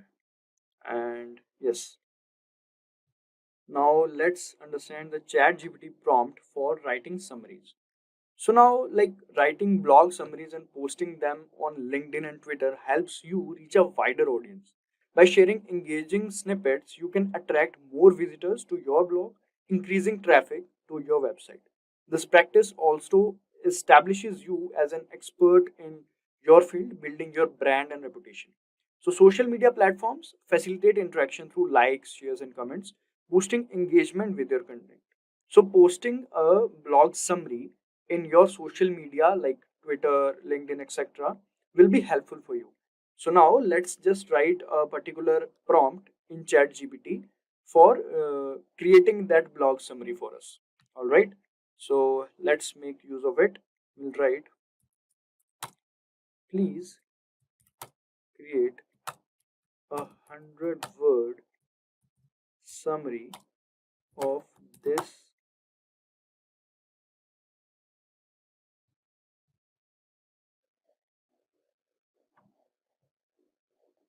of this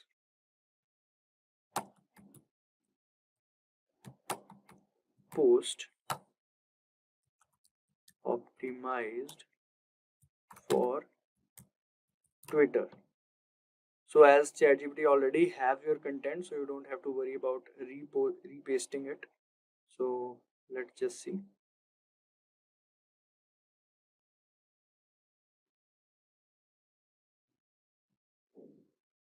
Alright, as we can see, looking to improve your health without spending hours at gym, everyday fitness is the key.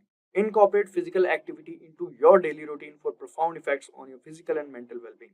Just 30 minutes of daily activity can reduce chronic disease risk by 30% and boost mental health. So yeah, it has included all the things that we wanted from our content or blog to this. And it also has mentioned the hashtags, hashtag lifestyle, hashtag everyday fitness, hashtag wellness. You can easily post this on Twitter and drive traffic from there. And you can also post this on other social media handles as well. Alright guys. Imagine you started a small business, but it feels like no one knows it's there. That's tough, right? But today, we are going to help you change that. In this tutorial, I'm going to show you how to use MailChimp, a tool that helps you connect with customers through email. So, what is MailChimp? It's a popular platform that helps you send emails to your customers, make simple web pages, and even set up automatic replies, all without needing any tech skills. MailChimp is used by many businesses around the world because it's easy to use and help you reach more customers. Today, I'll take you step by step through how to use MailChimp, how to get customer contacts, create an email campaign, and set up automatic emails to keep your customers interested. And by the end of this video, you'll know how to use MailChimp to grow your business and make sure your customers always remember you. So, let's dive in. You'll find the link to get started with MailChimp in the description below. So let's get started with our MailChimp tutorial. First, just go to the Google and type MailChimp.com login and just simply click on login from here. If you have an account, it's good. If you don't, then you have to sign up. Since I already have an account, I just need to log in here. Enter your username and password as well. And just click on login from here. So as you can see, we are directed to our MailChimp's dashboard here. So this is our dashboard and we have opted for the free plan. So I'm using the free plan here. So this is the navigation bar as you can see. So after we have logged into this website, we'll go to the audience section here and just select sign up forms from here. And we'll start this tutorial first by creating a sign up form. So you can also change the audience settings from here. So this is our audience dashboard here. So you can import the contacts. So we'll start this first by looking at the audience section here, where you can manage all your contacts. You can import them, manually add them, or integrate them from another service as well. So if someone emails you to update their profile, like suppose changing a birthday or promotions, you can also do that here. So if you want to add your contact here, you can just simply click on add your contacts and you can set up your audience just by adding your contacts here. So this is how you can add your contact. You can do it from your SMS also, or you can import contacts using a CSV, this TXT file. So just skip this option for now. You can do it if you want to. So the next step is creating a sign up form. So we'll just simply click on sign up forms here and then we will select this option, create new form. So we want a landing page here to be created. So we'll just simply, you have all these options here. You can use form builder, embedded forms on your website and share them on social media. So I'll walk you through setting up a simple sign up form, collecting essential information like email, name, birthday, business, etc. So we'll just simply go to this create sign up landing page name, and here you can just, page name is like Tasty Bakes is my landing page name. Okay, and I'll just select begin here. From here you can select a template also. So I'll just simply click on the lead generation template. So this is my template here, and from here you can alter the style and the blocks also. So as you can see, if you want buttons, product, promo code, you can also add them. So if you want to add logo, just simply click on edit block. You can replace it with some file if you have. Just select upload here. And since I want a bakery store, I'll just insert this logo. So this is my logo here. And if you want an image to be added at the back of your form, just select image from here. And then you can just simply go on to this upload option.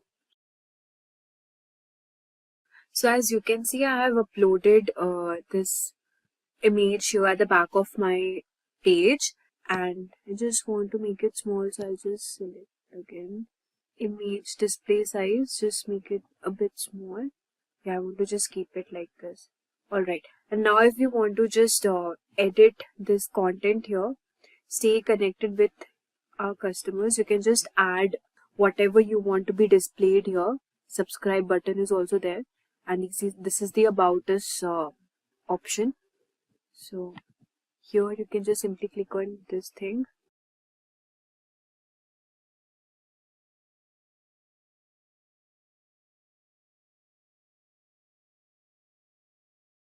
So from here you can just simply write something like sign up today with and indulge in the world of delightful tasty bakes. And this is my heading here. Okay, just want to edit the style. So you can just simply click on style here and select color as well.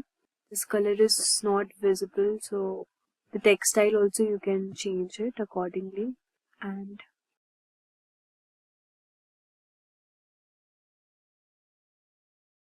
so I've just edited the text here. As you can see, sign up today for tasty delightful cakes, and this is my content here, and this is the form page. So if you click this here, you have the sign up form, and from here whatever fields you want the audience to enter, like suppose I want the email address, the first name and the last name as well, you can just simply select from here. If you want birthday, company, phone number, address, you can select that also, but I just want to keep it minimal, so I'll just select all these options, and then I'll add the button text is here, subscribe.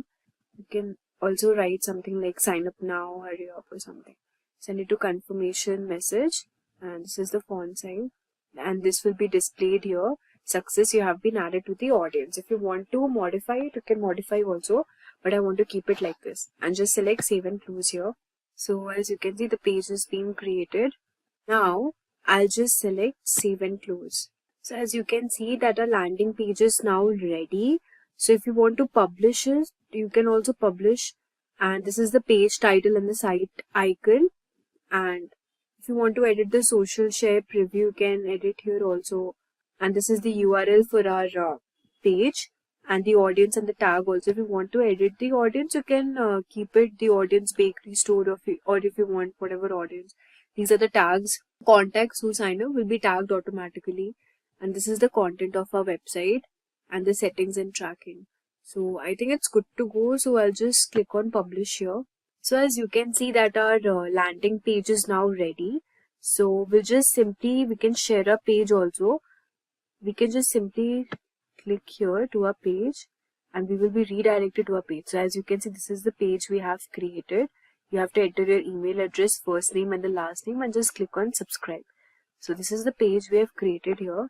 Like let's suppose you are entering your email address name, and just you click on subscribe. So this thing will be shown here, success, you have been added to the audience. And now we'll just go back to our page again here. So as you can see, this is the recent form which we created, the bakery store. So now that we have a landing page ready to capture customer details, let's send them some deals. Go back to the main MailChimp page and then click create. So we'll just go back to the main MailChimp page, which is this, and we'll just select on create.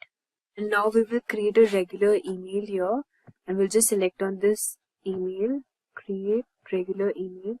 You can enter your internal email name. Suppose I want it to be Tasty Bakes, and we'll just select on begin here. So now you can edit the name also. This is the internal mail we have. So as you can see, to whom are you sending this mail? You can add recipient. So this is, as you can see, to whom are you sending this mail? You can add recipients here also. From suppose I subscribed to my form using this email ID which is shown here, and subject is also there. Since now we do not have much audience here, so it's like this. You can also send the time and the subject and write the content as well. So you can add recipients, whomever you want to, suppose a group of people or contacts, you can just import it from here. And you can add subject also, the subject name if you want to be good. Suppose the subject name I want it to be good cake deals for today. And the preview text should be something like hungry exclamation grab a donut. And just select save here. So this is how our subject would look like. You can also send time. You can edit the time here. You can schedule it actually whenever you want your email to be with your audience. So you can select the time here. So actually to schedule it, you need to upgrade your plan. But for now, I'm just showing you if you already have an upgraded plan, you can do it. You can just select on upgrade now, and the plans are not that expensive. For standard, it's just around 500 contacts for 575 rupees annually. I mean, you just have to pay 1150 per month. So if you want it, you can just upgrade the plans. And premium, you need to pay 11,500, which is for 12 months. And standard plan is 575, and these are the benefits offered here. So let's close this. And yeah, if you want to send them now, I'll just select on send now and click save here. Next, you have this content option. You can design your email. So we'll just select on design email here, and then you can select a template, your email purpose, style, and the industry. The industry type is food and travel, and style, whatever style you want, basic, minimalistic, designed, colorful. I want it colorful, so I'll just select this. Email purpose, newsletter, whatever you sell, products, thank you, welcome, you can do it accordingly. Suppose you want a welcome template, you can click on this welcome also. So we'll just go with the newsletter one, and here you can see that this is a free template here, and we'll just select apply, wait for a few seconds, and this is our newsletter template. You can actually customize this, set a logo. We'll just set the same logo here. Just select on the logo cake, and from here you can add images, upload image, and then just select on this donuts. I want this donut to be displayed as an image. So this is the donuts which I have displayed here, and you can type the content design if you want to. Tasty donuts,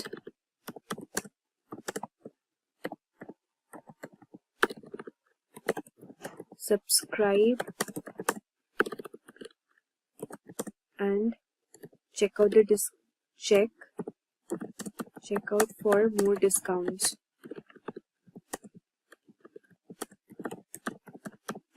And you just select colors also. You can select here whatever you color you want it to be. Suppose I want to keep it minimalistic, so I'll just go with this. And then I think our newsletter email is ready now. So from here you can just click on save and exit. So this is how we have designed our first email here. And if you want to send this mail, regular mail, newsletter, you can do it. This is our email link here. You can also click and edit your custom URL. And if you want to add a social post, you can also add connect to Facebook or your Twitter and Instagram as well. And you can just send this email to the audiences you want to. And this is our newsletter email here. And we'll just click on send. So this is how we do it. So as you can see, we have learned about how do we set up our audience, and then creating a land page, and also setting up a regular mail, how to create mail. So let's now see what other options are there. Now let's move on to the automations here. So you can also choose automations, just simply you can email tagged customer. These are the pre-built journeys, as you can see. If you want to build from scratch, you can also do that. So we'll just click on build from scratch, and you can just provide a name, the internal name.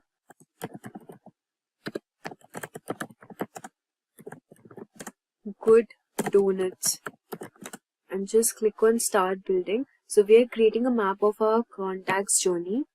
So this is how we will automate it. We can just choose a starting point here. So as you can see, these are the starting points which are popular with other MailChimp customers. The tag added, sent a mail, sign up for emails, birthday. So if you want to send a special discount, offer a gift, just say happy birthday. We can do that also. We'll just select on this. And as you can see, number of days before the date is reached. Suppose I want it to be 30 days and the field is birthday. You can save the starting point from how you want to automate your page. And you can add a journey point here. You can send a mail and you can also send an SMS here. And survey also, these are the options. Unsubscribe, update contact. So we'll just select on send mail here. So this is our journey. And yeah, if we want, we can just do for test, send test emails for now. Now if you want to upgrade your plan, you can do it and then you can send this mails. So this is how we use tags to segment our audience. And let's go back to our homepage. We have learned on how to start a campaign, automate a page, learn how to create a mail and send it to your audience. Also, we have learned how to create a landing page. Now, this is the audience dashboard. You can see we have also created a sign up form as well. And this is the analytics. Let's move on to the analytics option and check what is there. So this is the analytics option here, and this is the date range. This is the marketing dashboard basically. So you can see the performance and you can also compare the message performance here. This is the performance all over the time, how your web page is performing, and the conversions as well. The delivery, total number of deliveries. So it's pretty good, but if you want to access this dashboard, you need to upgrade to standard plans. Let's move on and see how we can create reports also. So just select on report here. So see, this is a report here, and the bakery store, 1 total contact, 1 email subscriber. Since we do not have much number of subscribers and contacts here, it's just showing this much. And view by status, ongoing, completed, types. These are the types: ads, postcards, surveys. You can check it by emails. You haven't sent an email. We haven't sent an email yet, so this is how it's showing. So this is our landing page. As you can see, we can check and view the report also of our page. So as you can see, this is the page, this is the URL, it was published on this much, the audience and the tags here. So 1 visit, 1 click, 1 subscribe. Since we just made this website now, we won't be getting much audience here. So let's go back again. You can also send emails here. Let's see, we haven't sure, we can create an email, Tasty Bakes, and just click on begin here. So we had already learned about this. Let's go back to the main page. How do we send an email? I think I already told you before. I think that's it for this. We have this audience. We have already gone through this audience section here. Analytics as well. Let's check on the website. What do we have in website? So you can also create your website, or you can connect existing Wix website as well. So if you want to create your website, you can set up your site here. You can also start selling products and offering services, but for this you need to connect it to your store. So let's see what do we have if we want to set up a site. Just simply click on this option. So this is the name I would like to use for my website here, and just click on edit my site. As you can see, this is a logo for our website, and you can just simply edit from here. You can add pages also. So let's look at the number of pages here. If you want to add page, you can also add link as well, website address and the name.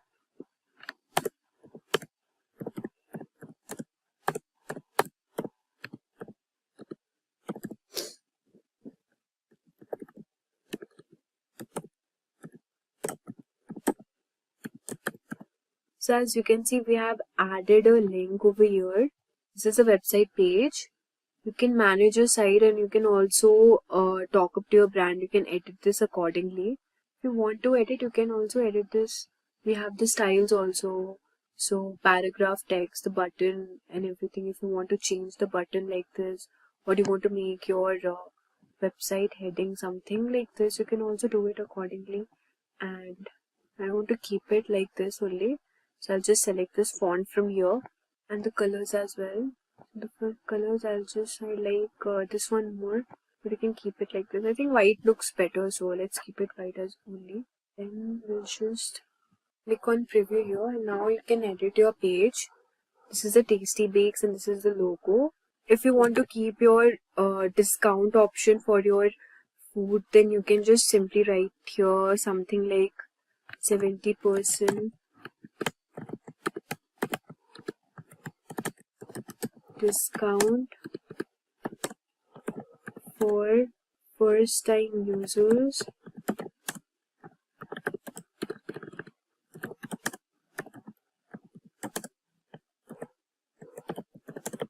Grab a donut.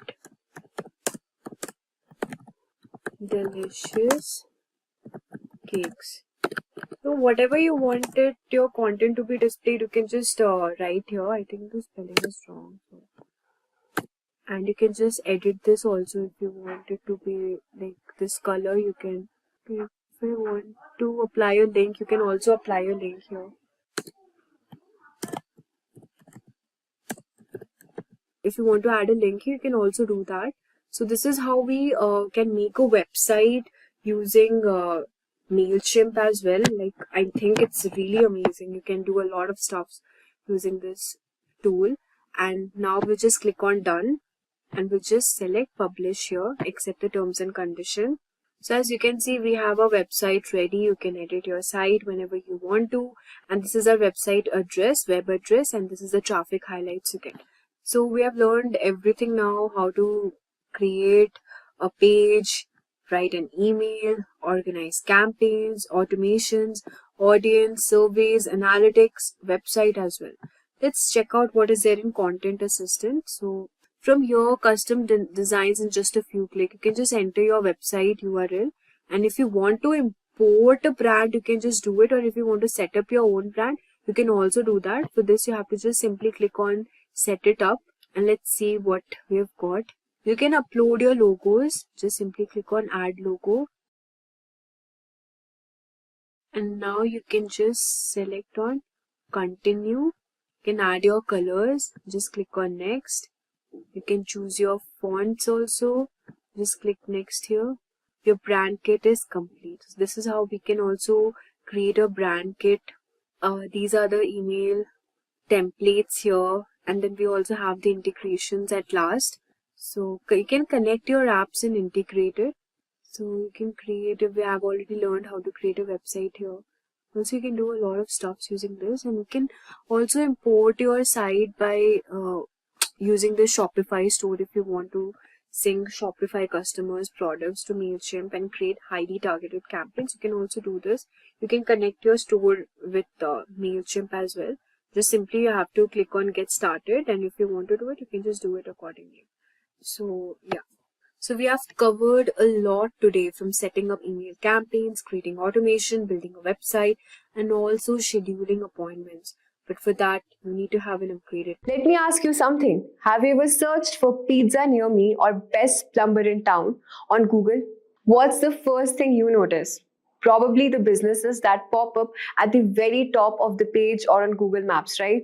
That's the magic of SEO. Now, if you're wondering what's SEO, don't worry. Let me break it down for you. SEO stands for Search Engine Optimization, and it's how businesses make their websites and profiles to show up higher in Google search results.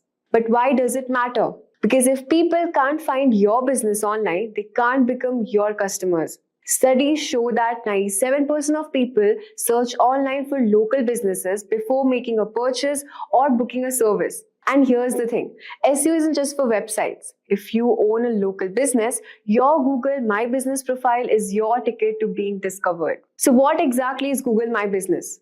Or as they now call it, Google Business Profile. It's like an online business card, but so much more powerful. You can showcase your address, phone number, photos, reviews, and even updates about your business. And it's completely free. Let's say you run a bakery. When someone nearby searches for best chocolate cake shop near me, your Google Business Profile can make your bakery pop up right at the top on Google Maps and in local search results. That's why optimizing your Google Business Profile is so important. Without it, your business might not even show up. and you could lose customers to competitors. In this video, I'll take you step by step through how to create and register your Google My Business profile, how to optimize it for better rankings, free tools you can use to analyze and improve your profile, and some pro tips to beat your competitors. So let's get started. So first, let's get started with how to create and register your Google My Business profile. So first, let's talk about how to create your profile. It's very super simple and it only takes a few minutes. Just simply go to Google and just search Google My Business sign in. And from here, you have to just sign into this account. If you don't have one, you just have to create your account. It's free to use. So the next step is you can enter your business name. Make sure that it matches with your brand. So the name of my business is The Baker's Corner. Just simply click on continue. Now this third step is to choose your business type. It's very important because it tells Google what kind of business you are. For example, if you run a coffee shop, you can choose coffee shop as your primary category. So from here, you can just select your category if it's an online retail or a local store. In my case, it's a local store, so I'll just click on this. Now you have to enter a business category. It's cake shop, okay? Now click on next. Now you have to enter your business address. It's in Micro layout, let's suppose, Bangalore South, and your state is. So we have entered our address also over here, and then we'll click next. So here you can also enter your contact details if you want your customers to contact you by your number. So it's an alternate choice. You can add your number or you can also skip. So you can also put your business on the map, start connecting with your customers across Google all in one place. If you put your business on the map, then you'll get discovered by people in your area, respond to reviews for your business. Let's say if somebody is searching for a cake shop near me, so they will obviously see your business list over there on the map. So you can just stick on this if you want to, otherwise you can just select continue. So now a verification code will be sent to your particular number you have registered. So just simply enter the code sent to your SMS. As you can see, it's showing that you're now verified. So verifying your profile is very important. Google will send a code to your address or also your number. And then you have to just enter the verification code and you're all set. So here just simply click on next. Now the next thing is customizing your profile. So you have to let your customers know when are you open for businesses. So let's say I want my business to be closed on Sundays. So I'll just click on open on Monday, Tuesday, Wednesday, Thursday, Friday, as well as on Saturday. And from here, what timings do you want to be opened at? Let's say it should start from 8 a.m. in the morning and it will be closing on, let's say 11:30. Same we will be adding for this also.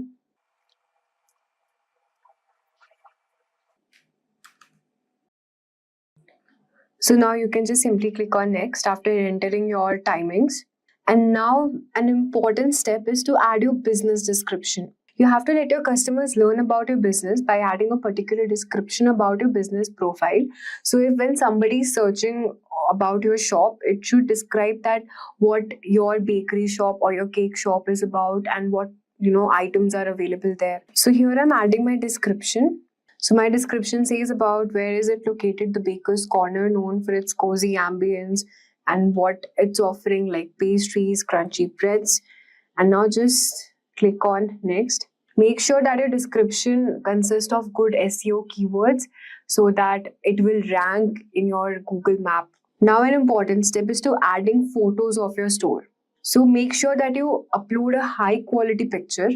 So just click on pictures over here.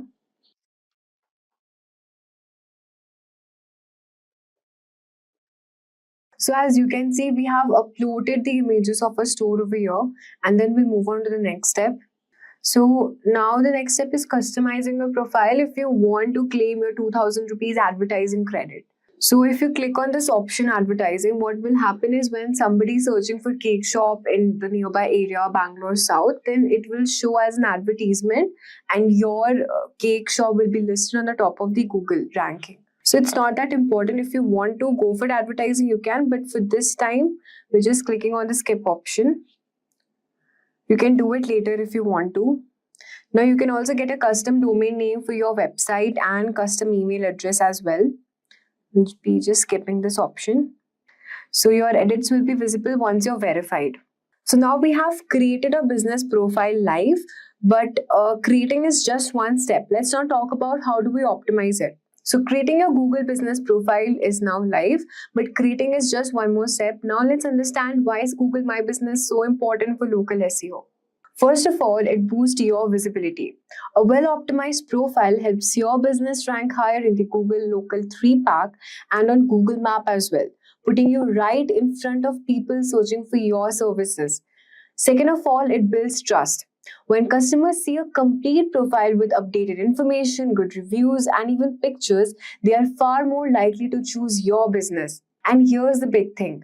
It drives sales. Nearly 30% of your local searches lead to purchases, sometimes on the same day. Exactly. Even your GMB profile enhances engagement. Customers can call, message, visit your website, or even get directions directly from your listing. It's also like running a free advertising for your business 24/7.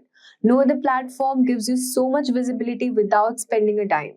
Simply put, if you want more customers and better local rankings, you need a well-optimized Google My Business profile. Now let's talk about how does Google determine local rankings. It all comes down to three main factors. First, there's relevance. It's all about how well your business matches with what the searcher is looking for. For example, if someone searches pizza delivery, Google will prioritize businesses that clearly offer pizza and delivery services. Next, we are talking about is distance. How close your business is to the searcher's location. If two businesses are equally relevant, Google will usually favor the one that's closer to the user.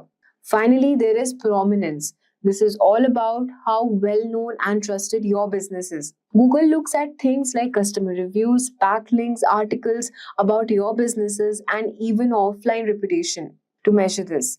The more trust and authority you build, the better your chances are of ranking higher. Now we have discussed about this. Now let's talk about how do you optimize a Google business profile. So for this, you just simply have to fill out all the details completely. The more information you provide, the better include your business hours. Also include catchy business descriptions. Don't leave anything blank. Google reward businesses with complete profile by ranking them higher. Adding high quality pictures, collecting Google reviews, everything is very important for ranking your business. So as you can see, after you have verified your account, you can just simply come to this page over here. And from here, you can just edit your profile if you want to. Business category, the business name if you want to change. The description if you want to just enhance more. The opening date also you can add if you want to. The phone, we have not currently added a phone number. We'll be updating it later. You can add your phone number over here. And if you already have a website link, you can just simply paste your website over here. The business location areas, what service area you are providing. So you can add more places, okay. I'm just adding more places near me. So when people are searching for nearby cake shop, they will also go through my business name. So now just click on save after you have edited your description over here. And then you have so many options like planning, payments, parking, offering, dining options, more from business. Just we can add more hours also, breakfast, brunch, happy hours. You can also add a list name as special hours, which you want your guests to be known. And these are our opening hours, which we have already entered before. This is the location over here. And the contact info. So we have gone through this edit profile. Next, the step is our reviews. Your reviews are very important. So for this time, we do not have any reviews yet, but make sure that you get plenty of reviews as much as you have, because this will help your business to rank higher on the SEO. Because Google will select that particular business, it will favor it more if you have good number of reviews and more replies you're giving to that reviews, because it will show that it's a genuine and authorized business. Now the next step is also adding your pictures, which we have already added before. Next we are talking about is performance. So you can just see from here, you can enter the time period and the overview, business profile interactions, at what time your profile is getting interacted more. You can have a tracker maintained from here. You can also grow your business with Google with advertising credit, 2000 rupees. If you want to claim your credit, you can just simply click here. And because it's my new business account setup, so we do not have much views yet, but then after some time you just get views on your profile, business profile. And you can also add menu pages over here. What menu are you offering? These are the calls. At what time do you get most of the business calls? From here you can just select on bookings.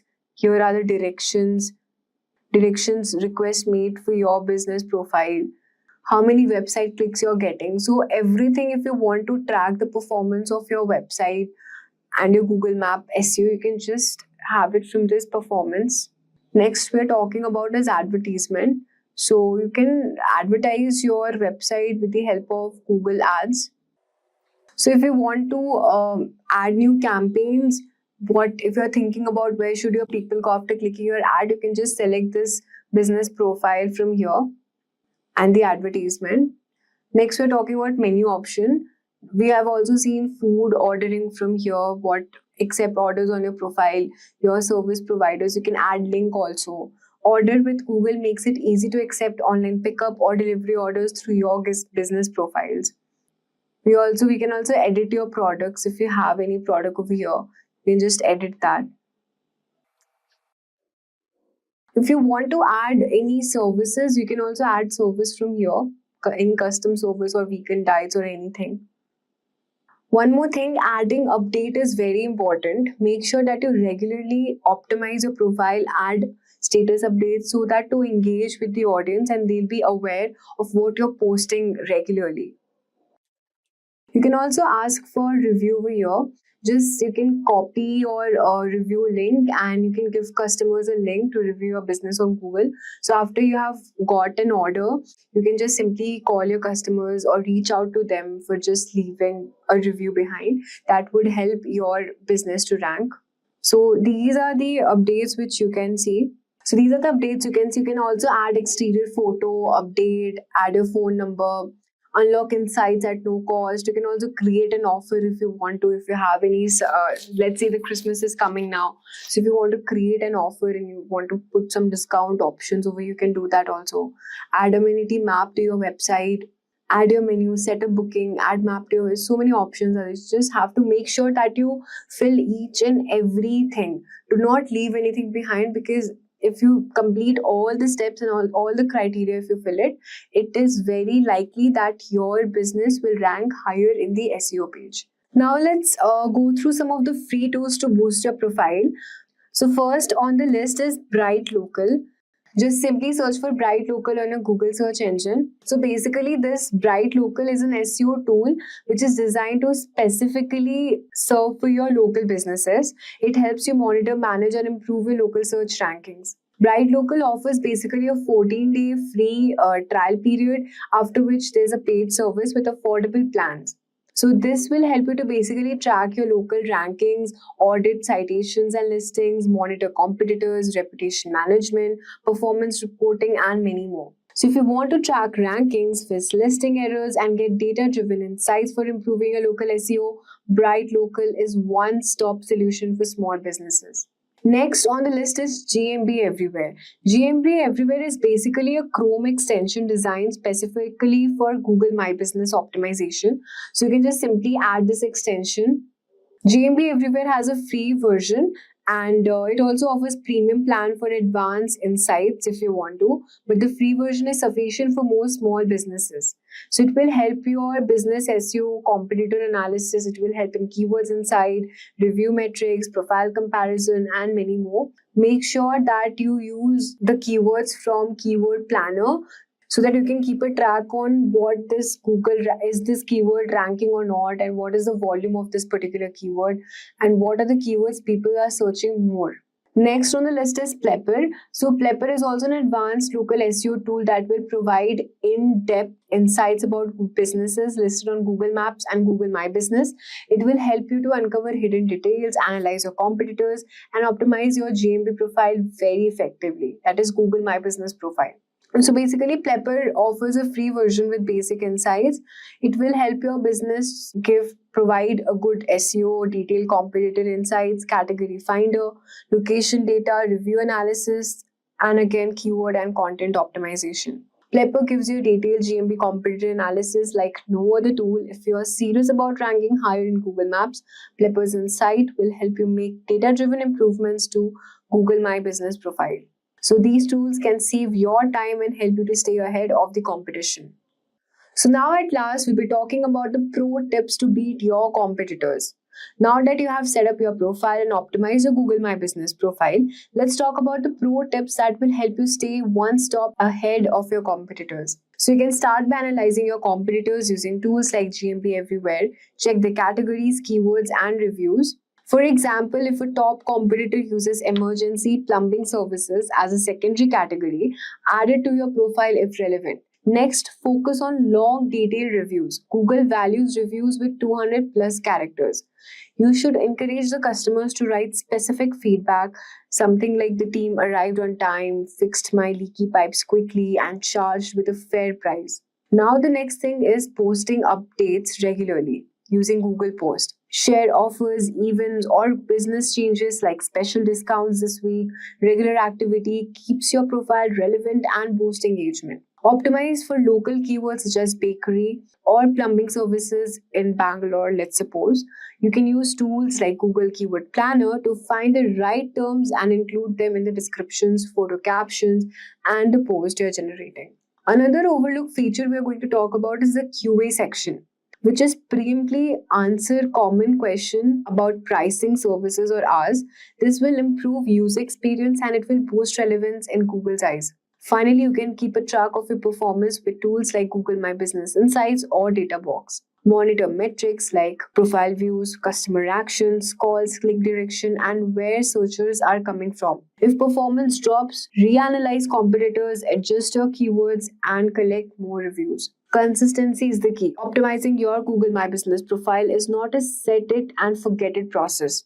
Stay active, adapt to trends, and continuously improve your profile. These small efforts will help you outrank competitors, attract more customers, and grow your business. And there you have it, folks. Everything you need to beat your competitors and dominate local search with your Google My Business profile. Have you ever wondered why some YouTube videos go viral while others get lost in the crowd? The secret lies in the YouTube SEO. SEO or search engine optimization helps your content appear in search results. Think of it as a treasure map guiding viewers to your videos. Without good SEO, even great videos might not reach their audience. In the early days of YouTube, simply uploading a video was enough. Now, with millions of videos out there, finding yours can feel like searching for treasure in a jungle. That's where SEO tools like TubeBuddy, vidIQ, and Google Keyword Planner comes in. They help you boost your visibility and attract more views. We'll cover the basics of YouTube's algorithm, crafting keyword-rich descriptions, and using tools for keyword research. You'll learn to create eye-catching titles and thumbnails to increase your click-through rates and understand how to use tags effectively. We'll also discuss strategies to engage your audience and leverage comments and likes to enhance your SEO. Finally, we'll explore advanced tools and best practices to keep your channel fresh and growing. So let's dive in. At first, let us understand what is YouTube SEO. YouTube SEO goes beyond using keywords. It's about creating content that resonates with viewers. It's the second largest search engine in the world. Think of YouTube as a massive digital library where an algorithm acts like a librarian, recommending videos based on viewer preferences, engagement levels, and watch duration. Understanding these factors is key to optimizing your content for the right audience. Start by knowing the audience. Consider the demographics, interests, and challenges. For instance, if you're creating tech tutorials, your audience might be tech enthusiasts seeking DIY solutions. Tailoring your content to their needs will make it more engaging. Next, you should focus on creating engaging content, answer viewers' questions clearly, and use entertaining methods like humor and storytelling. Ensure your videos have good production quality, clear visuals, and crisp audio matter. Finally, use relevant keywords to help the algorithm understand the video. Integrate them naturally into titles, descriptions, and tags. For example, a video titled Beginner Yoga Poses should include phrases like yoga for beginners. Make sure your titles are clear and your description provides a summary with key terms and your tags reflect the video's content. By following all these steps, you can enhance your video's visibility and engagement. Effective YouTube SEO is all about crafting strategic, audience-focused content that keeps viewers coming back for more. So let's dive into our first super important method, which is on how you can rank your video on YouTube using keyword research technique. Keyword research is essential for making your content discoverable on YouTube. Keywords help the algorithm understand what your video is about and ensure it reaches the right audience. To get the most out of your keyword strategy, you can use tools like YouTube's autocomplete, Google Trends, and Google Keyword Planner. Let me show you how you can use all of these tools. So first, we will start by generating ideas using YouTube's autocomplete feature. Let me show you how. You can just simply search in the search bar any keywords,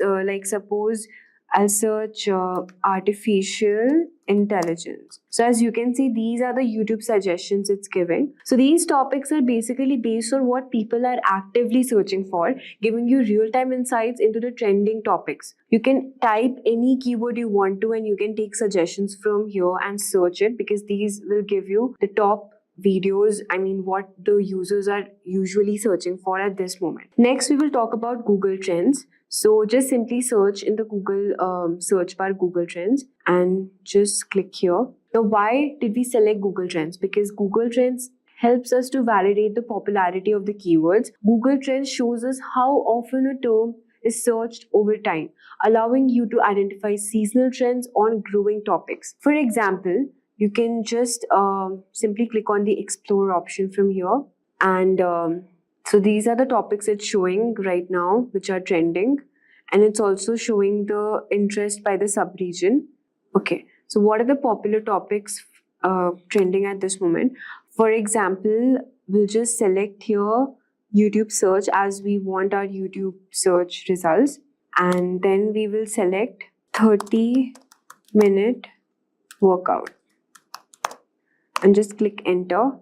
So as you can see, it's giving us the statistics and the data of the interest over time on all the dates.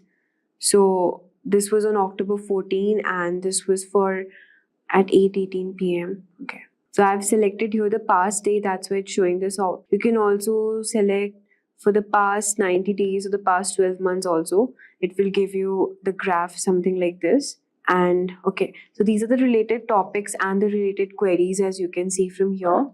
So yeah, you can just simply search your keyword here and just look at the popular keywords and what people are actually searching on the YouTube. Now we also have a second feature, which is the compare option.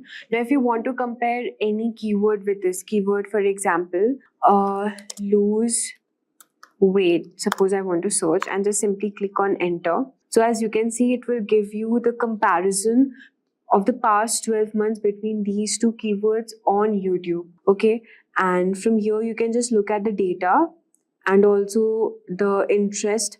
For example, in Goa, people are searching for 30 minutes workout routine. Not 30 minutes workout routine, they're searching more for losing weight. So as you can see, we have the keyword for lose weight more. Okay. And also we can look into the popular topics and the trending topics for this, how to lose weight as a teenager. So if you want to create videos, you can use keywords from here. It's really helpful. Next on the list is the Google Keyword Planner. So just simply search Google Keyword Planner from here and click enter. You can sign in with your Google account and I'm just directly visiting on the Keyword Planner. So we're using Google Keyword Planner because this is a free tool which can help you search all the trending keywords that people are searching on the Google.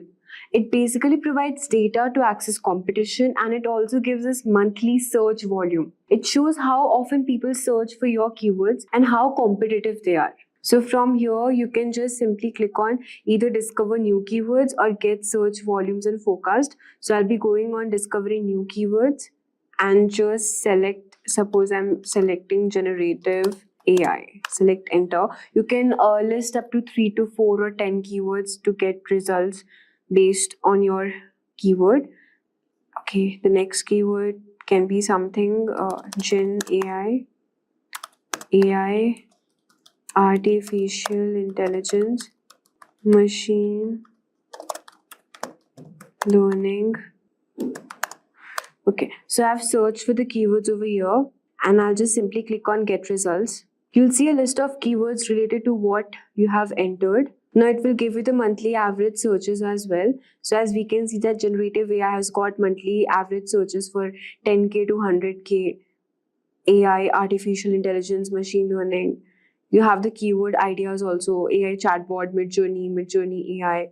So you can just see from here. You can also edit your list with filters and categories to help you find those that make the most sense for your SEO strategy. Now, Google Keyword Planner is a helpful tool for SEO research, but no single option is going to be all the end for content planning. You want to supplement your efforts with other research tools that capture additional data. So now that we have discussed how to use Google Keyword Planner, also we have discussed how to use Google Trends, and then talking about the auto-complete feature from YouTube.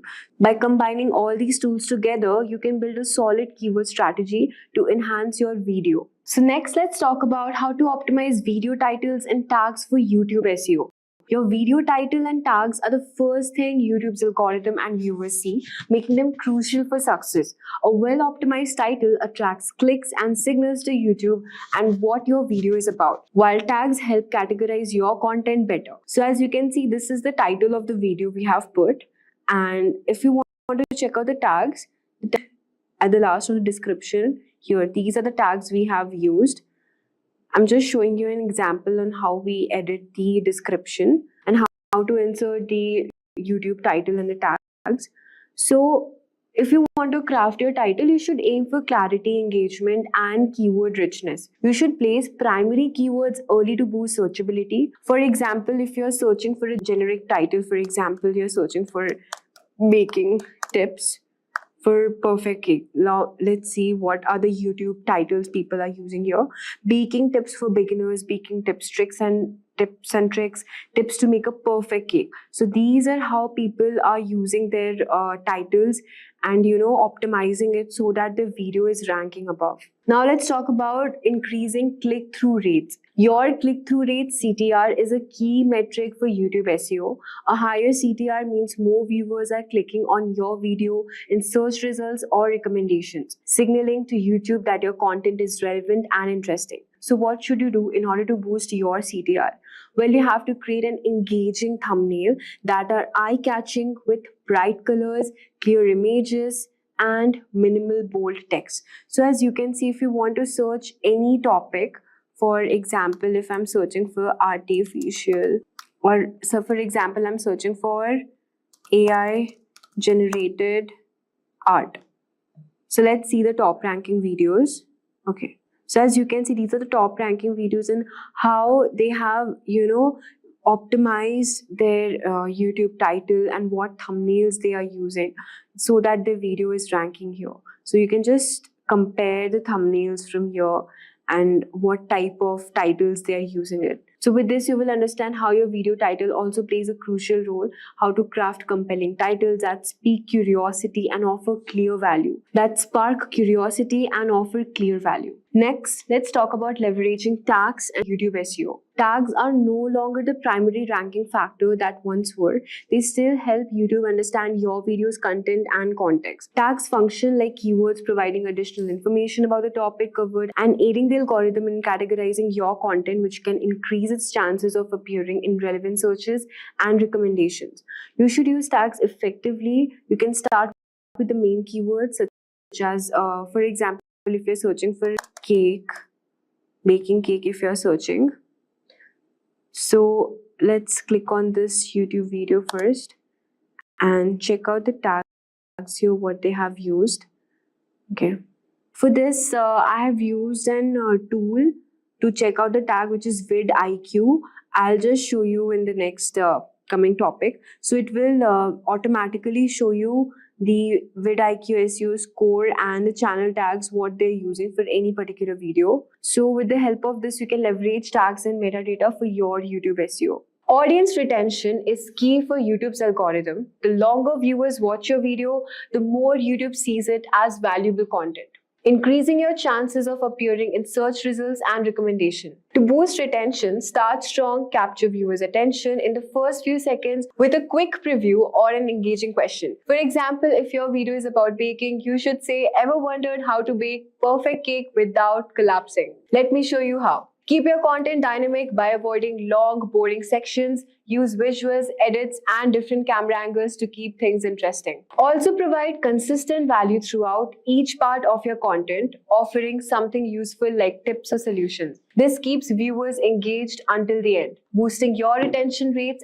and improving your SEO. Now that we have covered audience retention, let's discuss how social proof and engagement can amplify your video's reach on YouTube. Now next we will talk about utilizing social proof and engagement. So social proofs like, share, comments and subscription is a strong signal that your video is valuable and engaging. The more interaction your video gets, the more likely YouTube will promote it to wider audience, boosting its credibility and visibility. To maximize social proof, encourage viewers to like and comment. So here you can see the comment section, try to engage with the audience and reply to their comments. Engagement doesn't stop. You should actively interact with your audience in the comment section and build a sense of community and encourage more discussions. This ongoing interaction tells YouTube that your video contributes to viewer conversations. Now, to truly master YouTube SEO, it's important to use advanced tools that provide deeper insights into your video's performance and SEO strategy. So tools like TubeBuddy, vidIQ, and Ahrefs can help you track the effectiveness of your keyword, understand your audience better, and optimize your content for maximum reach. So let's start with the first tool, which is TubeBuddy. So just simply search TubeBuddy from here and you can add the extension Chrome in your mobile. As soon as you add this extension in your mobile from here, okay, just simply click on this website and sign in with Google and just add this to your extension in your YouTube. So after adding this, you can see here, this is the TubeBuddy. So after adding the extension, you can see it will be displayed like this in your YouTube channel, in your YouTube interface. And from here, you can just simply click on the keyword explorer and whatever keyword you want to, suppose cake recipes. Okay, so it will give you the suggestions as well. We have added this TubeBuddy extension here and yeah, you can see now when we just click onto this video, YouTube channel, just simply click on refresh here and you can see the TubeBuddy extension has popped up here. So we will just click with sign, just select this. So as you can see, we have added this TubeBuddy extension and from here you can just simply click on the keyword explorer and search your keywords, for example, workout routine, okay, and just click on enter. So it will load the overall score and also the YouTube Google topics interest over time. It will also show you the data for this, the topics, the trending topics of this particular keyword. What else can you use? And see, you can also look at the score analysis, the search volume, the competition, optimization, strength, and all of that. So it's a really helpful tool if you want to leverage your keyword research and optimize your YouTube video SEO. So the next tool we are talking about is vidIQ. So I've already added this extension in my system here. So I can just simply go back to my YouTube video. So as you can see, this is the vidIQ extension which I've already added. And for example, you want to search any topic, generative AI. And from here, you can just look at the vidIQ results. It will give you the process, the overall score as well, and the top channels also. So this is my personal favorite tool which I use it because suppose if I want to just check on check the when this video was published and the overall data for this particular channel also. It will provide you here. You can just look the Royal Institution, how many years old it is, and also the vidIQ SEO score and the engagement, the channel tags, the video tags. It will provide you all the particular analytics you need in order to leverage your SEO score. So this is how you can use tools like vidIQ and TubeBuddy. Next on the list is Ahrefs Keyword Planner. So I'll just show you how you can use this, but this particular is Ahrefs Keyword Explorer. Okay. So Ahrefs has got some same features for keywords and tags as other tools we have covered, but it is considered to have the strongest data mining out of all of them because it's not a free service. It comes with robust set of features to analyze competitors' website and optimize your own website as well. So your goal is only YouTube SEO. The other tools may be valued. So if you want a paid version for this particular keyword, you can just simply click on sign up for Ahrefs and you can go for the paid version as well. So this was all for the tools, the advanced tools we are using for SEO optimization. So next on the list is creating a strong thumbnails. As we know that thumbnails are the key to driving click-through rates, think of them as the mini billboards of your video because they need to grab attention, be visually appealing and hint at the value of your content offers. So if you search for any topic and you can just look at the thumbnails they have created, which are the top ranking videos, just look at the quality of the thumbnails they have created. So they have made it really engaging for the YouTube audience, and that is one of the reasons why their video is ranking. You should also focus on the contrasting colors to make your thumbnail stand out. For instance, a brightly colored cake against a clean background can draw more eyes to your video. It's all about creativity, how you show your thumbnail. So you must also ensure accurately that your thumbnail reflects your video's content. Misleading thumbnails may increase clicks, but first can harm also audience retention if viewers feel tricked and exit the video early. Speaking of retention, this leads us to the next crucial factor of YouTube SEO. At last, let's explore strategies to keep viewers engaged and boost your ranking by extending viewer watch time. Watch time is crucial for YouTube's algorithm. The longer viewers stay, the higher your video ranks, leading them to more recommendations. Start with a strong hook to grab attention and highlight the value viewers will gain. Structure your video to maintain interest using quick edits and engaging visuals. Break content into clear sections, guiding viewers step by step and varying angles to keep it dynamic. By implementing these YouTube SEO strategies, you will enhance your video rankings and grow your channel. Focus on creating compelling content, optimizing titles, descriptions, and tags, and keeping your audience watching until the end. So at last, there's one question for you. You can comment below with your answer. The question is, what is the one SEO technique you plan to use to improve your YouTube videos? Here are a few options you can choose from. Option A, using keyword-rich titles to attract more viewers. B, crafting eye-catching thumbnails to boost click-through rates. C, engaging with comments to build a community around your content. D, optimizing video descriptions with relevant keywords. Feel free to pick one or share your own ideas. Today, we are diving into an incredible new feature launched by OpenAI for ChatGPT, and trust me, this one is a game changer. It's called ChatGPT Search. So what's ChatGPT Search? Let me break down it for you. Until now, ChatGPT was limited to knowledge it was trained on, and anything after its knowledge, cut-off date.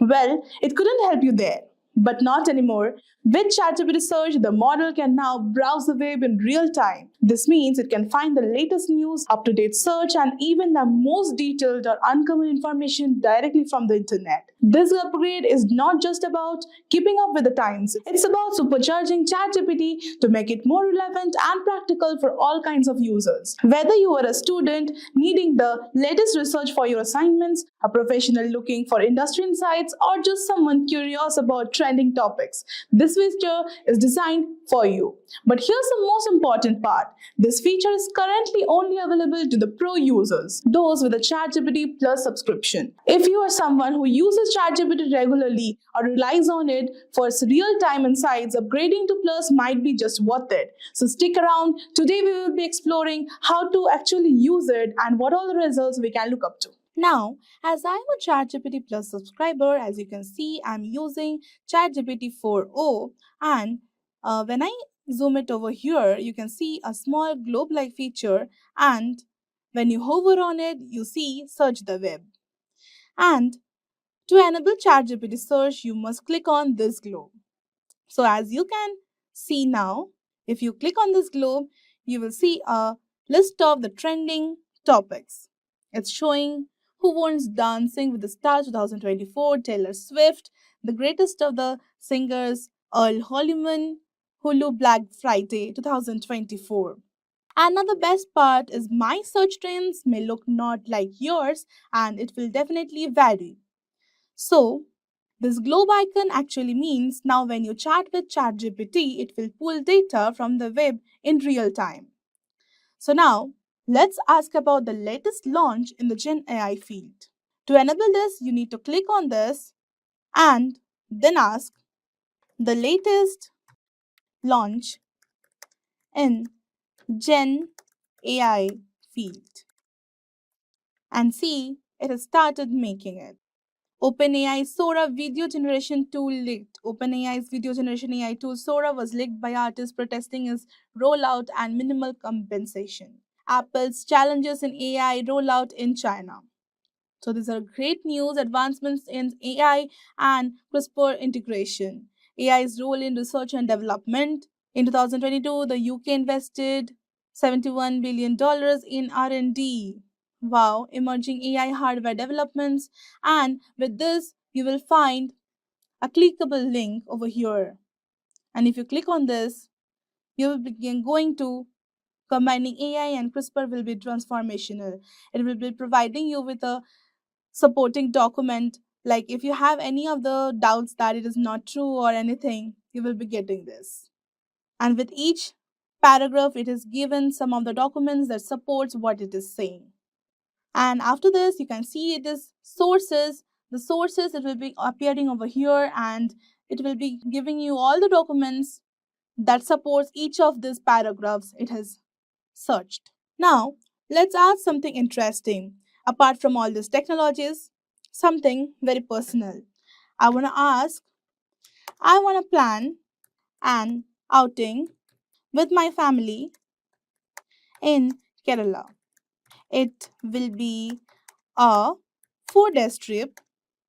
Suggest how we can plan our trip and make it fun. This much prompt is fine, I guess. Let's see what it answers. So, it has basically divided each day into morning, afternoon, and evening. Wow, it's nice. And let's see. Planning a 4 day family trip to Kerala offers a delightful mix of natural beauty, cultural experience, and relaxation. So, arrival in Kochi, it is suggesting to arrive in Kochi morning. You check into your hotel. Afternoon, the Fort Kochi, known for its colonial architecture. Wow, street art. St. Francis Church. This is nice. This is very famous, I guess. Kochi to Munnar, then Munnar to Thekadi, Alipi, and departure. Some additional trips, the accommodations, transportation. So it has even suggested that hire a private car for flexibility and comfort. Obviously, like you will be doing everything in time on your particular choice, and local cuisine, cultural etiquette. So it has even give the sources. So these are basically travel planners. If you click on it, you will be getting the best place. So this is task travel. This is a basically a planner where you can plan your trip. You have to give your date of arrival, number of days, hotel category. Okay, these are also having options. Basically, it's nice. It's even you don't even have to do the hard work of finding all these things. You will be getting directly from ChatGPT. Let's go back. Now let's ask something very important. Is there any deal from Bangalore to Delhi? As the flight tickets prices are going so high, so let's see if they have any of the things over here. As of the several airlines and travel platforms are offering deals on flights. So they are giving Make My Trip, Go Ibibo, Air India, Skyscanner, and some additional tips. So let's see.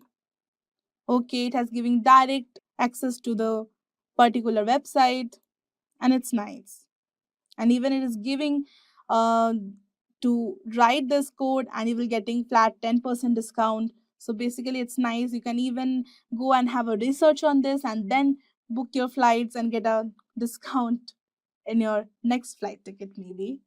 Now let's ask, locate some good coffee shops near me in maps. I want the exact location. So see, it's just a competition to the Google search, honestly. Getting a map to locate where the place actually is. So basically, here are some options. You can even map, you can list. You'll get a list of this. Third wave coffee, this is very popular, I guess. Blue Tokai coffee roasters and everything. And even it has directions, website, and even the call number over here, just like you get in this Google search. It's basically a competition, a tough competition, honestly. Now, making it a bit interesting, I want to ask, what is Nvidia price? Now let's see. Hey, wow, it has even given a chart that we can even point out ups and the downs, the highs and the lows. I can even view it on various days: 1 day, 5th day, 1 month, 6 months, yesterday, 1 year, or 5 years, anything. And even you will getting here the dollar 0.83 plus 0.61% November 26. This is actually nice. Even you will getting a summary of this. This is truly nice. You can even find out at particular date and time, 6 months, 1 month, and everything in just your fingertips. And that's ChatGPT search. Imagine you wake up early in the morning, grab your coffee, and start scrolling through your phone. Your voice assistant suggests a new app to help you manage your day. And an AI powered ad pops up recommending a product you didn't even know you needed. But now you can't resist. The best part is you can try it virtually before buying, right from your phone. This isn't the future, this is now. AI and cutting edge technologies are redefining how brands connect with you, me, and the world.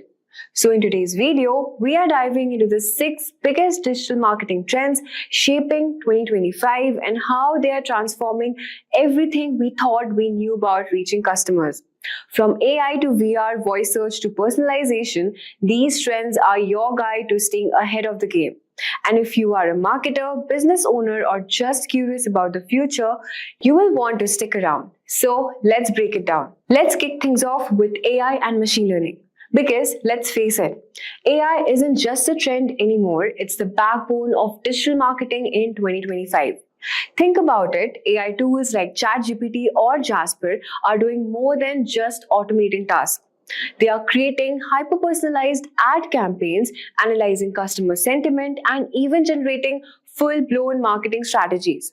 Here's an example. Imagine running a bakery. With AI, you can send personalized messages to your customers, like reminding Sarah it's her anniversary next week and suggesting a special cake.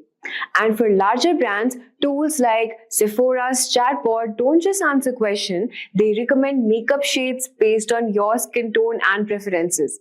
How cool is that?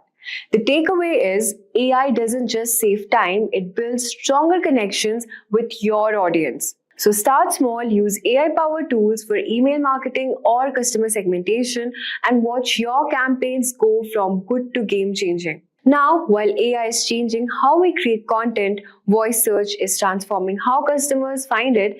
Let's talk about the next big trend: voice search and voice commerce. Let's suppose you ask, "Hey Alexa, find me the best running shoes under $100. Voice search isn't just a convenience anymore, it's how a huge chunk of consumers interact with brands. In fact, over 35% of US households now own a smart speaker. But here's the catch. Voice search optimization isn't the same as traditional SEO. Let's take an example. Suppose you're in a coffee shop, ranking for best coffee in Seattle isn't enough anymore. Voice queries are conversational, like what's the best coffee near me that's open now? This means you need to focus on long-tail conversational keywords and make sure your website is optimized for local search. Voice search is all about meeting consumers where they are literally. While voice search is reshaping how consumers find products, AR and VR are also transforming how they experience them. Let's dig into it. The next exciting trend, which is augmented reality and virtual reality. Augmented and virtual reality have stepped out of this gaming world and into marketing, and they are here to stay. Picture this, you are buying furniture online and instead of guessing how it looks, you use IKEA's AR app to place the couch in your living room. Or imagine trying to make up virtually like Sephora's lets you do to find the perfect shade before you buy. But it's not just the retail. Real estate agencies are offering virtual tours of homes, and even car dealerships are letting customers experience test drives through VR. These aren't just flashy gimmicks, they are the game changers in customer experience. So if you are into any industry that involves visual products or spaces, AR and VR can set you apart. So start exploring platforms that align with your business and wow your audience. Speaking of engagement, let's talk about the king of content formats and videos. And yes, it's still dominating in 2025. So let's talk about the trend 4, which is the continued dominance of video content. We all know that video is everywhere. TikTok, YouTube Shorts, Instagram Reels, but it's not just about short form anymore. Long form content is making a comeback, especially for tutorials and storytelling. Take live streaming as an example. A small business owner can use it to showcase products, answer customer questions in real time, or even give behind the scenes tours. And it's not just for big brands. Tools like Canva and InShot are creating professional looking videos easier than ever. The key is here, balance. Use short videos to grab attention and longer ones to build trust. And don't stress about fancy edits. What matters most is delivering value. So now we have covered how to create content. Let's talk about how to make it feel personal at scale. We are talking about the trend number 5, which is personalization at scale. Have you ever opened Netflix and it feels like it really knows you? That's personalization at work. By 2025, consumers expect this level of relevance from every brand they interact with.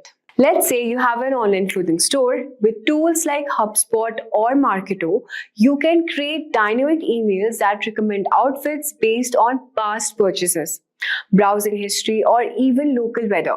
It's about making every customer feel seen and understood. Remember, personalization isn't just a buzzword, it's the key to build loyalty in a crowded market. And finally, let's explore how social media and e-commerce are merging to create seamless shopping experience. We're talking about trend number 6, which is social commerce and shoppable content. Scrolling through your Instagram, seeing a dress you love, and buying it without ever leaving the app. That's social commerce. And it's taking over. Platforms like Instagram, Facebook, and even TikTok are integrating shopping features that make the buyer's journey frictionless. Here's an example. Beauty brands are using Instagram shoppable tags to showcase products.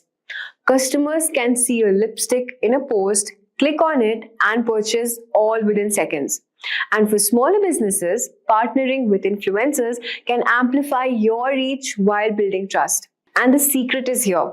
Create visually appealing interactive posts that don't just sell but also engage your audience. So there you have it. All the 6 digital marketing trends shaping 2025: AI, voice search, AR video, personalization, and social commerce.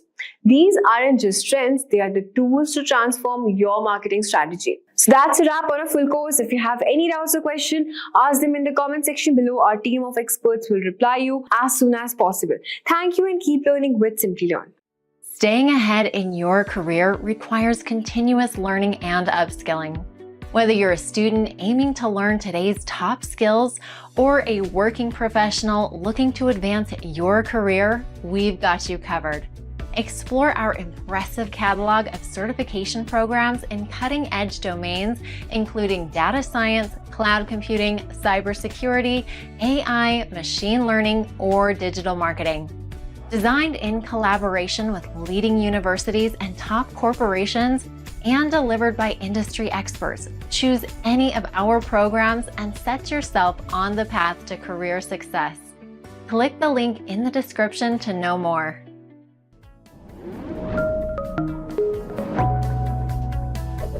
Hi there, if you like this video, subscribe to the Simplilearn YouTube channel and click here to watch similar videos. To nerd up and get certified, click here.